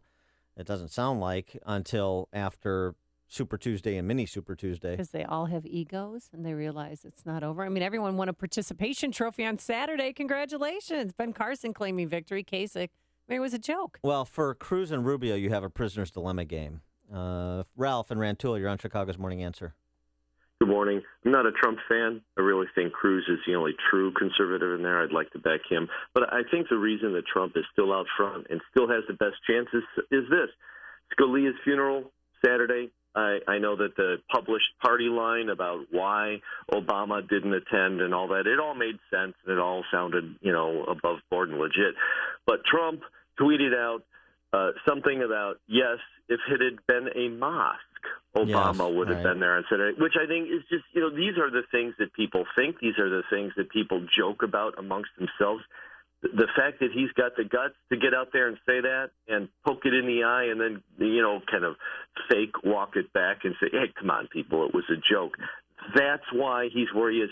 People are tired of hearing the normal sort of party line claptrap. Nobody believes it, and he's out there having fun. I don't want him to be the president, but golly, come on, Cruz, step it up. I think that's right, Ralph. Thanks for the Donald call. Trump isn't politically correct, and people love that about him. Yeah, it's like if one of my friends. Isn't that funny? It's like one of my friends were president, and then I think, wait, do I want one of my friends to be president? No, I don't. Bob in Naperville, you're on Chicago's Morning Answer. Morning, Dan. Hey, my vote is for Donald Trump because honestly, as a Democrat, he gives us the best chance of winning. Oh, there you go. The ticket that scares me is Rubio Kasich. Okay. Because Rubio would deliver Florida, Kasich would deliver Ohio, and that makes it almost impossible for the Democrats to get 270 electoral votes. Okay. Thanks for that. Is there something Thanks to for the that? call, Bob. Operation Chaos started by Bob in Naperville the other way. You're listening to Chicago's Morning Answer with Dan Proft and Amy Jacobson on AM 560. The Answer. You're a physician, a nurse, or in the medical field. You have a sick patient who requires a custom, non-sterile compounded medication. This is some big news. You can refer with confidence your patients to Martin Avenue Pharmacy in Naperville, the first and only compounding pharmacy in DuPage, Kane, Kendall, LaSalle, DeKalb, and Western Will County to earn the Pharmacy Compounding Accreditation Board's seal of accreditation. The first and only. Patients and medical professionals want to know their compounding pharmacy is of the highest quality and has been independently verified. PCAB offers patients and medical professionals a way to verify that their compounding pharmacy is meeting the very highest and strictest national standards. When you know the difference, it makes a difference. Martin Avenue Pharmacy in Naperville, a PCAB accredited compounding pharmacy, 630-355-6400, or go to martinavenue.com. We make it better, like nobody else. We make it better. Martin Avenue. Do you have plans for spring break? If not, come along with Dan and Amy as we head south to Los Cabos, Mexico. We're flying out April 2nd, returning April 9th, Saturday to Saturday. And our trip is presented by Dermatology and Plastic Surgery Associates and by Artistic Dentistry. The exclusive Apple Vacations price has expired, but there's still availability. So if you want to join us in Los Cabos, you need to take action now. We're staying at the beautiful Secrets Ports of Los Cabos Golf and Spa Resort. Adults only, all-inclusive, all suites. It opened a few years ago, and it has all of the bells and whistles. 3 miles of pristine beaches, pools, and 2 9-hole golf courses on property. So book your trip today. Simply visit 560theanswer.com, keyword escape. That's 560theanswer.com, keyword escape. Coming up on Chicago's Morning Answer. We talked to national spokesperson for the Donald Trump presidential campaign, Katrina Pearson, at 7:37. And then later, Jeb's awkward exit. You'll hear it here. But first, let's go into the newsroom and say hello once again to Mike Scott. Amy and Dan, outside we have cloudy skies this morning, 29 degrees. The BBC reporting 20 are dead in the wake of a ferocious cyclone that slammed Fiji. The tropical storm, the cyclone Winston, the most powerful storm on record in the southern hemisphere. Community vigil planned tonight in Kalamazoo, Michigan for victims of Saturday's shooting spree. Mayor Bobby Hopewell telling Fox News this morning the community is shaken by the random incident. When you see San Bernardino and you see these other communities, Sandy Hook and what have you, you think, ooh, are they that much different than us? And could someone snap and decide to let evil reign? 45-year-old Jason Dalton is accused of killing 6 along with wounding a 14-year-old girl and another woman in 3 separate attacks. Republican presidential candidates getting set for their next big battle. Nevada, after Donald Trump ran away with the South Carolina primary on Saturday and Jeb Bush was knocked out. The people of Iowa and New Hampshire and South Carolina have spoken, and I really respect their decision. So tonight, I am suspending my campaign. Republican presidential candidate John Kasich says the GOP establishment should now consolidate with him to beat Trump. I get the money, continue to put the grassroots together, and you're going to see a great result. So people want to consolidate. They ought to consolidate my way. Democrat presidential candidates Hillary Clinton and Bernie Sanders lining up high-profile endorsements as they campaign in South Carolina. Hillary Clinton has actor Morgan Freeman voicing some of her ads, while actor Danny Glover is pumping up South Carolina crowds in support of Bernie Sanders. A Connecticut Superior Court judge will decide later today whether the lawsuit filed by a school administrator and 9 families of the Sandy Hook Elementary School shooting victims will go forward. The suit targeting the companies that produced the AR-15 rifle that was used in the 2012 shooting. They argue that it should have been known it wasn't suitable for civilian use when they began selling it. More than a week after Supreme Court Justice Antonin Scalia's sudden death, a shorthanded Supreme Court returns to work today, the court hearing oral arguments in 2 cases. No teachers strike next week in Lake Villa School District 41. Teachers reached a tentative agreement Saturday with the Board of Education. And major changes could soon be coming to Chicago's old post office in the West Loop. City's planning commissioner and Alderman Danny Solis speaking out now about plans to take that property over through eminent domain. Chicago sports, Bulls over the Lakers, 126-115. NHL, Wild outdoors and a win over the Blackhawks, 6-1. The news, a service of Jewel Osco. Enjoy a restaurant-quality meal at home with Jewel's P.F. Chang's Meal Deal. Get a P.F. Chang's entree, appetizer, and rice side dish, all for just $9.99. That's extra savings of $2 when you buy all 3. Look for this great buy in Jewel Osco's frozen aisle. 7:34 and a check of traffic and weather on the way next on AM 560. America right now is better off than it's ever been. Man, if I thought that, I wouldn't fight. The Joe Walsh Show. 52% of young people would do away with the First Amendment. We have people being fined and threatened with jail time for exercising their religious freedom. Yes, I am a pessimist, but that's why I fight. The Joe Walsh Show. Weeknights starting at 5. Right after Sean Hannity at 2 on AM 560. The Answer.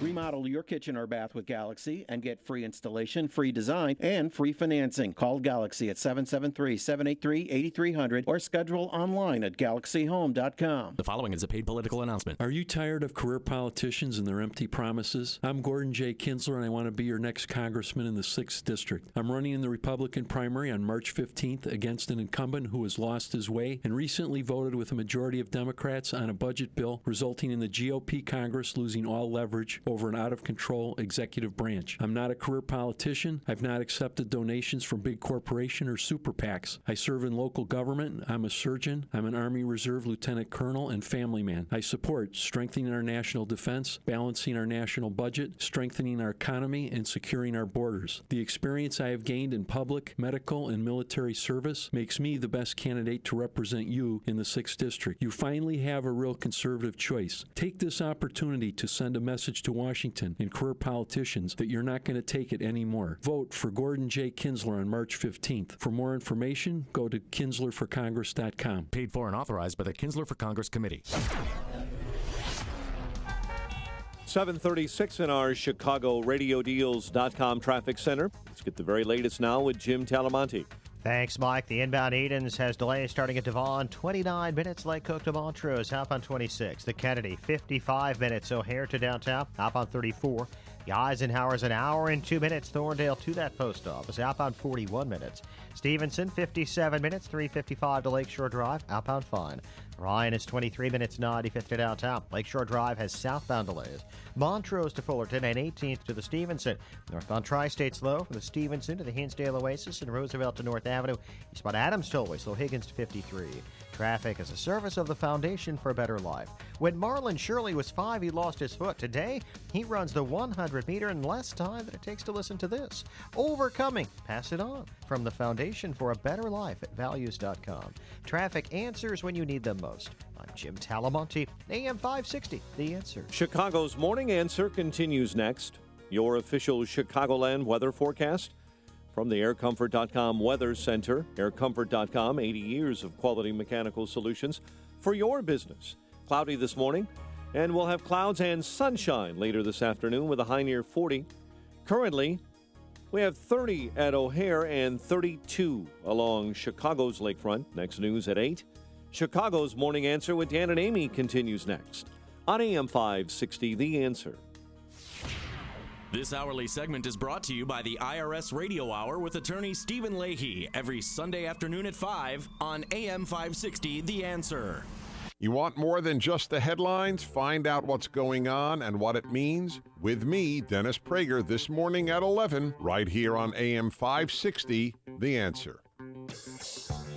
Good morning, Dan and Amy. And so Donald Trump on Saturday night, victory speech, but I was much more interested to hear from Trump surrogates, perhaps his two best surrogates. One is his lovely wife, Melania. Just want to say an amazing place, South Carolina. Congratulations to my husband. He was working very hard, and he loves you. We love you. And we're going ahead to Nevada, and we will see what happens. He would be the best president. She's easy on the eyes, I'll tell you that. She is a stunningly gorgeous woman. Calm down over there. Take it easy. Well, Keep I it mean, together. But his daughter is quite impressive, Ivanka. I mean, I would like to see her run for president someday. Well, she's another lovely surrogate, his daughter Ivanka, yes, and she had this to say. Thank you, South Carolina. This is an amazing, amazing night. The momentum since the beginning of this campaign has been unbelievable, and that's because my father's message resonates so deeply with so many people. So as our family, we're incredibly proud. We're incredibly grateful to each of you, so thank you for being here to support us. And I will say this, my father is an incredibly hard worker, and he'll be working for each and every one of you. So together, we'll make America great again. Yeah, she's sharp. And here's my only quibble with the Trump campaign and Donald. I sense an anti-male bias.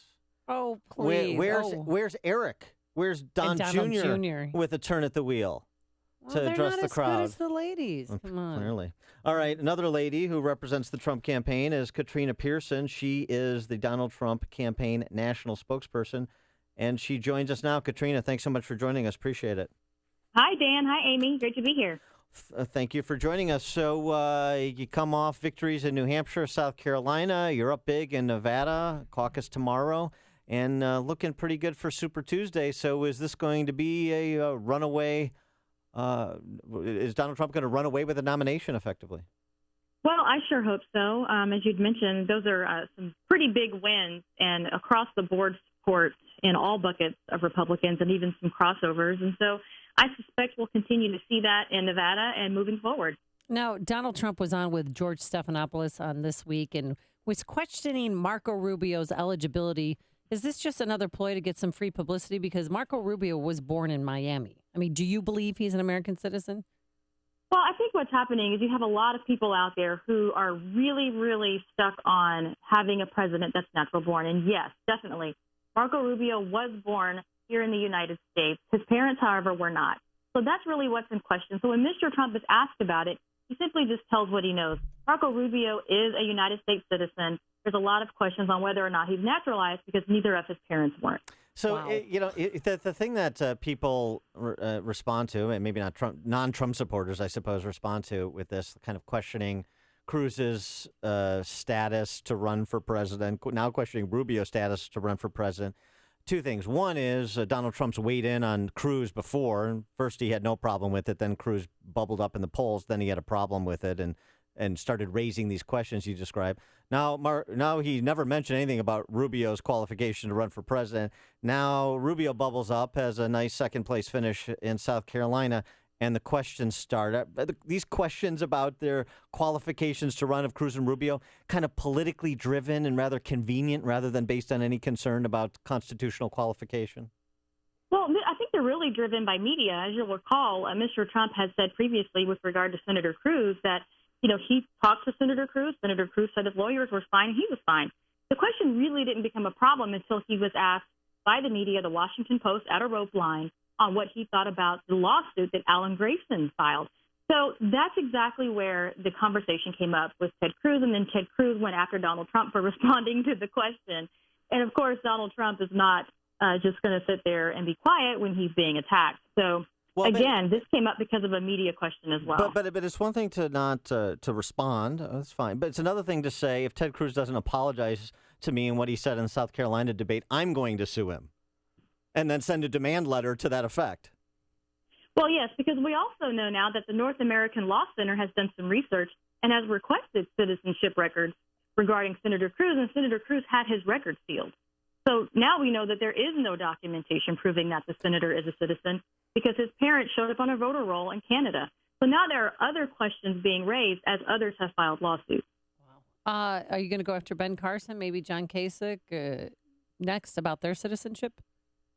Well, no, they are citizens. There's no question about their naturalization in the country. And wait a minute. Weren't Donald Mr. Trump's Trump parents will. born in Scotland? His mom was. Well, his mom was.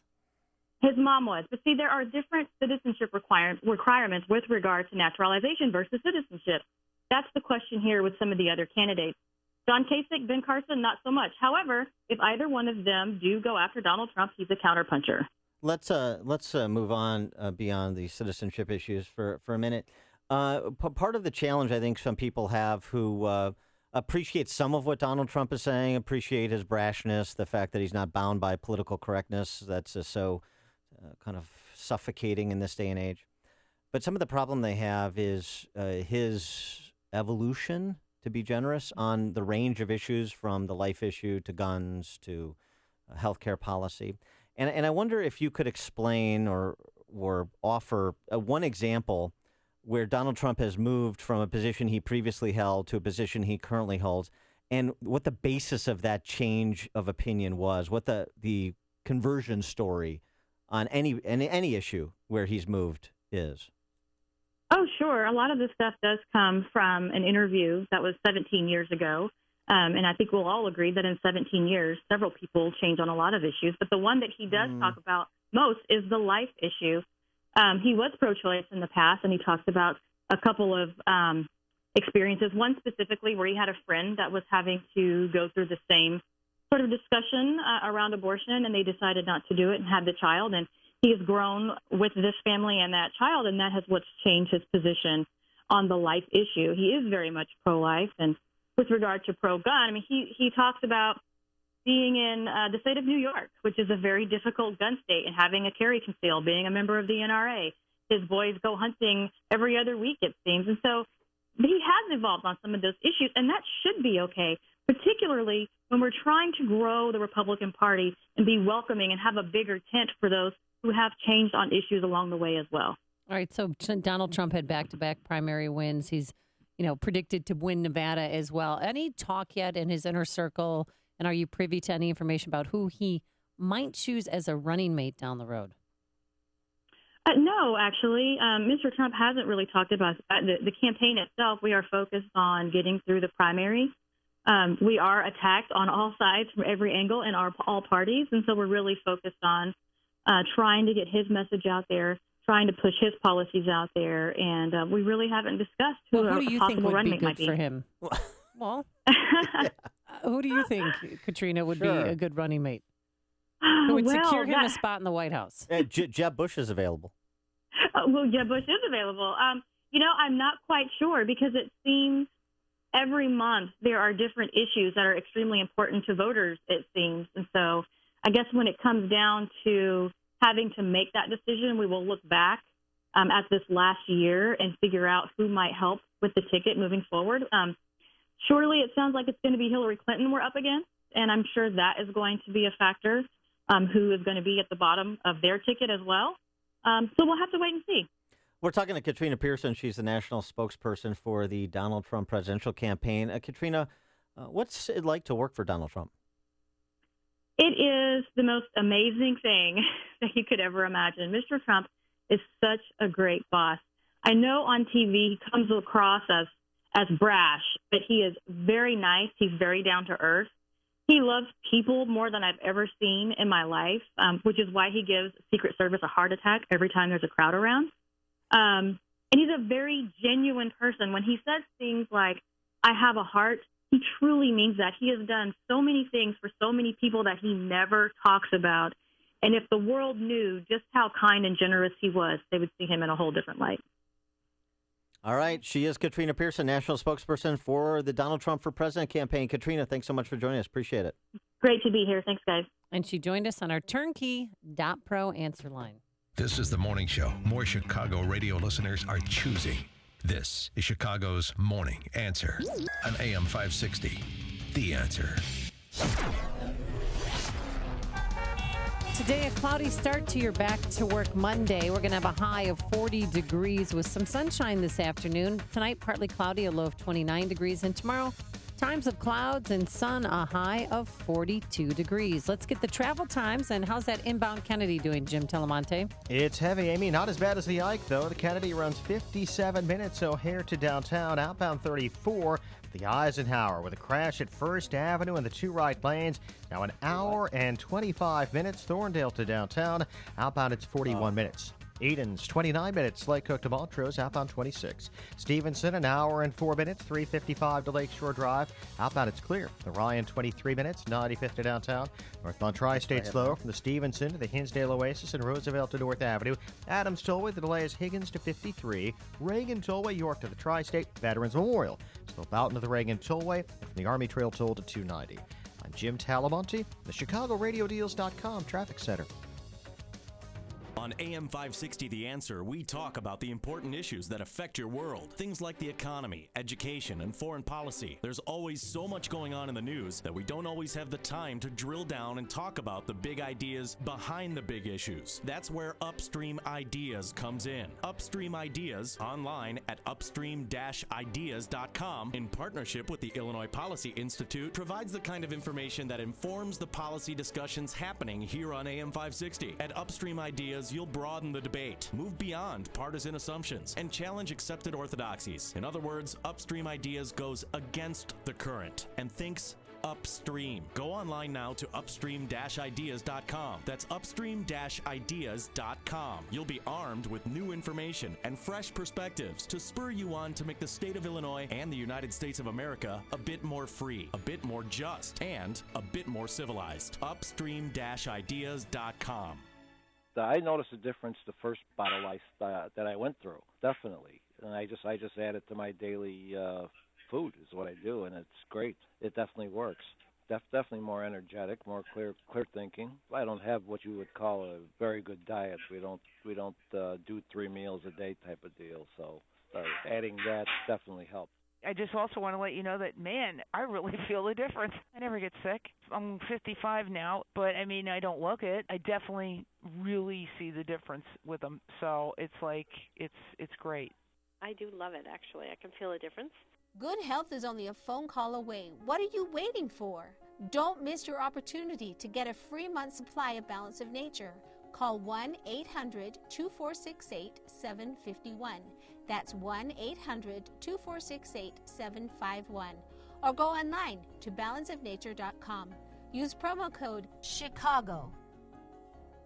You know, it's fun to watch the new world and the way we order things online and they get brought to our doorstep, right? More and more savvy consumers are doing this now with mattresses. There's a lot of mattresses that can be delivered to you in a box. It's a very efficient way to order a bed. But the problem is a lot of these mattresses aren't comfortable. One mattress that I've discovered is just about as perfect as it gets. It's called the Luxy mattress, L-U-X-I, the Luxy mattress made here in America. The Luxy mattress was reviewed by one of the biggest online mattress review sites, named first in their performance mattress category. How about my review? I love this bed. Go to LuxySleep.com right now. It's reasonably priced because you don't have to pay $2,000-$3,000 for a top-of-the-line bed anymore. The Queen is $999, and if you use the promo code Mike, you'll get a $125 discount. Go to LuxySleep.com. Check out this amazing mattress. Luxy Sleep, L-U-X-I, LuxySleep.com. Or if you want to call them, feel free to do so. 888-813-2944. Call now. AM 560, The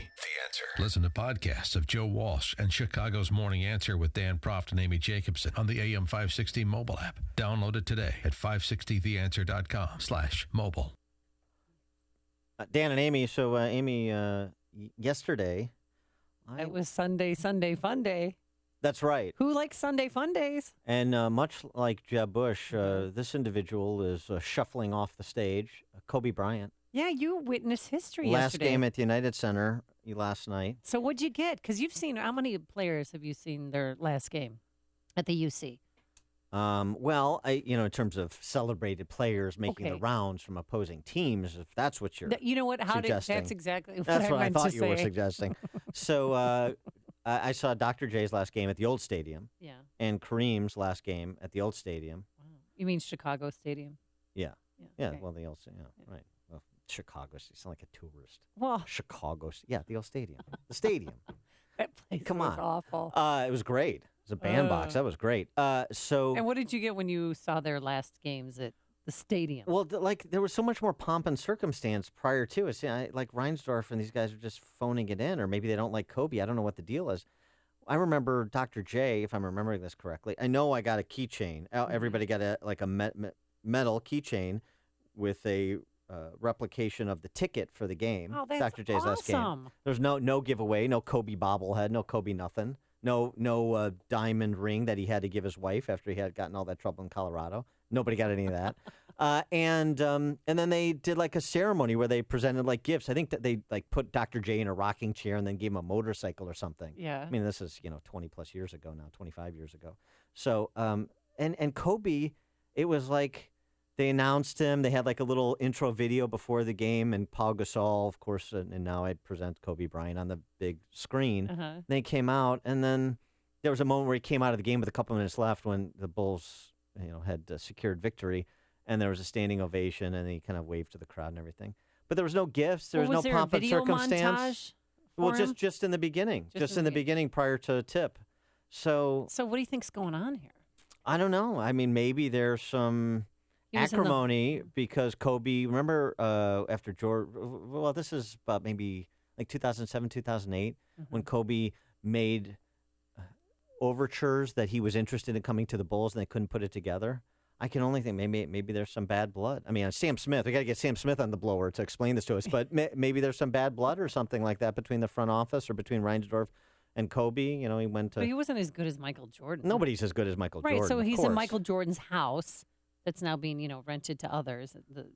And Yeah. maybe people there just didn't care because he's not as good as Michael Jordan. Yeah, but it's 5 championships and multiple MVPs and all Oh, that. So you make your rounds and you feel like Chicagoans, we should I don't know, do something nice, more Hospitable? appropriate, more respectful for one of the great players in NBA history. Not the greatest, that's Jordan, but one of the great players in NBA history. And I was just a little disappointed. I guess I have to settle for the lock of hair that I extracted from Kobe. And I know what you're thinking.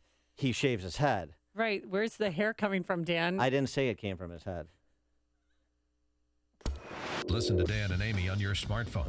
Download the AM560 mobile app today at 560theanswer.com/mobile.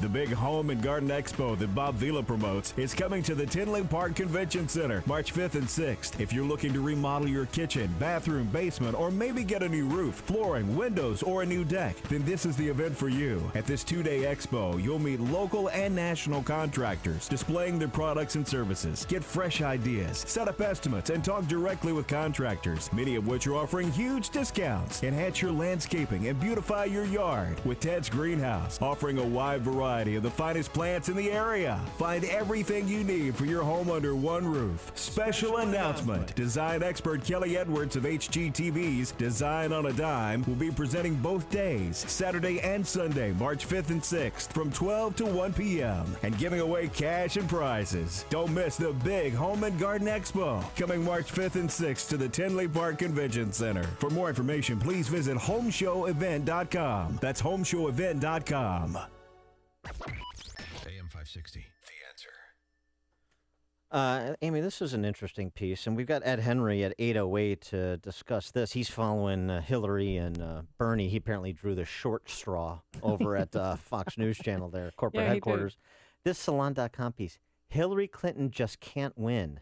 Democrats need to accept that only Bernie Sanders can defeat the GOP. Listen to this. This is from Salon.com, left-wing rag. Bernie Sanders is the only Democratic candidate capable of winning the White House in 2016. Please name the last person to win the presidency alongside an ongoing FBI investigation, negative favorability ratings, questions about character linked to continual flip-flops, a dubious money trail of donors, and the genuine contempt of the rival political party. In reality, Clinton is a liability to the Democrats and certainly not the person capable of ensuring liberal Supreme Court nominees and President Obama's legacy. So that's an indictment from the left. We know what the indictment from conservatives is. She's going to be, as a general election candidate, if she's not in prison, the proverbial person getting run over by traffic going in both directions. And it's fascinating to see this starting already. This is the same concern expressed by the left about Hillary Clinton in 2008 when she was, knocked out of the primary by Barack Obama, of course. It's when just her dream was stolen. It's very interesting to see this juxtaposed against the Washington Press Corps characterization of her narrow victory in Nevada, putting her back into the position of inevitability as the nominee. It seems like the left-wing grassroots is not on board for that. Low turnout in Nevada, down 33% over 2008. Maybe a big enthusiasm gap if Hillary is the nominee that will benefit Donald Trump or whoever is the Republican nominee. And they broke voting records on Saturday in South Carolina. Right. Yeah. So that enthusiasm gap could be widening. We're going to talk to Ed Henry, as I said, Fox News chief White House correspondent at 8:08 to get the latest. And then later, Jeb's awkward exit. If you didn't hear it, you'll need to hear it, and we'll play it for you. But first, let's go back into the newsroom and say good Monday morning to our friend Mike Scott. Dan and Amy, megabus catches fire in Lake Forest. We'll have an update on that story for you. A woman dies after setting herself on fire. A woman killed and 2 others hurt in a hit-and-run crash. Lake Villa teachers have reached a tentative agreement with that district. We expect that they will not go on strike next week on the 29th after a 17-hour marathon bargaining session over the weekend. Wild Blast the Blackhawks is part of the NHL Stadium Series in the Twin Cities. And yesterday, the Bulls topped the Lakers in Kobe Bryant's last hurrah at the United Center. Cloudy day ahead. WIND Chicago News Time is 8 o'clock. Fox News Radio. I'm Dave Anthony. Uber customers who rode in Jason Dalton's car feel lucky to be alive. Driving really erratically. We were running stop signs. We were kind of driving through medians, driving through the lawn. Now, he was able to jump out, then found out later Dalton's the suspected gunman in Saturday's shootings that left 6 dead in Kalamazoo, Michigan. Fox's Jeff Manasso has more live. Dave, in between Uber fares, even a stop at home, police say that 45-year-old Jason Dalton shot a woman at an apartment complex. Hours later, a father and son at a car dealership before cops say Dalton began shooting at people in a parking lot of a Cracker Barrel. 6 dead, 2 injured, including a 14-year-old girl. And while Kalamazoo County Prosecutor Jeff Gettings says Dalton didn't have a criminal record. His affection for weapons is something that was known early on in this investigation. But still no motive yet. Dalton will be arraigned on murder charges today, Dave. Jeff, FBI Director James Comey says he owes it to the victims of the San Bernardino massacre to try to get into a dead terrorist's iPhone, adding he doesn't want to create a master key to unlock all iPhones. But Apple's arguing that that is exactly what the FBI and now a federal judge has ordered Apple to do, build a backdoor to the iPhone. Well, Apple's CEO reportedly sent an email to employees this morning saying, quote, at stake is the data security of hundreds of millions of law-abiding people and setting a dangerous precedent. Fox's Kristen Fisher. Camille Cosby will go under oath this hour in Massachusetts in her husband's sex scandal. Fox's Tanya J. Powers on the case live. It's a big deal, Dave, because this is the first time she'll have to answer questions under oath in the defamation lawsuit that's been brought by 7 women who claim Bill Cosby sexually assaulted them decades ago. An attorney for the women says his wife and business manager Camille may have useful information. Important to note, now this is different from the criminal charges Cosby faces in Pennsylvania. He's pleaded not guilty to those, Dave. Tanya, the Supreme Court will meet today for the first time since Justice Antonin Scalia died. Fox News Radio, fair and balanced. And now, a moment of objectivism with your Ron Brook and the Ayn Rand Institute. Ask almost anybody about Social Security and Medicare, and they'll tell you, I own my Social Security benefits. I own my Medicare. But the truth is, you haven't earned your Social Security check. These programs don't save or invest what you put in. The government taxes you when you were young and doles out your hard-earned money to pay for retirement and medical expenses of the old today. When you retire, your benefits will be taken from the working youth. Social Security and Medicare are giant welfare programs that force retired Americans and the working young to participate. It adds insult to injury to call them earned benefits. You can't earn a right to have others support you. From the Ayn Rand Institute, I'm Ron Brook. This has been a moment of objectivism from the Ayn Rand Institute. To learn more, listen to the Yaron Brooks Show, Saturdays at 4 on AM 560, and visit ariradio.com. Why are Ayn Rand's ideas so compelling? Her worldview, her philosophy, expressed dramatically in her novels Atlas Shrugged and The Fountainhead, embodies the ideals stated by the Founding Fathers in the Declaration of Independence and sets forth the requirements necessary to achieve a flourishing life. She called her philosophy objectivism and said it was a philosophy for living on Earth. Today, decades after her death, objectivism continues to stir debate and inspire passion for the spirit of individualism and the enduring American dream.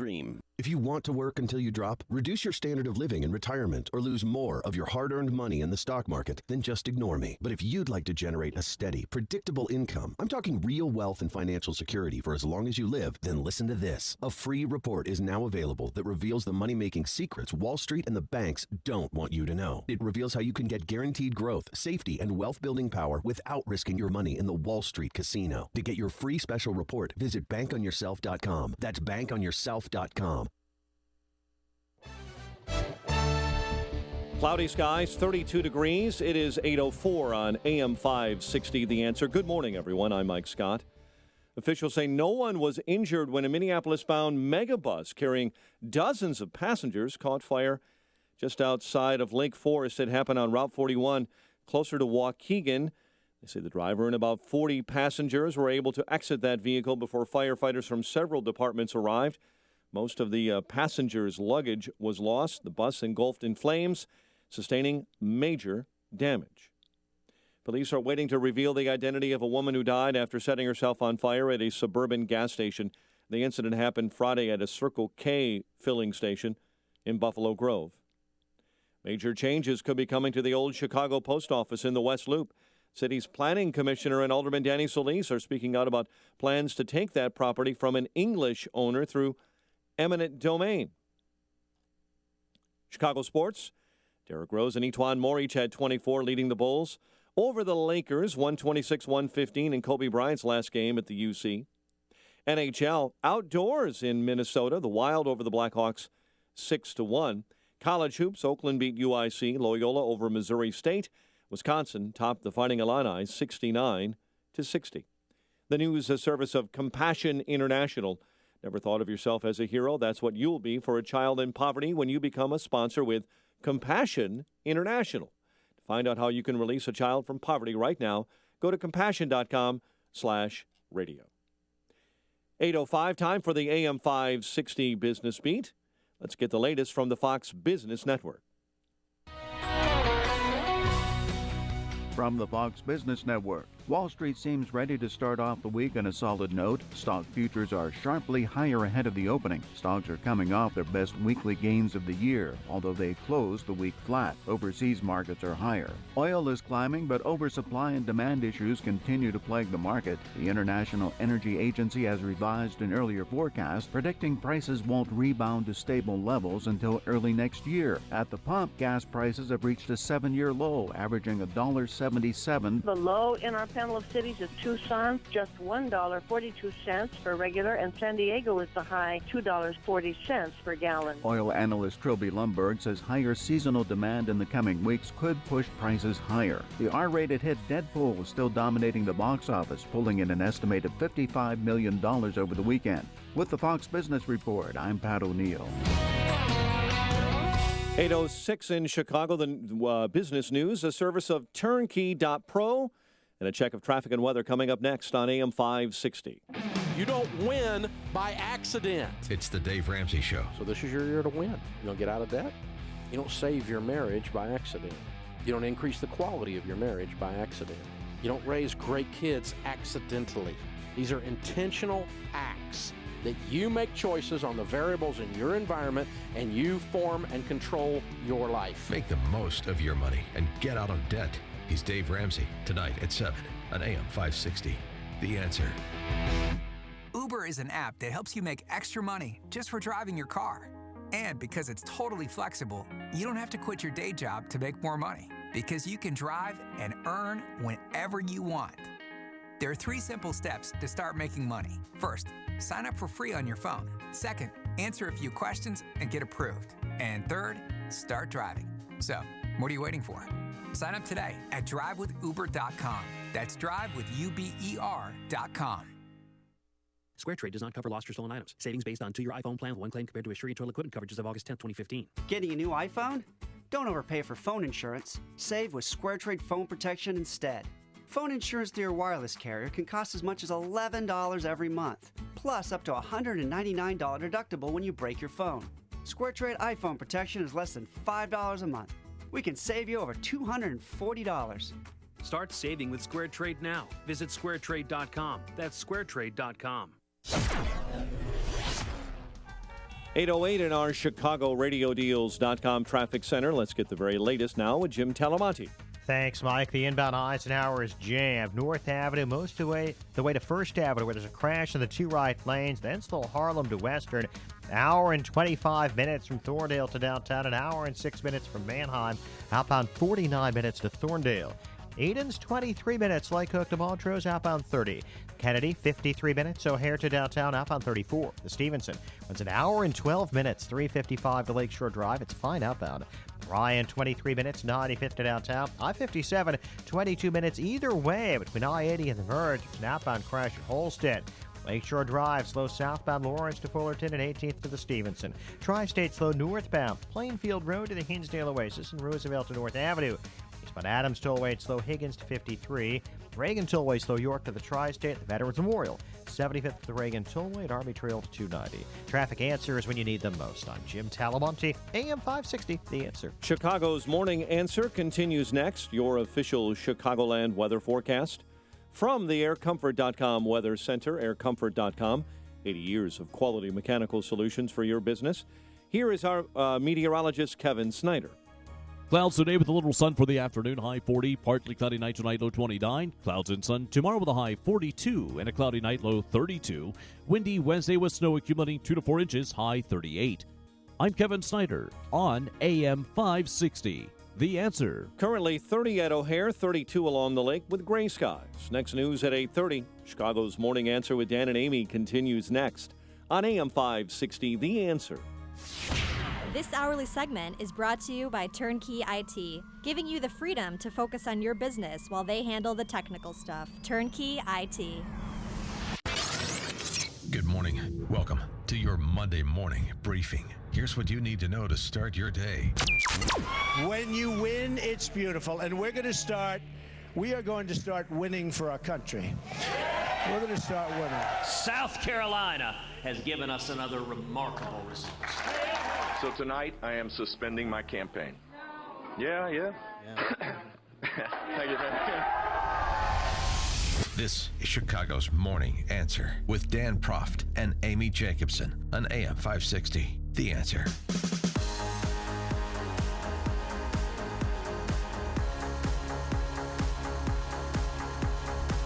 Good morning, Dan and Amy. Boy, I'll tell you what, the Jeb Bush campaign, from the moment he got in to the moment he went out, just one string of humbling experiences after another. But, Amy, I was referencing this Salon.com piece before the top of the hour. Hillary Clinton just can't win. The Democrats need to accept that only Bernie Sanders can defeat the GOP. From Salon.com. Not part of the vast right-wing conspiracy. Listen to this argument made by H.A. Goodman in Salon.com. 54% of all American voters have an unfavorable view of Hillary Clinton. 67% of American voters find Hillary Clinton not honest and trustworthy, compared with 59% for Donald Trump. Yes, more people trust Trump. Whoa. So Hillary Clinton ekes out a victory in Nevada and regains this air of inevitability, at least according to the Beltway press. But some on the left are freaking out just as much as some on the right are freaking out about Donald Trump.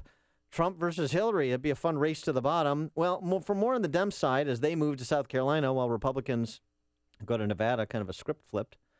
We're now joined by Ed Henry, Fox News chief White House correspondent, who is following the campaign and is in South Carolina. Ed, thanks so much for joining us. Good morning. Yeah, I just left Nevada last night. How are you? Good. So is Feel the Burn flaming out? Well, he could be. I mean, I do think this is a big moment for Bernie Sanders to figure out where he goes from here. I think you're right to be skeptical about the stories now saying, well, Hillary Clinton is inevitable again. because you're right, she has real problems. I mean, if you look at, pardon me, the entrance polls going into Nevada and the caucuses, I think Sanders won something like 84% to 11% among people who say their top concern is a candidate who's honest and trustworthy. And these are Democrats, as you say. This was not the vast right-wing conspiracy. Democrats are saying they don't believe she's honest and trustworthy. And so she has real problems. But on the other hand, if you're Bernie Sanders this morning and you're facing South Carolina next Saturday with a big African-American population, Hillary Clinton has a real edge there. And yes, Bernie Sanders has done well in terms of closing, double-digit leads for Clinton in Iowa, New Hampshire, and Nevada that all became either, a Sanders big victory in New Hampshire or small Clinton victories in Iowa and Nevada, but she won. And I think now she's heading into not just South Carolina, but next Tuesday with Super Tuesday. Not all of the states are Clinton strongholds in the South. Some of them are friendly to Bernie Sanders, like Massachusetts and Minnesota, and we could talk about that.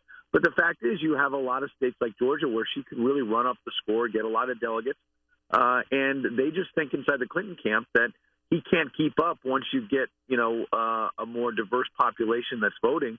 She's going to run up the score among the delegates. Now in Nevada, they were fighting for the union workers' vote and for Latinos, and there was fighting late last night and early this morning of who really got the Latino vote. Was it Bernie Sanders or was it Hillary Clinton?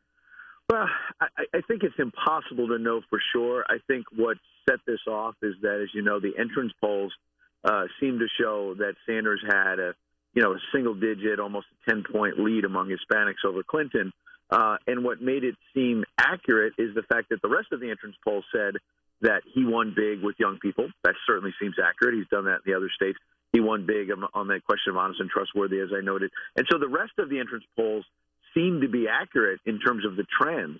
But the Clinton camp is vociferously arguing this morning, as you say, that it's just off. And they're pointing to another polling firm that focuses on Hispanic voters that they've worked with, the Clinton camp before, that says, no, Hillary Clinton won the Latino vote. I think the point is, though, that Bernie Sanders did well with Latinos, which could bode well for him. I've just laid out the case a moment ago for why he's in trouble now and why the momentum is on the Clinton side after being on his side for a while. But I think if he did a better, at least, maybe he didn't win, maybe the interest poll is wrong, but the numbers seem to suggest that a 5-point margin there after Hillary Clinton was up double digits, that he had to do better than expected with Latinos. Why does that matter? Well, Latinos are going to be important in Texas, which is a Super Tuesday state, on March 1st, number one. And number two, if he can make inroads with Hispanics, maybe, and I underline the word maybe, he can make inroads with African-American voters as well. He better do it quickly, though, because these states in the South are coming up quickly. Yeah, right. We're talking to Ed Henry, Fox News chief White House correspondent. He's following the Democrat presidential candidates. He's in South Carolina. And so it seems like Bernie Sanders is in a bit of the same position as Cruz and Rubio. You know, at some point, nice second-place finishes aren't enough, and the northeast part of the country is not, and Minnesota, throw that in, that's not going to be enough for Bernie Sanders either. He's got to win these heavily populated states with urban centers. Right. You're absolutely right. And, I saw someone write this morning that, the strategy for Rubio had been 3-2-1, finished third in Iowa, second in New Hampshire, and then first in South Carolina. And instead, it's not that. It's turning out to be a much more difficult battle for Rubio because he's not winning. You're right. And it's great. You finish a strong second. You beat the expectations game. And you're right. I'd tie it to Bernie Sanders. Yes, Bernie Sanders beat expectations in Nevada. But, for all the folks out there who don't like Hillary Clinton and want to say, boy, she just eked it out, she barely won. A win is a win is a win. It's like sports. In politics as well, and momentum can mean a lot. And I think that, look, here's the one difference, though, the counter-argument, which is that Bernie Sanders on the Democratic side has an advantage that Marco Rubio doesn't.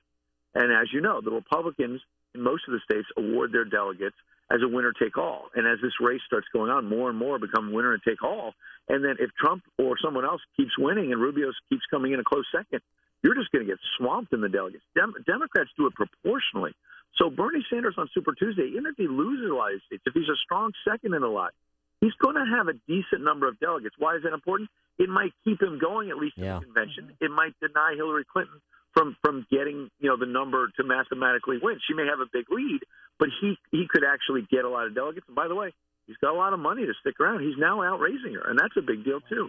Now, I mentioned Salon.com piece expressing real concern about Hillary Clinton in the general election. Should Democrats be concerned generally, regardless of who their nominee is, about a general election, an enthusiasm gap in the general election? Because we saw in Nevada that turnout was down 33% as compared to 2008, where in South Carolina, like in New Hampshire and Iowa, you had record GOP turnout. Right. What does that say? I think Democrats do need to be concerned about that, and that's why it's another test for Hillary Clinton. Yes, she again has a big double-digit lead here in South Carolina, and maybe Bernie Sanders is just simply not going to be able to cut into her African-American support enough to even make it close. We'll see. But you're right. The broader point is, can she get African-Americans to turn out in large numbers to not just beat Bernie Sanders, but show that she can put the Obama coalition back together? Because in a general election, she's going to need a super African-American turnout to counteract, some of the Republican and independent votes that may come out to vote against Clinton if she's the Democratic nominee. So to put that Obama coalition together, you got to get voters on the left excited about your candidacy. And that is something that Hillary Clinton, yes, she's in the lead now. She's the front runner again. But energy and enthusiasm has not been her strong suit so far. She better get that quick. Yeah. So, Ed Henry, what is Hillary Clinton doing today to try and energize the voters in South Carolina? Virtually nothing. And that's really? actually a good question. I'll tell you, I've got a little scoop for you. She's not in South Carolina where I am. Bernie Sanders is this morning. He's waking up here this morning in South Carolina. Hillary Clinton's in California the next 2 days.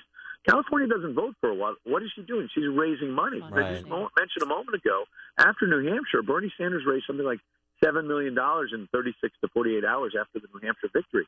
And so money is pouring in over the internet for him, whereas Hillary Clinton has to go to California, spend 2 days, today and tomorrow. That's a lot of time off the campaign trail, a lot of energy that she's focused on that instead of getting energy and enthusiasm out here on the road. Now, again, she may still win South Carolina by a mile. She may have such a big lead that it doesn't matter. But over the long haul, if Sanders keeps getting this money, $27 a clip, an average contribution, that's going to catch up to Hillary Clinton if she's spending more and more time fundraising and not actually out here figuring out how to become a better candidate. Yeah, I mean, if things get desperate, she's going to have to give a couple more speeches to Goldman Sachs. Yeah, maybe a bake sale, something like that. Yeah, right. Ed Henry, Fox News Chief White House correspondent, joining us from South Carolina following Sanders and Hillary campaigns. Thanks so much for joining us, Ed. Appreciate it. He joined us on our turnkey.pro answer line. The stories you need to know to start your day.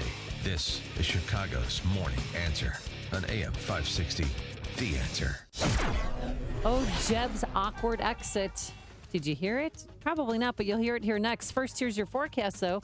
Cloudy this morning with some peaks of sunshine by this afternoon. Mild, a high of 40, and pretty much the same for tomorrow, but a little bit warmer, a high of 42. Let's get those travel times. Are they still nasty? Here's Jim Telemonte. Thanks, Amy. It's really rough still on that inbound Eisenhower. Nasty's the word, with delays from Manheim to First Avenue after a crash, and then Austin to Western. An hour and 14 minutes. Thorndale to downtown, an hour from Manheim.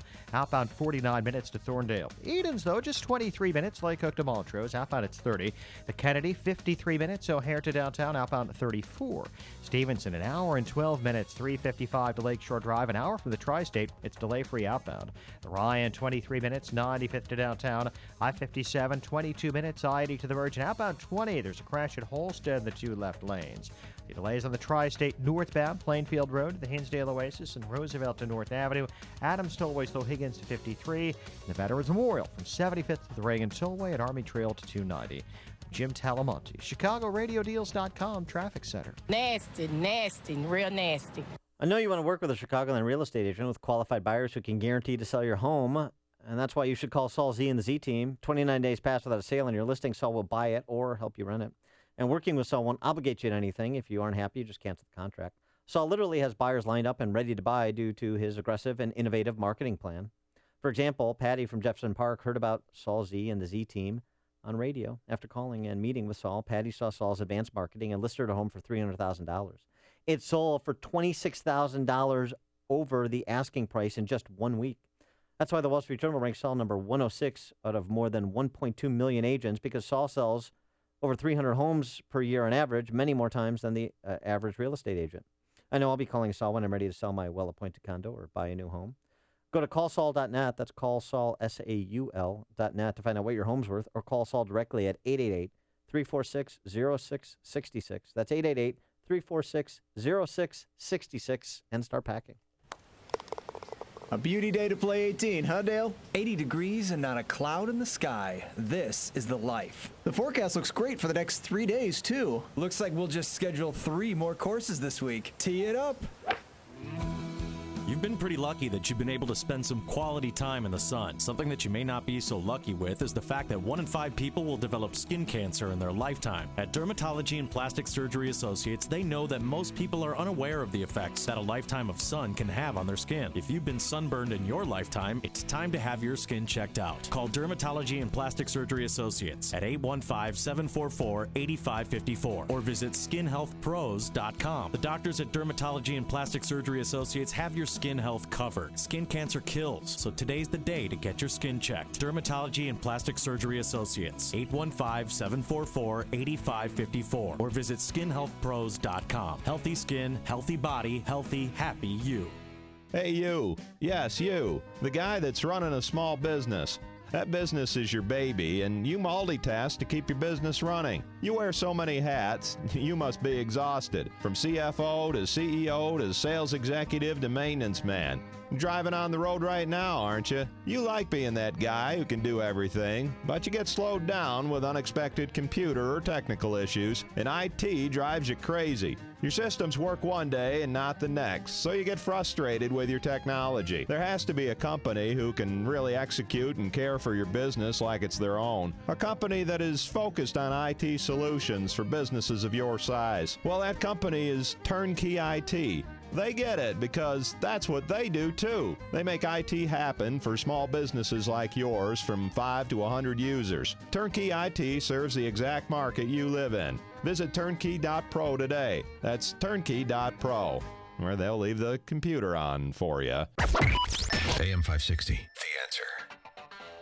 So, Dan, I know you watched the victory speeches and the concession speeches. Oh, wait, no, every concession speech turned into a victory speech. They're all winners. Yes, everybody goes home happy with a participation trophy or a medal. I did. I watched from Biggs, the old Biggs Mansion. It's now a cigar club. Oh, yes, of course, I know that. I had a couple of Romeo and Juliet number 2s. Nice. And a nice glass or 2, maybe 3. Wow. Of Willet. Neat. Thank you for disclosing your that's the only way I could get of alcohol you. I needed a lot of toxins in my system to get through all those speeches. Well, Jeb Bush, he said some awkward things on the campaign trail, like "just love me." So here's my pledge to you: I will be a commander-in-chief that will have the back of the military. I won't trash talk. I won't be a divider-in-chief or an agitator-in-chief. I won't be out there blowharding, talking a big game without backing it up. I think the next president needs to be a lot quieter, but send a signal that we're prepared to act in the national security interests of this country to get back in the business of creating a more peaceful world. Please clap. Please clap. Jeb, the problem with Jeb isn't that we hardly knew ye. It was that we knew ye too well. Boy, I know this is a clearance sale. We got to get rid of all of our Jeb clips. Well, yeah. But seriously, Bush didn't take Donald Trump seriously. He didn't think he was a viable candidate. And when you look back at 2013, his campaign was in trouble before it even began because his mom said something to Matt Lauer. There are other people out there that are very qualified, and we've had enough Bushes. I don't think she meant Trump, though. I don't think she meant Trump either. All right, so here's the best part. So on his way out on Saturday night, his concession speech is, I'm dropping out of the race speech, 6 minutes and 32 seconds. But he just couldn't leave it without us feeling awkward. He talked about going home to Florida and sleeping with his wife. I've had an incredible life, and for me, public service has been the highlight of that life. But no matter what the future holds, here's the greatest safety landing, if you can imagine. Tonight, I'm going to sleep with the best friend I have and the love of my life.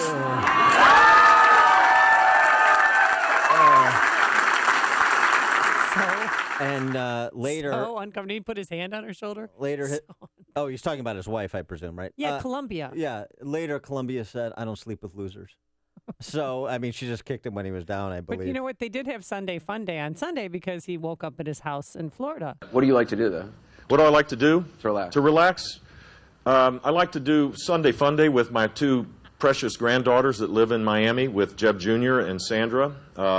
I make guacamole, and Jeb cooks on the grill. I like hanging out with my granddaughters and grandsons when I get. Guacamole. I love that pronunciation. And then just to close the loop on Jeb, because I think it's about time that we do that. You played the favorite one? Well, Jeb announcing that he's suspending his campaign on Saturday night, and it was a poignant speech, and I respect the man. I make fun of everybody. I actually like Jeb Bush. He was an excellent governor. His heart was in the right place. He's a bad presidential candidate, particularly for this cycle. Tone deafness, and not just afflicting him, but also afflicting all those consultants and all those establishment-type Republicans that poured $80 million into his campaign to run in place. But Jeb, please clap. He leaves the same way he came in, as you said, awkwardly. I'm proud of the campaign that we've run to unify our country and to advocate conservative solutions that would give more Americans the opportunity to rise up and reach their God-given potential. But the people of Iowa and New Hampshire and South Carolina have spoken, and I really respect their decision. So tonight, I am suspending my campaign. Yeah. Thank you. His eyes filled up with tears, Please and his clap. wife was crying. Well, it's an emotional thing. I can understand it. You've been there. Dan. I know what it's like for a man to hurt. I know. I know what it's like to get hammered in an election like Jeb did. But how much do you love your dad? Well, I don't want to get into the measuring stick of will I kill or go to prison for my dad. I love my dad. I'd kill for him. I'd go to prison for him because I love him so much. You've made the switch, and it feels so good. You switched to Chicago's Morning Answer on AM 560. The Answer. Hi, I'm Tom Sadeka, President and CEO of Precision Payroll of America. We're the 32-year-old company whose first employee and first client are still working together. With me today is one heck of a great service partner. Thanks, Tom. Hi, I'm Andrea Kashaba, owner of Tulane & Associates Accounting and Tax Services here in Elk Grove, servicing small businesses since 1986. I heard Precision Payroll ads years ago. I called on behalf of one of my clients. Tom came out, met with us. Since then, we've added 6 more clients and absolutely love working with Tom and Precision Payroll. As an accounting professional, I love having the connection with Precision Payroll as it makes serving my clients even easier. Andrea, thanks for coming in and sharing our success story. You are awesome and a joy to work with. If you want to partner with us or work with us, call me directly at 630-242-1507. That's 630-242-1507. Or on the web at precisionpayroll.com. I have to correct myself. It's Columba, not Columbia. Yeah, Columbia is a country. Columba's Jeb Bush's wife. I think that constitutes a hate crime, by the way. Oh, we stop it. Over a half century ago, a respected establishment opened in Lake County, Illinois. What started as a hobby to Mike Schrank has served generations of firearm customers that are treated like family. Schrank's Smoke and Gun retains that family atmosphere, and they now carry the largest selection of new, used, and consignment firearms in Lake County. Over 800, including pistols, rifles, shotguns, plus hard-to-find calibers and ammunition, even collectibles, older functioning hunting rifles, and full gunsmith services. Whether you're thinking about your first firearm or a FOID card or looking to add to your collection, now's the perfect time to discover Schrank's. Every store-owned firearm is up to 40% off during the annual store-wide sale now through February 27th. So if you love cigars, like Dan does. Cigars and guns together. This is like when Reese's Peanut Butter discovered chocolate and peanut butter. Putting cigars together with guns, genius. Yes, you'll find your favorites in Schrank's humidors. So visit smoke, the letter N, gun.org or call 847-662-4034. Schrank's Smoke and Gun in Waukegan, your family-owned gun store since 1964. That number again, 847-662-4034. Coming up on Chicago's Morning Answer. DOJ doubles down on Apple. They want that phone broken wide open. We'll have it at 8:38. But first, let's go back into the newsroom and say good morning once again to Mike Scott. That's why Dan's favorite actor is George Papard. Cloudy and 29 degrees. We're expecting some sunshine later on this afternoon. A 45-year-old man suspected of killing 6 and injuring 2 in a series of shootings around Kalamazoo, Michigan, will be arraigned this morning. Kalamazoo County Prosecutor Jeff Getting says Jason Dalton acted alone and allegedly picked his victims at random. We have no reason to believe that there was more than one person involved in any of these incidents. Dalton faces now 6 murder counts among several other charges. The Republican presidential candidates are prepping for tomorrow's caucuses in Nevada.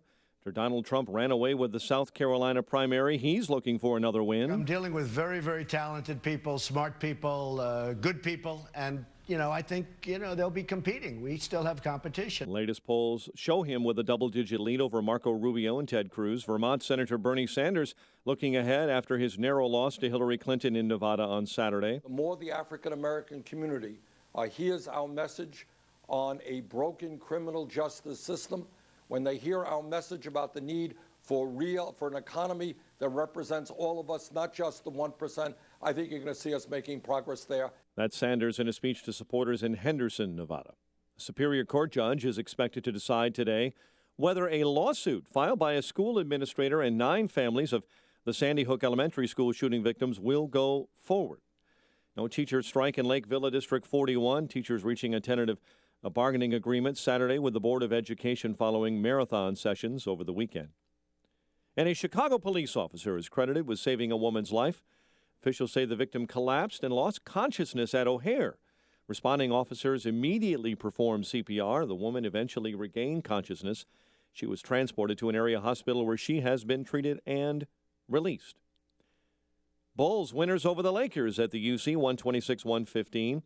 On the ice, outdoors, the Wild over the Blackhawks in the Twin Cities, 6-1.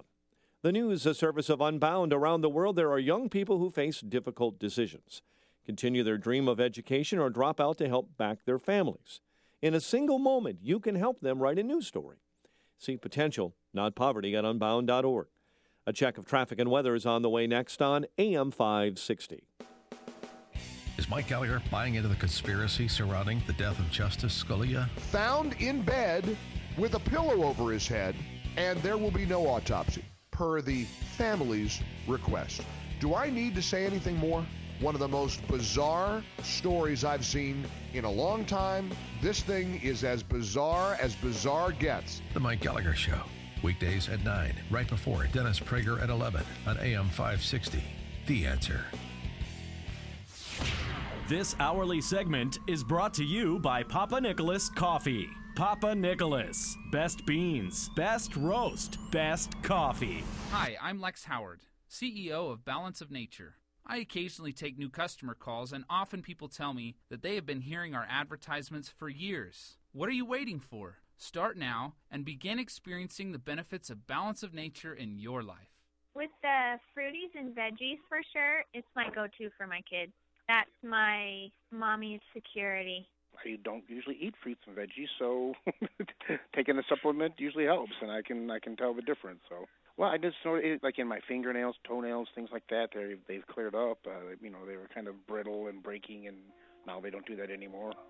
Good health is only a phone call away. What are you waiting for? Don't miss your opportunity to get a free month supply of Balance of Nature. Call 1-800-2468-751. That's 1-800-2468-751. Or go online to balanceofnature.com. Use promo code CHICAGO. 8:36 in our ChicagoRadioDeals.com traffic center. Let's get the very latest now with Jim Talamonte. Thanks, Mike. The CTA reports some delays on Brown and Purple Line trains after there was a sick customer at the Merchandise Mart station. The Eden's inbound is 23 minutes from Lake Cook to Montrose. Outbound, it's 30. The Kennedy, 53 minutes. O'Hare to downtown. Outbound, 34. The Eisenhower's an hour and 5 minutes. Thorndale to downtown. There is a stall at Austin blocking a center lane. Outbound, 49 minutes downtown to Thorndale. Stevenson, an hour and 12 minutes. 3:55 to Lakeshore Drive. An hour from the Tri-State. Fine outbound. Ryan, 23 minutes, 95th to downtown, Lakeshore Drive. The southbound delays are Lawrence to Fullerton and 18th to the Stevenson, northbound Roosevelt to Jackson. Northbound Tri-State slow from the Hinsdale Oasis to 31st, and Roosevelt to North Avenue. Adams Tollway heavy, Roselle to 53, Reagan Tollway stop and go York to the Tri-State. Traffic answers when you need them most. I'm I'm Jim Talamonte, AM 560, The Answer. Chicago's Morning Answer continues next. Your official Chicagoland weather forecast from the aircomfort.com Weather Center. Aircomfort.com, 80 years of quality mechanical solutions for your business. We'll have cloudy skies this morning, a little more sunshine this afternoon, and a high near 40 later today. Currently, we have 32 at O'Hare. Next news at 9. Continuous news coverage at 560theanswer.com. And Chicago's Morning Answer with Dan and Amy continues next on AM 560, The Answer. This hourly segment is brought to you by Grow My Retirement with Bill Geiger of Geiger Wealth. Tune in Saturday afternoons at 2 for Grow My Retirement with Bill Geiger of Geiger Wealth. Hey, before you read about it on Facebook or Twitter or hear about it from your friends, find out what today's big stories really mean with me, Sean Hannity, today at 2, right here on AM 560, The Answer. Good morning, Dan and Amy. We talked about this last week and continues to be updated, but there's still a standoff effectively. Apple is appealing the order of a federal judge to create the technology that allows the FBI to break into the phone of one of the San Bernardino terrorists and access the information that is contained on that phone. They don't know what the information is, but just to, as part of their investigation, you'd obviously want to get access to whatever information you can on a, with respect to a terrorist. The Justice Department pushing forward with its legal fight against Apple, urging a federal judge to compel Apple to help the FBI crack open the cell phone that was left. And so But it's a government phone. Oh, sorry for interrupting you, but it's a government phone. It was issued by the Department of Health in San Bernardino County. Does the ownership of the phone matter? 312-642-5600, turnkey.pro answer line. 64636DA, the turnkey.pro text line. Does the ownership of the phone matter? Yeah, if he didn't work for the government agency, he wouldn't have that government phone. It was an iPhone 5, but I just think that they owned it, they issued it, they paid the bills on it, so why can't they get Apple to help them break into it? You could make the argument it's the employer's property, and so the employer can pursue compliance with the FBI. Exactly. That's what I meant to say, yes. But the problem is Apple is not going to comply with the employer or does not want to comply with the employer or the federal government. So I'm not sure that it materially changes the issue. In addition to that, you have the question of precedent. It's not, as some have argued, that Apple could do this. They could, and this is what Justice Department's arguing as well. They could do this. They could maintain the software and then destroy the software they create as soon as it is used to access this phone in question. And the Justice Department is fine with that. The one of the arguments that Tim Cook and Apple is making is this sets a precedent. So I know this is just a one-time example because we're dealing with a terrorist, and this is an extreme example, and it's going to be a popular example for the government. Because, of course, we all want to know what's on that phone. We all want information related to terrorist activity in this country or elsewhere, for that matter, obtained. I don't believe those two worked alone. I think that they had outside help, and they have associates out there, and we need to know if they're planning something else. But the precedent is what Apple is arguing, and again, take your reactions on this, that the federal government will come back. Once it's been established that the federal government can compel Apple to create software that does not heretofore exist for the purpose of accessing somebody's phone in an important criminal investigation, where do you draw the line? Because the government isn't great at drawing lines and abiding lines. The government's power is always in search of expanse. It is looking to fill gaps. So what about an international drug trafficker? What about someone accused of simple sex trafficking? Well, international criminals of all sorts. Right. What about domestic criminals? Somebody who murders people, somebody who commits an act of domestic terrorism, unrelated to the larger war on terrorism globally. Think Oklahoma City. Mm-hmm. And you get on a bit of a slippery slope where you get down to run-of-the-mill pedestrian crimes. I'm not discounting the importance of them, but violent crimes, and then the FBI kidnapping. That would be the perfect time to break into someone's phone and because this is the FBI's purview, right? Any interstate crime. So, do you open the door to the FBI compelling not just Apple, but other tech companies and other products to create things they don't otherwise have? And number one, jeopardize their business. As Apple suggests, this could jeopardize their business, opening this up to hackers and so forth. In addition to drawing the bright lines between freedom and order. Yeah. Well, it is a freedom versus security issue. And I say, if you did nothing wrong, you have nothing to hide. And the FBI should be able to access, in all the instances that you mentioned, kidnappings, domestic terrorists, sex trafficking, all of it. And so what does Apple have to hide? Does Apple have anything to hide? Because you're saying if you've done nothing wrong, you have nothing to hide, and so the government can just do whatever they want to you, which I disagree with, but okay. What has Apple done wrong? They're not complying with the FBI. Right. Liz in Jefferson Park, you're on Chicago's Morning Answer. Yes, hi. I have an Apple iPhone 5, which is currently disabled, and I took it to one of their locations recently, and I was told that, yes, they could unlock the phone and retrieve my information, but that's up to Apple to decide who does it and why they want to do it. They gave me an example. There was an elderly lady who had an iPad 2 who did the exact same thing, disabled her iPad, and she had all her wedding pictures and family events on there, and they were able to unlock it. So Apple could do it. They chose not to do it. Thanks for the call, Liz. I don't think Apple is really disputing that. They just would have to create something to do it, although this from a piece in the Federalist, Federalist.com. Apple has the ability to temporarily update the software on the terrorist iPhone and remove the barriers to using a brute force attack. But before any iPhone will accept new software, it checks to see if the software update has a valid signature from Apple. Because only Apple has these signatures, only Apple can update the iPhone in question. The FBI cannot do this without Apple's help. And the author goes on to say, it must be emphasized, under the court's order, at no point does Apple's valid signature providing access for an iPhone update ever have to leave Apple's control, which is the same argument that Department of Justice has made. Dolly in Carroll Stream, you're on Chicago's Morning Answer. Hi, good morning. I disagree with Amy. I mean, because it's a government phone, if Apple has to create something that's going to compromise my security, then I disagree with that. The other thing I wanted to say was, if this is a work phone, how do they know that there's even anything on that phone that's going to tell them anything about any other terrorist attack? If it was a work phone, how do we even know that he used it for that purpose? And I just feel it's too big of a risk to give them that freedom, or that it just compromises my security as well. If they can figure out a way to do it without compromising everyone that has an iPhone security, then fine. But if they can't, then I'm with Apple. They shouldn't. Thanks for the call, Dolly. Kim in Glen Ellen. Hello. Hi, Kim. Hi, Dan, Amy. So nice to talk to you. I've been waiting for this forever. Oh, good. We have too. Vocabulary lesson from Dan every morning. Oh, so do I, Kim. What's our word of the day? Well, I didn't get one yet, so I'll keep listening today. What, excuse me? Okay, I'll look that one up. So anyway, I'm calling just to say I disagree with Amy. I side with the caller before me.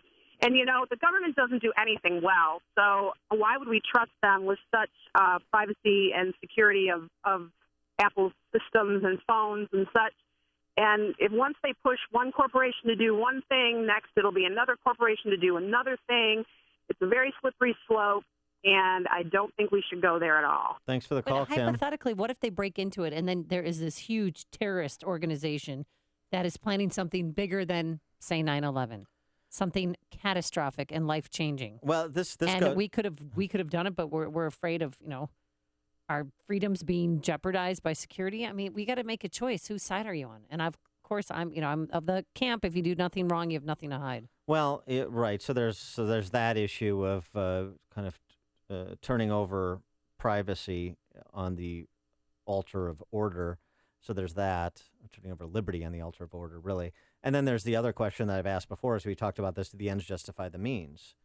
And, if you look to Scripture, which is the foundation of Western canons, you find that both the ends and the means must abide morality. Mm-hmm. God says very clearly that depart from me, you who practice lawlessness. So it's not just doing things that turn out to be good if you do them in ways that do not comport with your moral code, your foundational principles. It's also making sure that the means are consistent.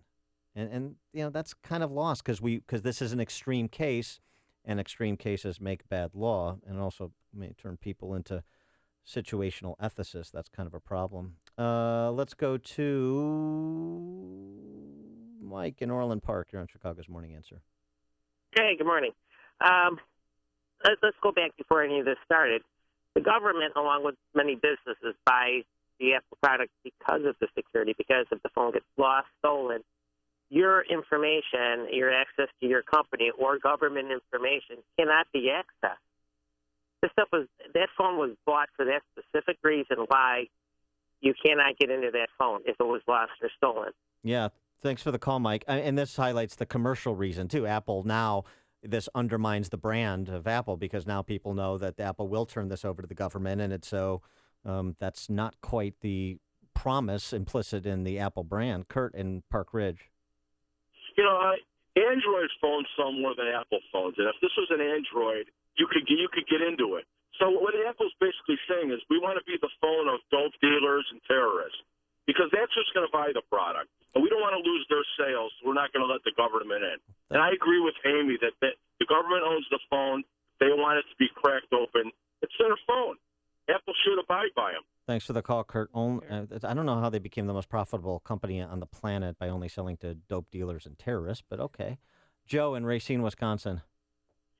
Yeah, up until fairly recently, I'm about as far right of center as you could get, law and order, et cetera. But looking back on it, the government, we've given them tremendous amount of power and money and everything else, and they had the 9/11 attackers, or should have, on the radar, but they dropped the ball. And all these other characters, after the fact, it always turns out that, yes, we were aware of them, but, we kind of dropped the ball on it. But now they say, well, give us some more power and control, and we'll do better next time. I don't think so. Thanks for the call, Joe. Craig in Mount Greenwood. Yeah, I think that it would be Apple would be a traitor to the Americans by giving it over because they've already showed. Look at what they did with Lois Lerner. She was just a fall guy. The government took and used all their means that they can come after Christians and stuff like that and conservatives. The power of the government, the intimidation of the IRS. They basically, but they didn't do anything to Lois Lerner. Nothing, zero. There's no justice there. Hillary Clinton, she goes and exposes the country's security system through the computer and everything like that. Broke all kinds of regulations, rules, laws. What do? Nothing. Then James Comey, who I like, I think he's an honest and a good guy. I can't believe it. He drags his feet. He's not doing nothing with Hillary. He's got all big urgency for Apple. This government, the way they're operating, they intimidate and rob the Americans, and basically, and we're falling for it. There's something going on, and basically the political class, these people, they're above the law. The laws don't apply. Thanks for the call, Craig. Appreciate it. Cindy, we can't get you, Cindy from Union Pier, Michigan, but I think that's what this comes down to. People don't trust the government. Connect with Dan and Amy using the AM 560 mobile app. Download it today at 560theanswer.com/mobile. Cloudy right now, but we could have some sunshine by this afternoon, a high of 40 degrees. Tonight, partly cloudy, a low into the upper 20s. And tomorrow, things a little bit warmer, times of clouds and sun, a high of 42. And enjoy it because on Wednesday, it's going to get nasty around here, anywhere from 2 to 4 inches of snow. Let's get the travel times. Any good news on the roadways? Here's Jim. Well, in some places it is getting better, Amy, but I-57 got a big problem outbound at Holstead. 2 left lanes are blocked with a crash. There's a van in the ditch. 5 ambulances have been called to the scene. 25 minutes is the travel time either way in I-80 and the merge. Edens is 23 minutes. Lake Hook to Montrose outbound 24. The Kennedy, 48 minutes. O'Hare to downtown. Express lane's a little heavier. Outbound 34 minutes to the airport. The Eisenhower, an hour and 14 minutes. Thorndale to the Loop, outbound 43 minutes. Stevenson, an hour 12. 3:55 to Lakeshore Drive. The Ryan, 23 minutes. 95 to downtown. Tollways are lightening up. Still slow on the northbound tri-state from the Hinsdale Oasis to 31st and from the Reagan Tollway to North Avenue. I'm Jim Talamonte, the ChicagoRadioDeals.com Traffic Center. Oh, do you want to go to a place that has 350 days of sunshine a year? Then you should go to the Ritz-Carlton Dove Mountain Resort.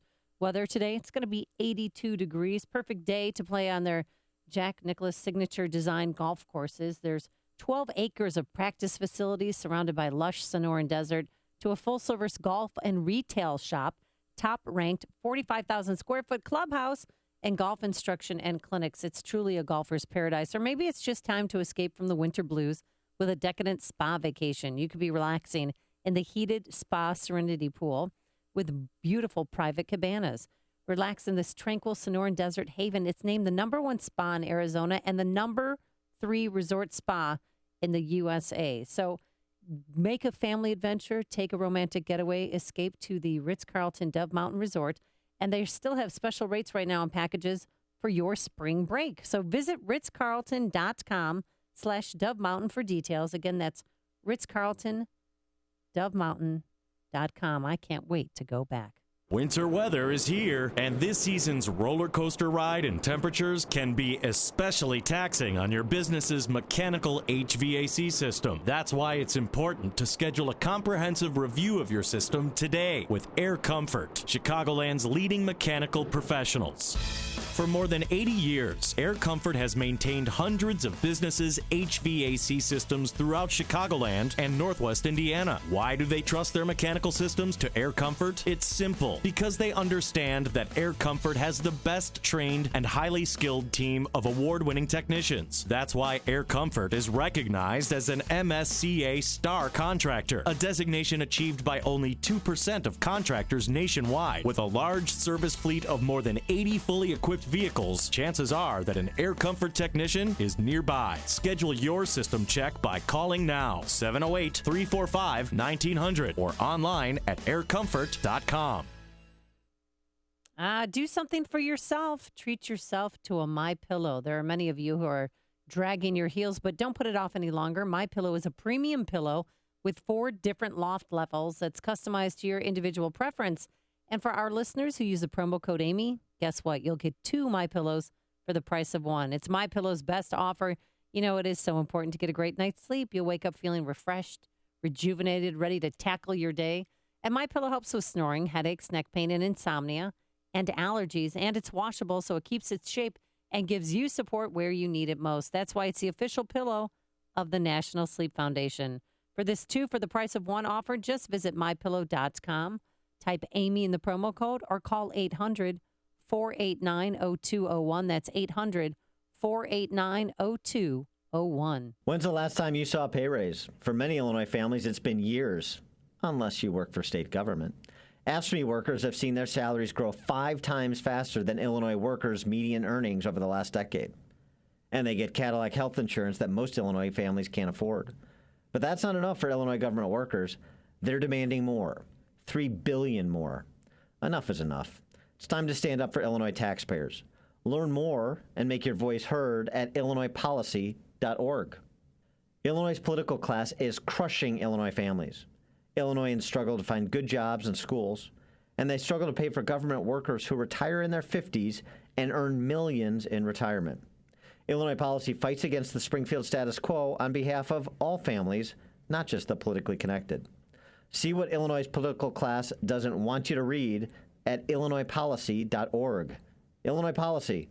Illinois' comeback story starts here. Hey, protecting your family and Second Amendment rights is important. You need the proper equipment and training from DS Arms. As an actual manufacturer of AR-15 and FNFAL type rifles, they also stock all major brands of firearms, including handguns and every accessory imaginable for self-defense, target shooting, and hunting. Ladies, get your concealed carry license plus basic and advanced training in a family-friendly environment with girlfriends, loved ones, even mom. Everything's provided, including including a firearm for only $225. For custom rifles made in America or concealed carry firearms training classes, make DS Arms your team. It's great being an American and supporting your Second Amendment rights and American manufacturing jobs. With nearly 3 decades of experience, DS Arms has you covered. DS Arms, much more than a gun store. It's easy to reach in Lake Barrington, just off of Route 14 and Pepper Road. Call 847-277-7260 or visit dsarms.com. Signature Bank is Chicago's fastest growing, independently owned business bank. Signature Bank listens to your story, learns about your business, and sticks with their customers. I'm Dan Proft, and I know this because Signature Bank is my business bank. I'm Kevin Bastuga, co-founder of Signature Bank. As native Chicagoans, my partners and I know this city, its economy, and the challenges that small businesses face. We like to think of Signature Bank as your hometown bank. Chicagoans helping Chicagoans. We understand that banking is ultimately about people, and we build long-term, lasting relationships with our customers.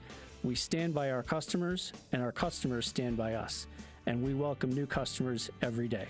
We look forward to welcoming you and your business into the Signature Bank family. Signature Bank is looking for their next success story. Learn more about turning your business vision into reality. Visit signature-bank.com. Signature Bank, helping local businesses succeed. Member FDIC, Equal Housing Lender. Chicago winters are brutal. But when you're homeless, they can be life-threatening. At 54, Trudy fell on hard times and ended up living on the streets. On cold winter nights, Trudy says the trick was to sleep on empty milk cartons to keep her body from freezing on the frozen ground. Well, thankfully, Trudy found Franciscan Outreach. Franciscan Outreach provides people who are homeless with hot meals, a warm bed, access to health care, and the support needed to improve their lives. Today, with the help of Franciscan Outreach, Trudy is employed, has permanent housing, and sleeps in her own warm bed on cold winter nights. Please find a home in your heart for those who are homeless. Visit franoutreach.org to find out how you can help. Your gift will help improve the lives of hundreds of people like Trudy every day. franoutreach.org. Make a difference today. Thank you so much for making us part of your morning. Our thanks to David Stripling, the technical director, and Cesar Perez, the executive producer. Shake and bake. And we'll see you back here tomorrow morning at 5 a.m. Now let's go into the newsroom and say hello again to Mike Scott. Amy and Dan, well, the latest on that megabus catching fire near Lake Forest. Woman killed and 2 others hurt in a hit-and-run crash. Clouds today. WIND Chicago News Time, 9.